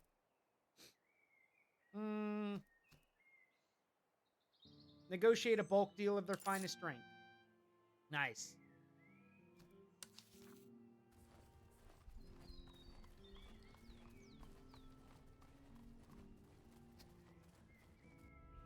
Uh-oh, there's a patrol army.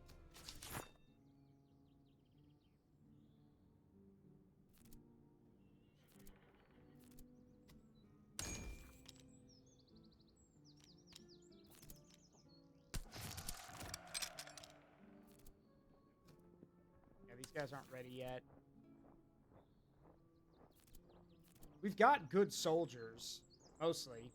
I mean, the main thing is that we got to get them better guns. Intercept 4 convoys and raid 5 settlements. Okay.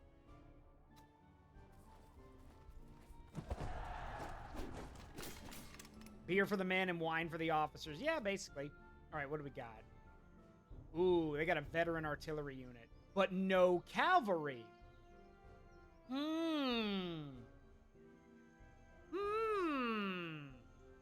Interesting. However, these are fusiliers, so they've got pretty good range on them. Yeah, these are veteran fusiliers or normal fusiliers. So so ranged troops or shock troops, and some Jaegers too. And some good field artillery, but no cavalry. Time to break them.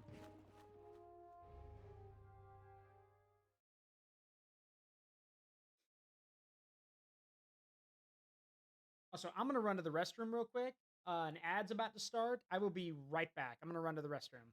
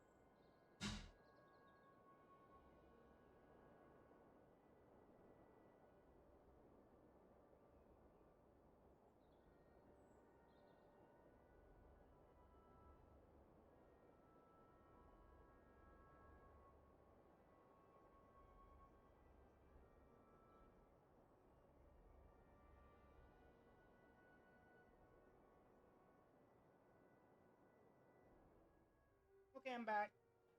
Whew. This will finally be the last fight for the day because I'm starting to get battle fatigue. All right, let's see.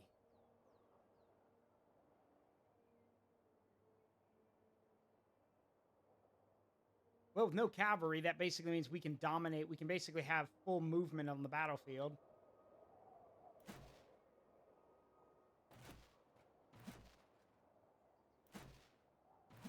Where's that supply wagon? Oh, wait. The guy who gave us the supply wagon is dead. I forgot.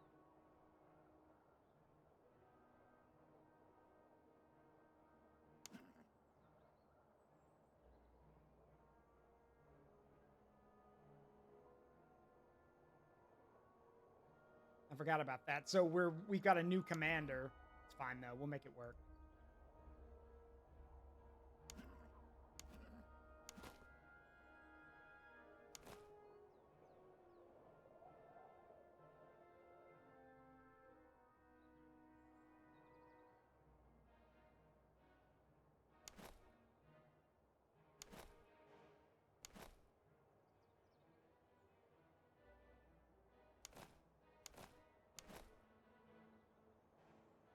Honestly, this is not bad. There's plenty of cover to take advantage of. So, all right, let's see what we can do.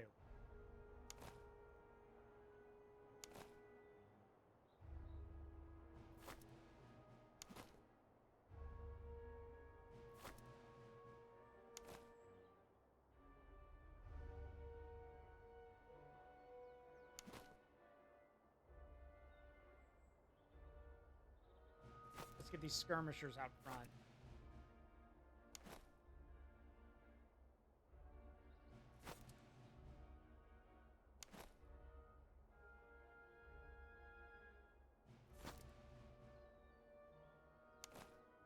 And there we go. Perfect. Now well, except these two, but that basically means all of our guys are in cover, which is going to help.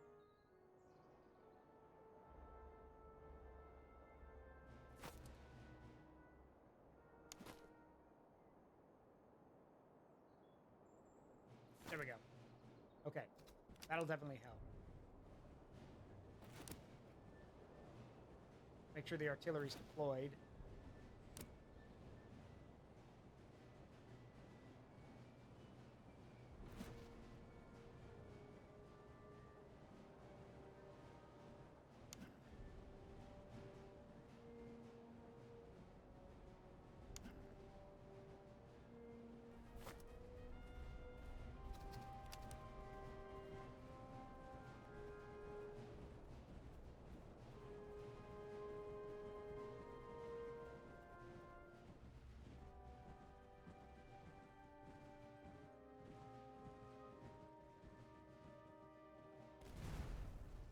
And there go the cannons.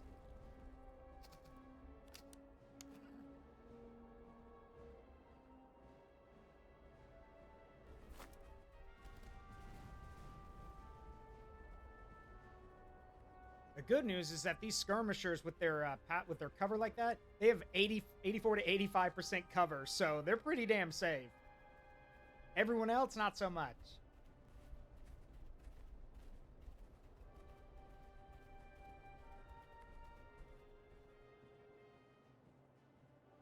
All right. Time for these Freikorps veteran hussars to earn their spurs.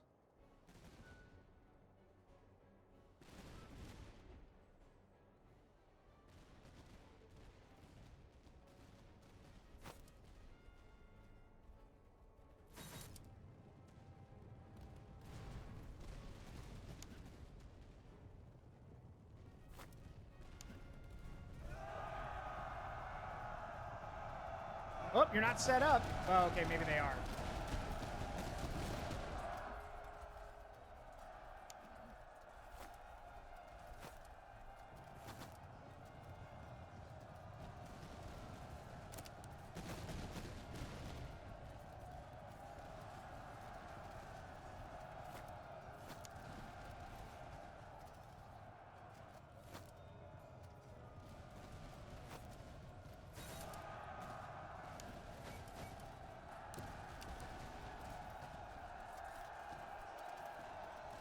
Right into the flank. There we go. That should help.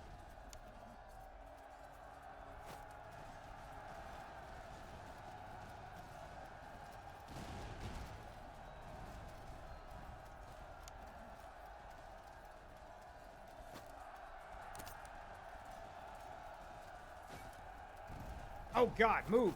Cannons!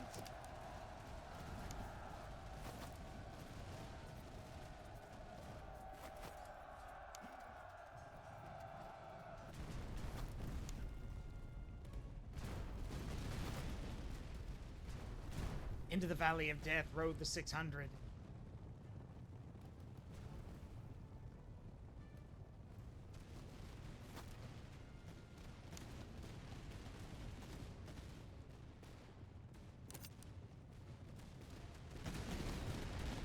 Get him, boys.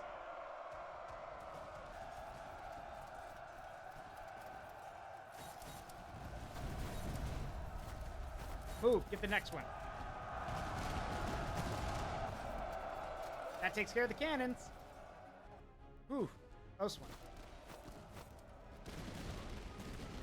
Sorry, I had to make a Charge of the Light Brigade reference. I have to make at least one every time I stream this game.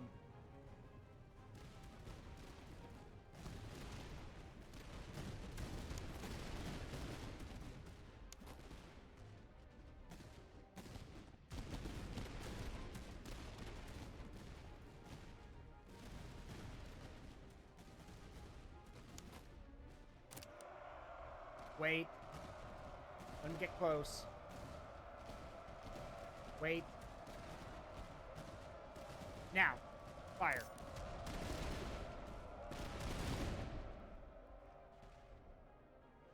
And that broke the charge, so they slowed down.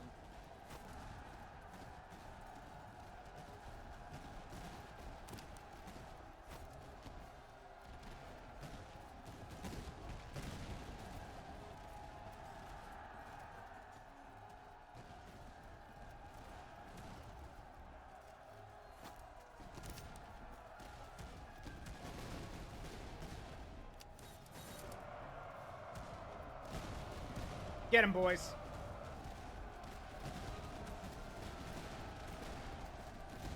Well, that'll slow him down.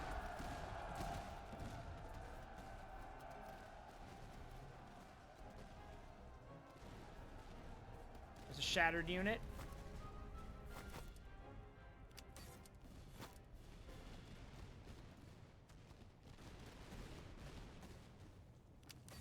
Get him.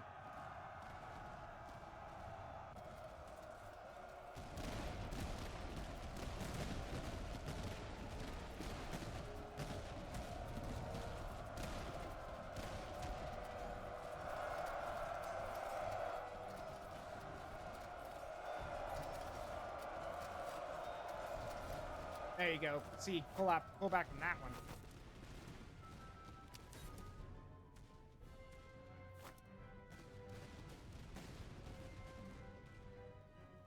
All right. Meanwhile, on the rest of the front, things are, well, stable.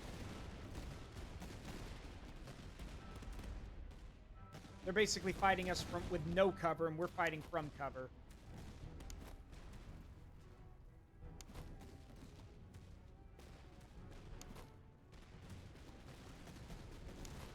All right, time to pull back. Fresh units to the front.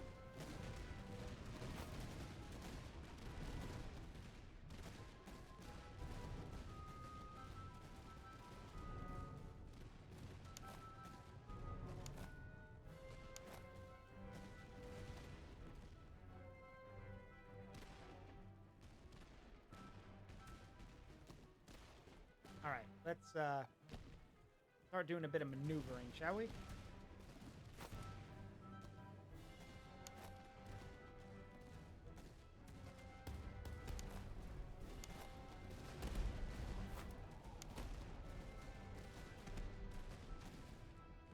Get some fresh units over there. Move.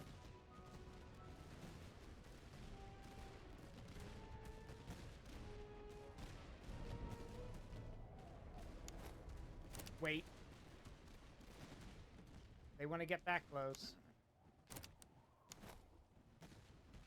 What are they doing?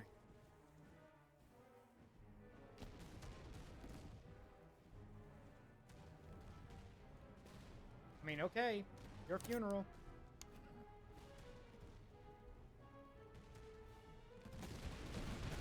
Yeah, that's what I thought.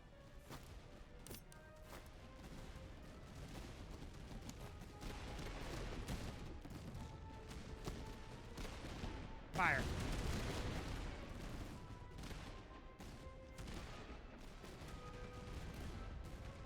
Alright, I think they're down to their last unit. That being this one. Nope, wait. Yeah, it's this one over here too. But they're wavering.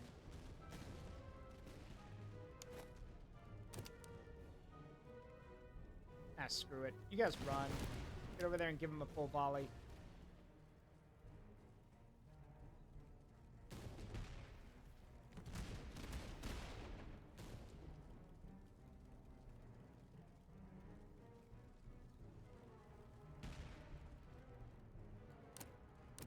Present fire! There we go. Nice. And that's how we do that. That's one thing I do like about this game is that you're gonna take losses. This is not one of those games where you can just sweep everyone. No, you will take losses. It's all in the matter of how you handle taking the losses. Oh god, that's a lot of money.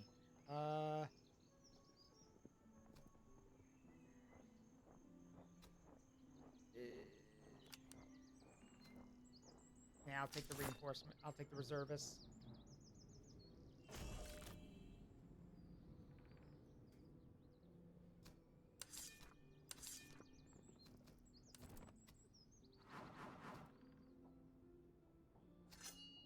Here we go.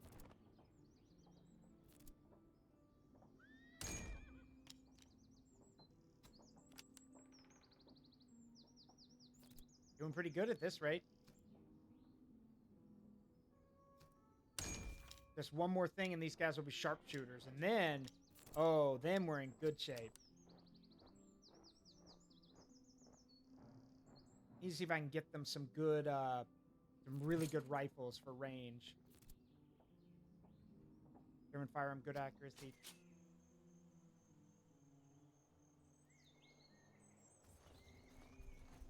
All right, we've already visited that city, so let's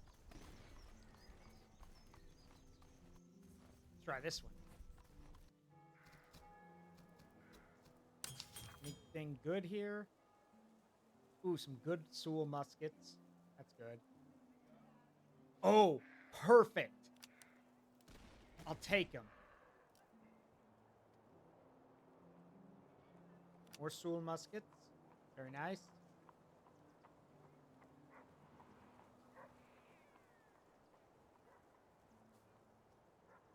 Always good to find good value muskets for the men.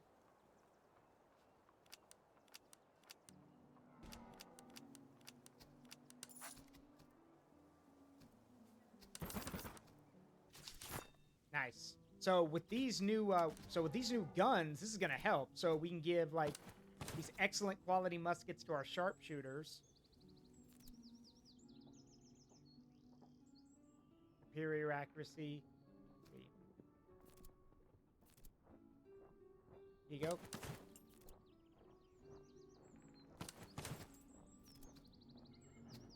Basically, if they're not using British muskets, they're going to be using these German ones.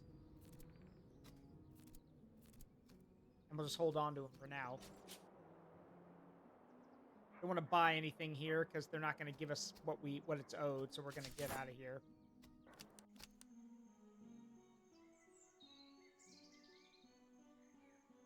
Or, hang on. I wonder.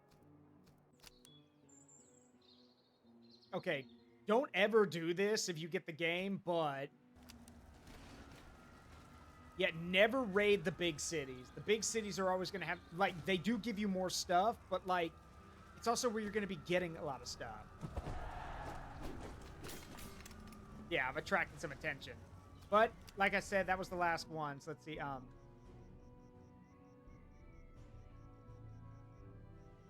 Save here.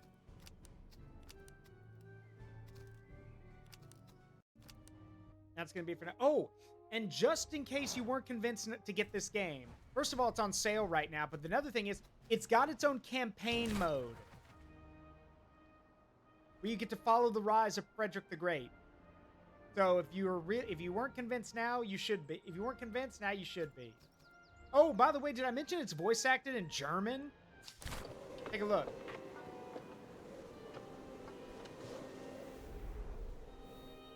Ich bin Friedrich, König in Preußen. Als ich die Thronfolge antrat, waren wir ein Kleinstaat. Respektiert, aber niemals gefürchtet. Meine erste Schlacht, Mollwitz, hätte ein Kunststück aus Disziplin und Strategie sein sollen. Stattdessen schickte man mich vom Schlachtfeld.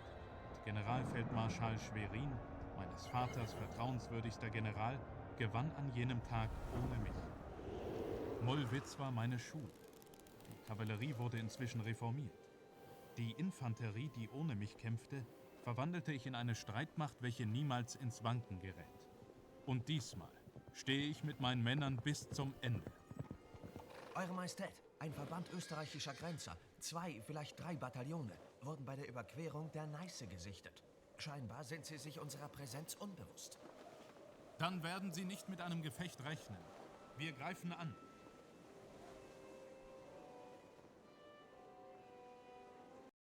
That's just cool. That's just really cool. I like that they actually got it dubbed in German.